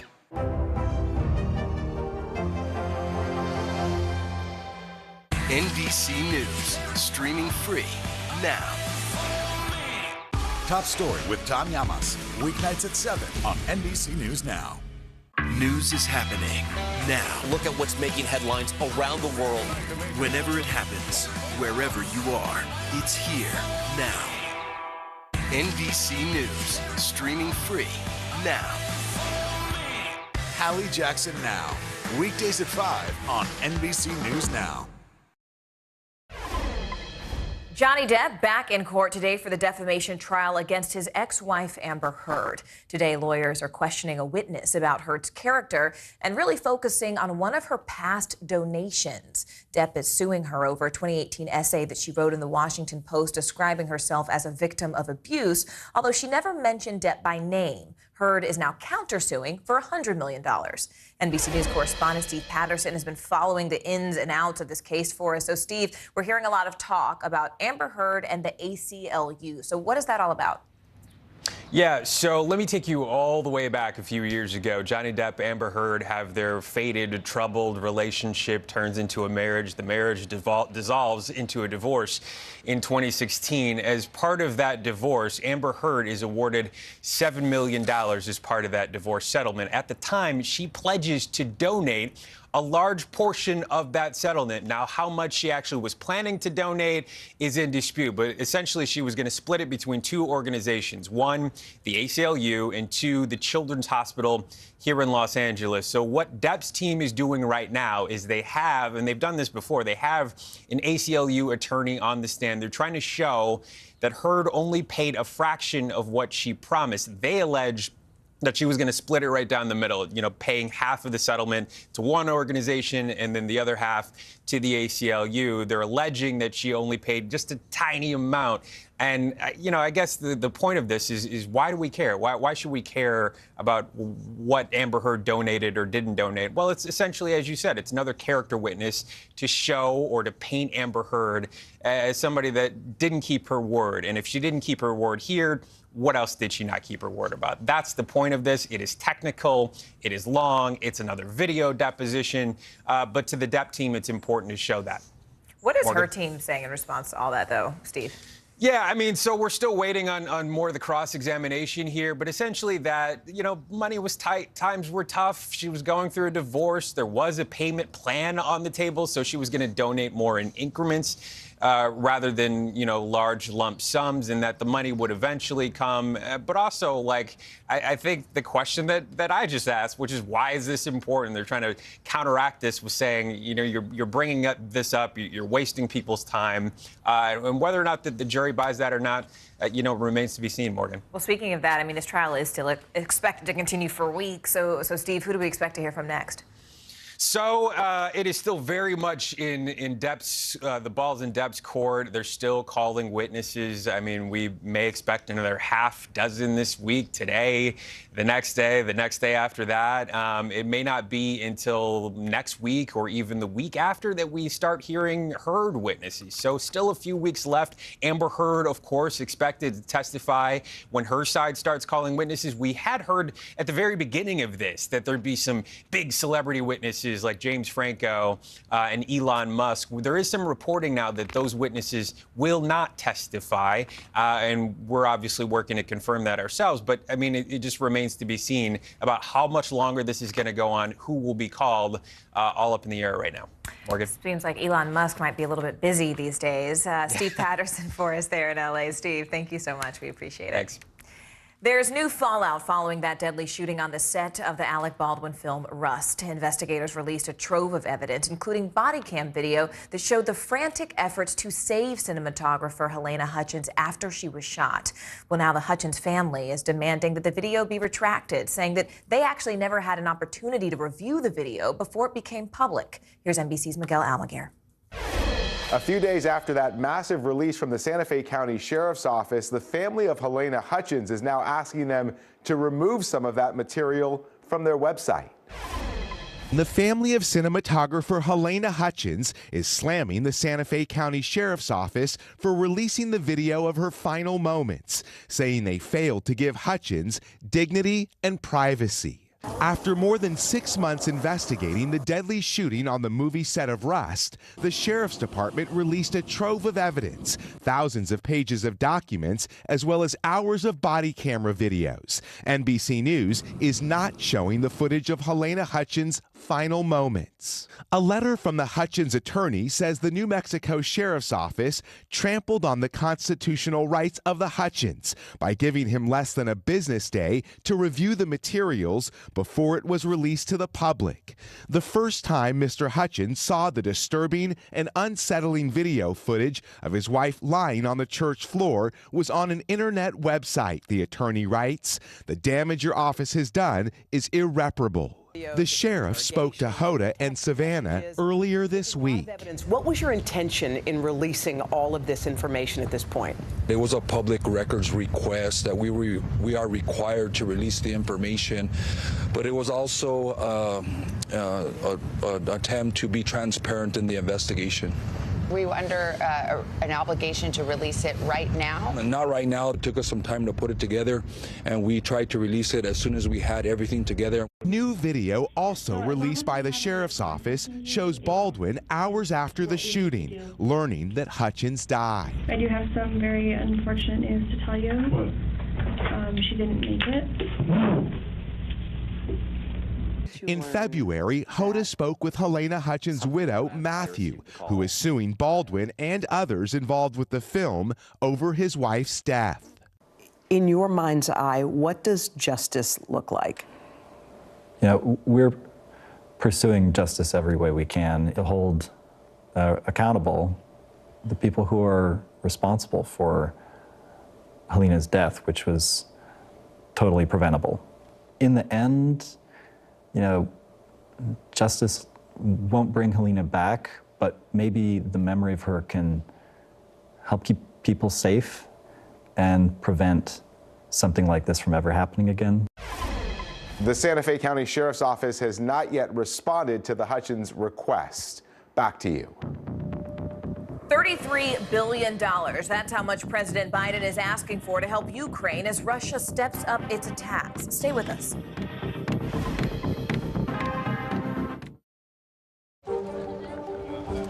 Let's go. This is a critical choke point for this fire.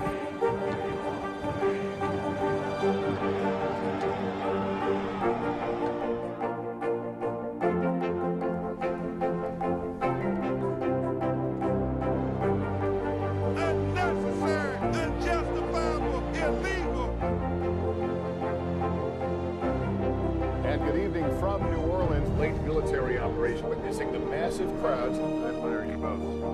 Nice to really spend some time with you. Appreciate it.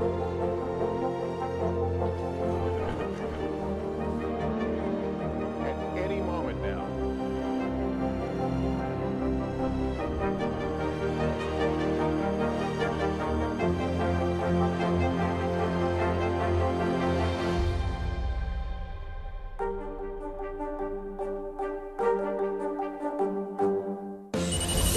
Making news right now, firefighters in Kansas are blaming drier than normal conditions for an increase in wildfires. The state typically experiences 4 major wildfires in the month of April, but so far there have already been 5. This has experts worried that fire season may actually become a fire year.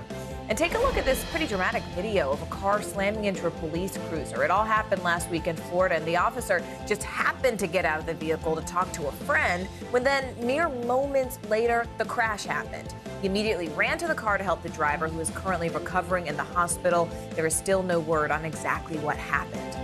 And astronaut Jessica Watkins is officially the first African-American woman to work on the International Space Station. Watkins launched into space yesterday as part of NASA's SpaceX Crew 4.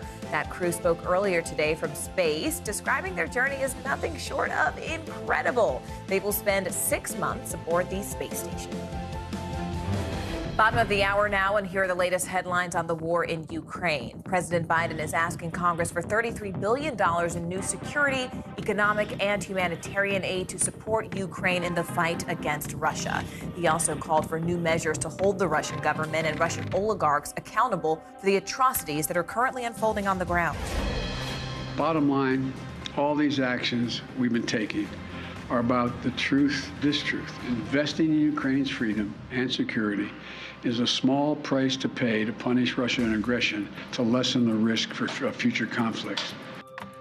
This all comes as Russian forces intensify their assault on eastern Ukraine. In the Donetsk region, at least 30 civilian buildings were destroyed in Russian airstrikes in just the past day. That's all according to Ukraine's national police. Well, we begin our coverage this half hour with Sky News correspondent Alex Rossi, who's right there near the front lines. There is absolutely nowhere here that's been spared. Street after street, it's the same. Shattered buildings and bomb craters. The frontline city of Severodonetsk is a key target for Russian forces.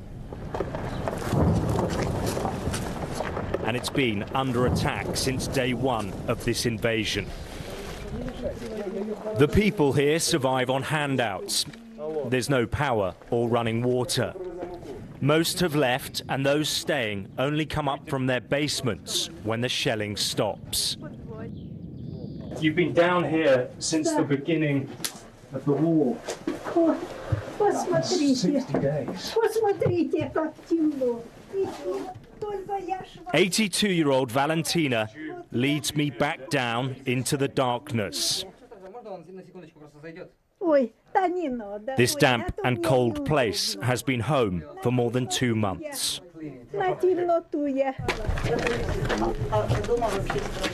More than 20 people are living in this cramped space. But even here, there is some hope. Я верю в то, что о нас не забыли. Поэтому я говорю сейчас выжить любыми силами. Нет, я не верю, что мы покинуты. Я все равно верю, что будет все хорошо.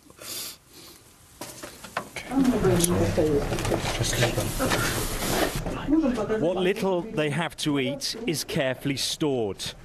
And you might think a city would give up in the face of all this, but the resilience here is staggering. At the main police station, the Ukrainian flag still flies proudly. This building's been targeted again and again, but the resistance remains strong. This is the second floor of the police building. It's still very much under Ukrainian control, but this area is heavily contested at the moment. And there isn't really any part of this city that hasn't been hit by Russian attacks.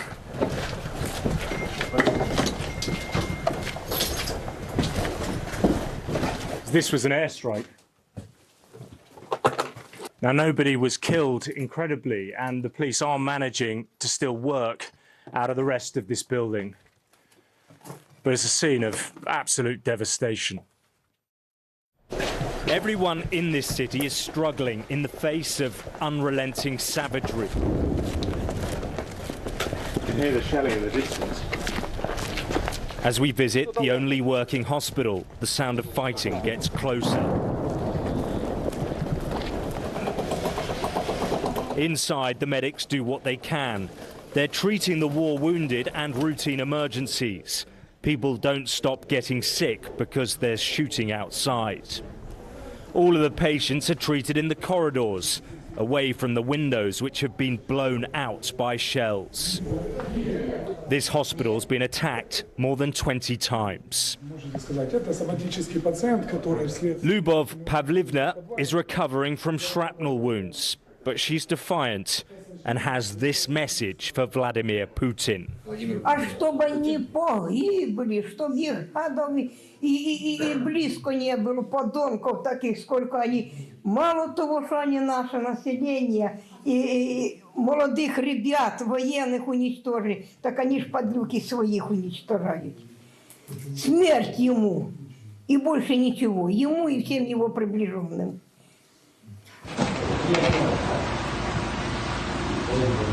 And after we left, we received these images from medics. The hospital had been shelled again, and one of the patients was killed.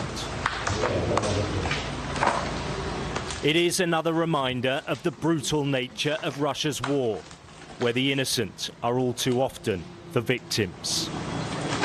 Alex Rossi, Sky News, Eastern Ukraine.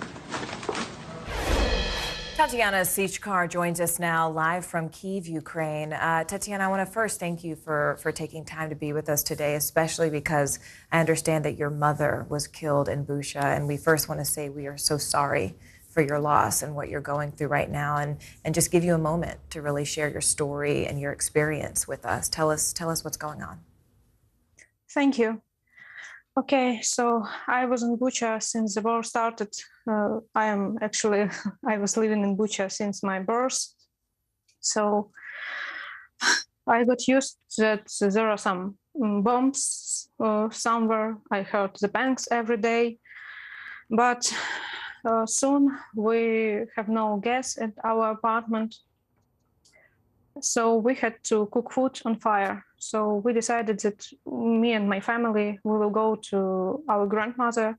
She had an oven, she had some wood, so we had to cook food on fire. We also have no power and no water, so we have to take it from the well. And every day we went to our grandmother, cooked some food every day, and then we came back to our apartment. And one day, suddenly, while we were walking the same route every day, suddenly there were very loud gunshots. I was going behind my mother, and I saw that something was flying off the back of her head. It was very loud. The shot was very loud. I screamed, "Lay down!" Me and my father, we fall on the ground. My mother fell because she had a bullet in her head. My father understood that my mother was shot. I told him that I saw something from the back of her head. He told me to hide behind my mother's body. I tried to call her, but she didn't react. I tried to shake her hand. She didn't react.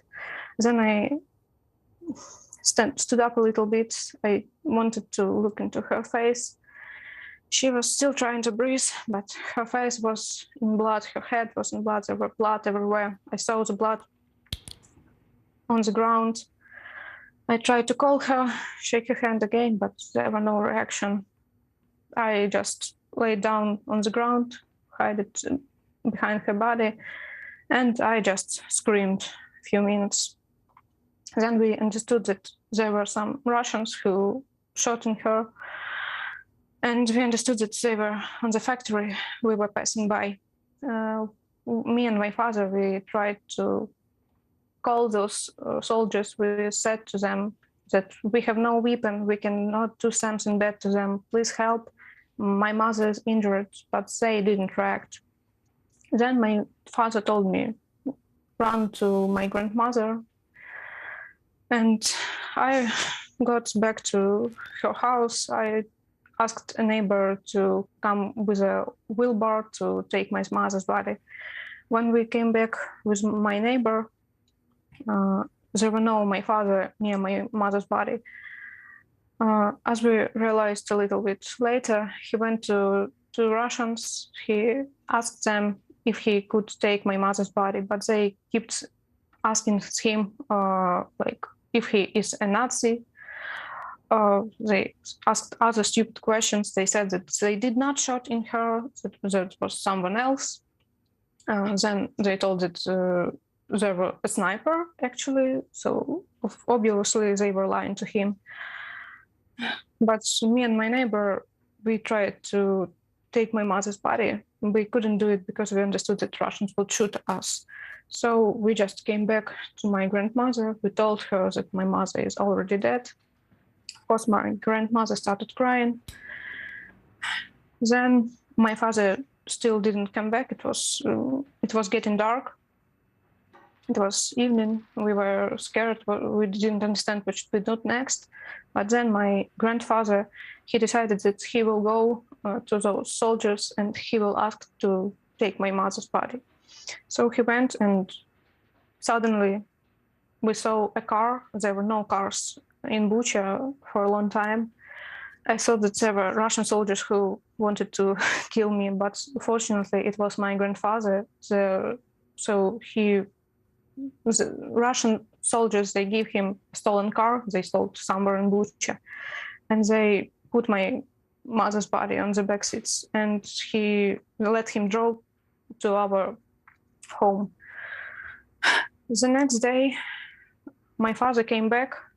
He said that Russians took him into interrogation. They put a bag on his face and tied his hands behind his back, and drove him somewhere on their tanks, asked him some questions. They didn't understand what should they do with him. Actually, they tried to prove to him that he stole some things from the houses, but of course my father didn't. They didn't understand what they should do next, and then they let him go in the center of Bucha. Yes, and Tatiana, I just recapping for our viewers what you said. I mean, you all surrendered. I can't imagine anyone, who has to see their mother die but hide behind their mother's body, and then for your father to be interrogated after having to put his wife's body in a car. Tatiana, words cannot express how sorry and my condolences and how I think we all feel for you, but also they can't express my gratitude for sharing this story, because we talk about world leaders traveling and seeing what's happening on the ground. But this, what you just described, is the human toll, is what's happening to everyday people who have dreams of their own, who have loved ones, who have mothers, who have families. And we cannot thank you enough for sharing your perspective and your experience with us so that the rest of us understand from a human place. Tatiana Sichkar, thank you so much for your time. Our thoughts are with you, and we'll be right back.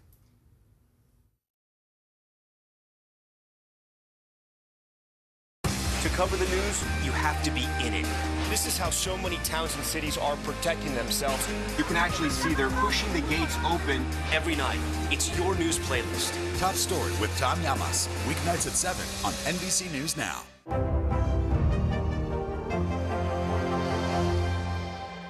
NBC News, streaming free now. Top Story with Tom Llamas is your news playlist on NBC News Now. And now, you can listen to it as a podcast, available anytime and anywhere. Hallie Jackson Now, weekdays at 5 on NBC News Now. Hold on to your seats. The Thing About Pam is the chart-topping podcast series from Dateline and Keith Morrison. A strange story and a career of strange stories. All episodes are available now, wherever you get your podcasts. Now Tonight with Joshua Johnson, streaming weeknights at 8 on NBC News Now. The midterms are fast approaching, and Republicans are fighting to take back the Senate in November. So Nevada is a top priority, with the GOP looking to really oust Democratic Senator Catherine Cortez Masto. And just last night, her top challenger, Adam Laussault, was joined at a rally by high-profile Florida Governor Ron DeSantis.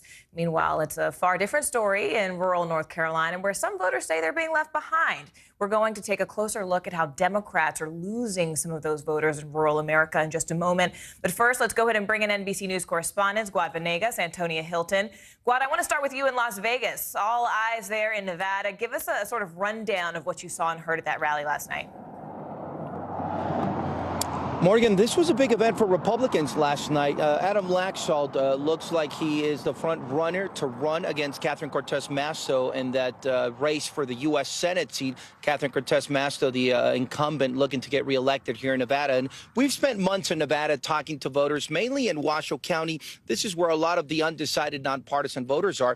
And if you were to ask anyone at the end of last year what they thought about Adam Laxalt, many people would have told you he didn't really have much of a chance. Now, fast forward to today, he just brought in the big guns. He brought in his friend Ron DeSantis.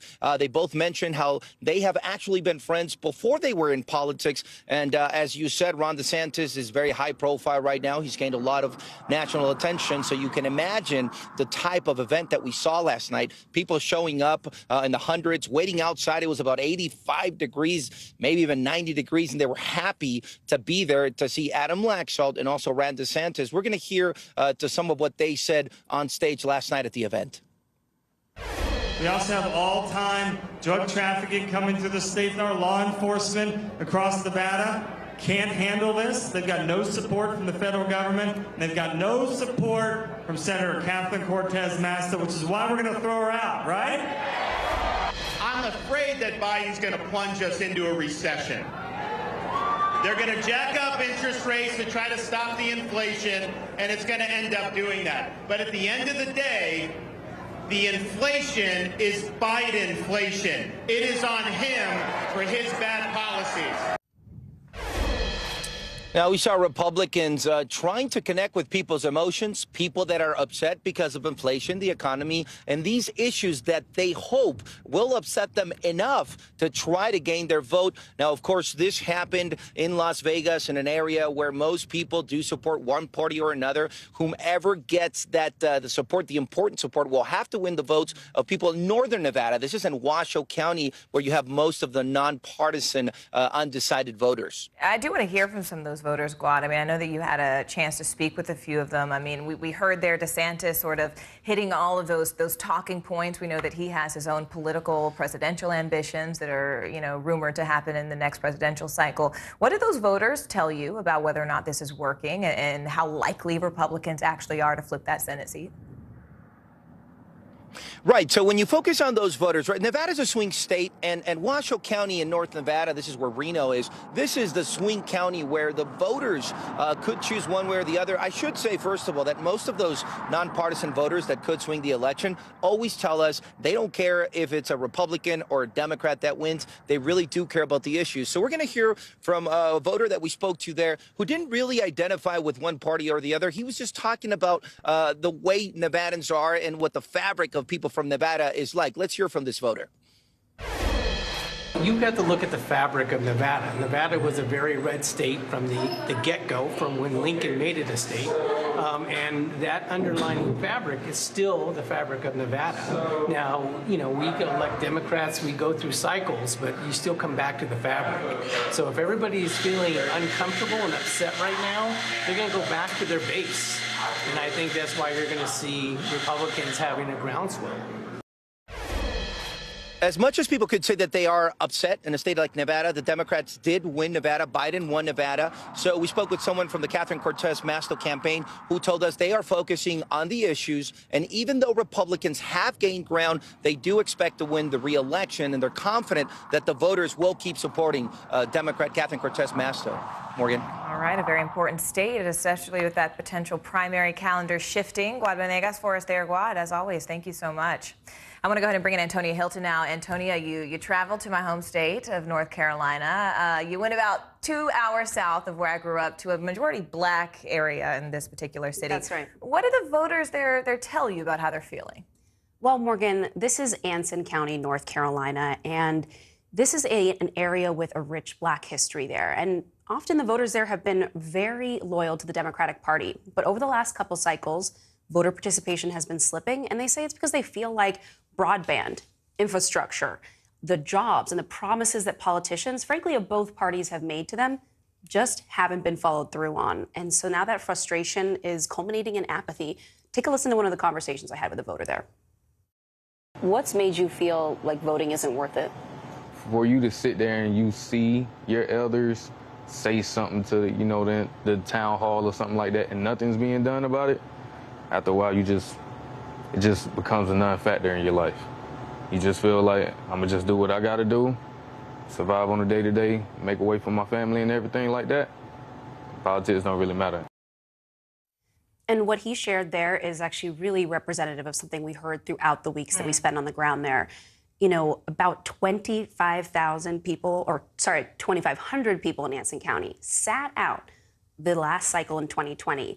And statewide races were decided by things like 401 votes. So many of those voters, like that gentleman there, they just don't know the power they actually have. Which is interesting because what you're describing is sort of a broader issue, right? And it's not just North Carolina, because where you were is sort of just on the border almost of South Carolina. Right. So this is a feeling of apathy that we're seeing and hearing about, right, as reporters that's spreading. What is the community doing in response to really make up for what they see as the lack of Democratic Party attention to their issues? Well, they're hitting the pavement and having conversations by themselves. We actually spent time with a group called the New Rural Project that is dedicated to Anson and a couple of the other counties in the area. And every weekend, they are knocking on doors, and they're not showing up with judgment. They're actually not telling people you need to vote for Democrats. They're just listening to them. You know, why didn't you vote last cycle?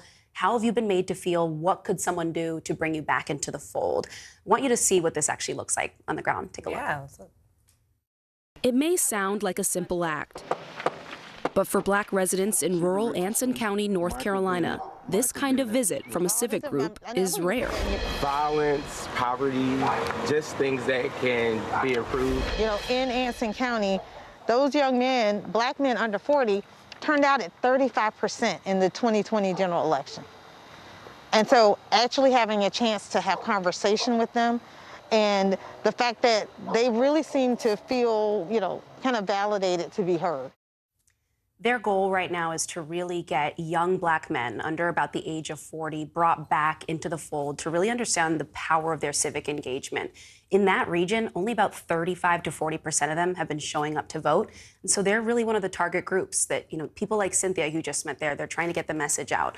In a place as purple as North Carolina, you will have an impact, both in your local races, statewide, and on the national stage. I got to tell you, no matter which side of the political spectrum you are on, everyone just wants to be heard. And Tony Hilton, great reporting, and I hope you got some good food and sweet tea while you were down there. Thanks, Morgan. Take care. Thank you. All right, let's talk about climate change. Many climate scientists say that we need to replace gas vehicles with electric ones as soon as possible. The Biden administration now putting billions of dollars into building electric vehicle infrastructures. But what does that actually look like? What does the road to charging hundreds of millions of cars look like? NBC News technology correspondent Jake Ward joins us now with that story. Jake, tell us a little bit more. Well, Morgan, with 250 million plus cars on the roads in the United States, we looked at this question. How, if they all get electrified, are we going to charge them all? Grad student Victor Tran loves his electric car. There's no oil change, no transmission stuff. It's really nice. The only problem is finding a charger on campus. I drove up to where I usually might charge. Looks like all the spots are full. It's really annoying that there's no spots. We'll build out the first ever national network of 500,000 electric vehicle charging stations. President Biden's $5 billion program hopes to create highway corridors full of them. But experts say with 35 million EVs expected on the road by 2030, we'll need another 1.5 million charging ports, especially in cities. It's easy to make it accessible to just about anybody, whether you live in a single-family home or whether you're in a city and you're depending on off-street parking or an apartment. ChargePoint has been making charging stations for 15 years, testing them against the elements at its lab in San Jose. How does it work? Take your phone, hold it up to the station. Its CEO says its worldwide network of 174,000 chargers means you don't need to fill up every night. You're topping up a little bit at work. You're topping up a little bit when you go shopping or have dinner. Some Starbucks and Taco Bell customers will soon see chargers in the parking lot, for instance. But a full charge can take anywhere from 20 minutes to several hours.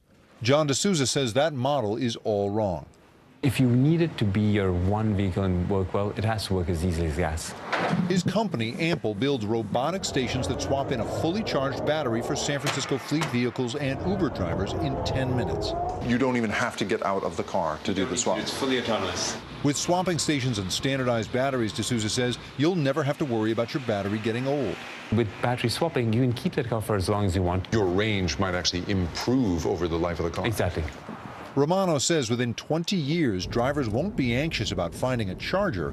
We'll be anxious about finding gas. When the dominant is electric, there are only going to be a certain number of gas stations that are going to be solvent.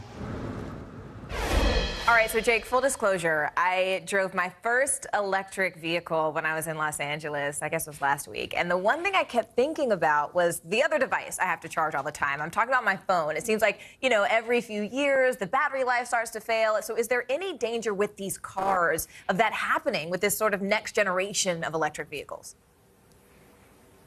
Well, that is definitely the thing about electric vehicles, Morgan. You know, everything else lasts longer. You don't have to change the oil. You really only have to rotate the tires because there's just fewer moving parts in an electric vehicle. But the battery is the long-term liability. It just gets worse and worse. This is, of course, the argument behind battery swapping technology. It's worth noting here that, for instance, the Chinese government has basically just endorsed battery swapping as what they think the future is going to look like. And so it may be that a company like Ample, which does this sort of robotic battery swapping, really could be the future. But, you know, the truth of the matter is we have the technology, whether it's fast charging that can top up or this kind of automated battery swapping. We have it. We just have to find the will and the money as a nation to really swap out all of these cars in the next 20 to 30 years, Morgan. The will and the money. Where there's a will, there's a way. Jake Ward for us. Thank you so much, Jake. We appreciate it, as always.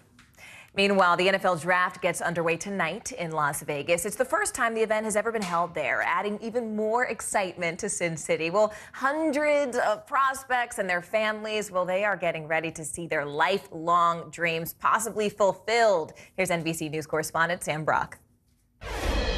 Just a couple of years after landing the Raiders, Las Vegas is now hosting the NFL Draft. And it wouldn't be Vegas if there weren't a red carpet. In this case, that red carpet is a floating stage stretched out across the Bellagio fountains, one of the biggest events now in all of sports, with just one major question going into the night. Who's going to be the #1 pick? The NFL is officially doubling down on Sin City. There is so much buzz and excitement here. Hosting tonight's NFL Draft, smack dab in the middle of the Vegas Strip. You can expect plenty of Vegas-style bells and whistles, like a floating stage on the Bellagio fountains, a draft theater decked out in playing cards, a draft entrance lined with showgirls, and more than 24 performers, including Ice Cube and Weezer. Everything from magicians to Cirque du Soleil, you know, all the things that you can only really see in Las Vegas. Vegas was supposed to host the draft in 2020, but COVID canceled that. Instead, Commissioner Roger Goodell read draft picks literally from his basement. Last year, the marquee event made a comeback in Cleveland, though there were fewer fans and COVID restrictions in place. This year, the Jaguars pick first again, although with their franchise quarterback already in place, it's a real mystery who will go #1. But of course, the player storylines are always the star of the night. The All-American linebacker Devin Lloyd led his school to its first Pac-12 title while honoring 2 beloved teammates lost to gun violence. This is for them. Hey, low time, man, this is for you, man. We love y'all. We love y'all from the bottom of our heart.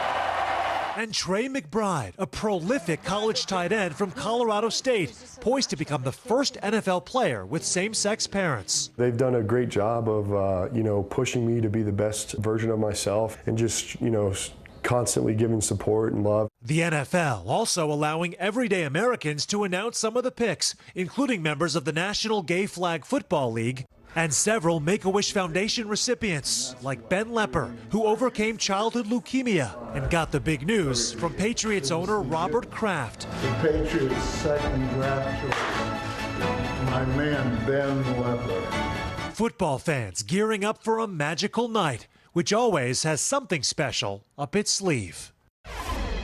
One of the fun things returning for this year is that all 32 teams can now invite 20 of their most passionate fans into a specific station in the draft theater, where after a player is selected, they can go and interact with them, take selfies, and really enjoy the full experience of having that new player on their team. In Miami, Sam Brock, NBC News. Back to you. Thank you all so much for joining us this hour. I'm Morgan Radford, and your news continues right now. Breaking news first on NBC News Now. America takes action. President Biden announcing a plan to step up sanctions against Russia and give Ukraine billions more in aid. Why, he says, the U.S. needs to respond right now. Freed from Russia, a former U.S. Marine imprisoned for years is finally back on American soil. Plus, shot of hope. Moderna seeking emergency use authorization for its COVID vaccine for kids 5 and under. We'll tell you just how soon those doses could become available nationwide. And all bets are on. The NFL draft is kicking off in Las Vegas with those prospects hoping they have what it takes to win big.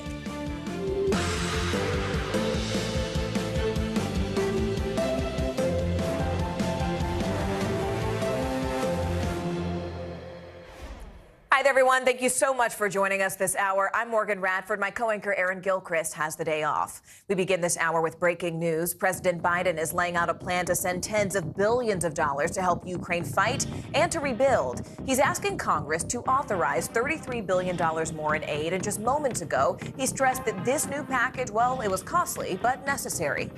We either back Ukrainian people as they defend their country, or we stand by as the Russians continue their atrocities and aggression in Ukraine. This all comes as the situation in Mariupol appears to be getting even more dire by the day. The city council says unsanitary conditions are putting 100,000 people in mortal danger. Also, an advisor to Mariupol's mayor says that Russia is now trying to storm that steel plant. None of these claims, though, have been verified by NBC News. We're also following new details about the release of former U.S. Marine Trevor Reed from Russia. We have Peter Alexander standing by with that story in just a moment.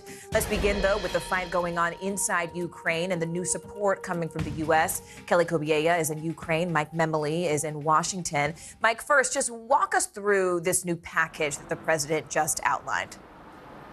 Well, Morgan, the headline, of course, is the top line number, $33 billion that the president is asking from Congress here. That's a significant sum, as the president's saying, but it's also, as he laid it out, the cost of inaction here in the face of Russian aggression is always higher than the cost of standing up to it. And so when you look within that $33 billion, which again is significant, it's about 2.5 times what Congress had just passed a month and a half ago. The real headline here is the $20 billion in military assistance. When you look at that March package that Congress passed, the breakdown was much more balanced towards humanitarian and economic assistance. Now it's balanced more toward that military aid, as the White House is saying. It's about keeping weapons and ammunition flowing to the Ukrainians at this critical stage. Here's the president laying out what he's after here, and also the risk given the rhetoric coming from the Russian side at the moment. Take a listen.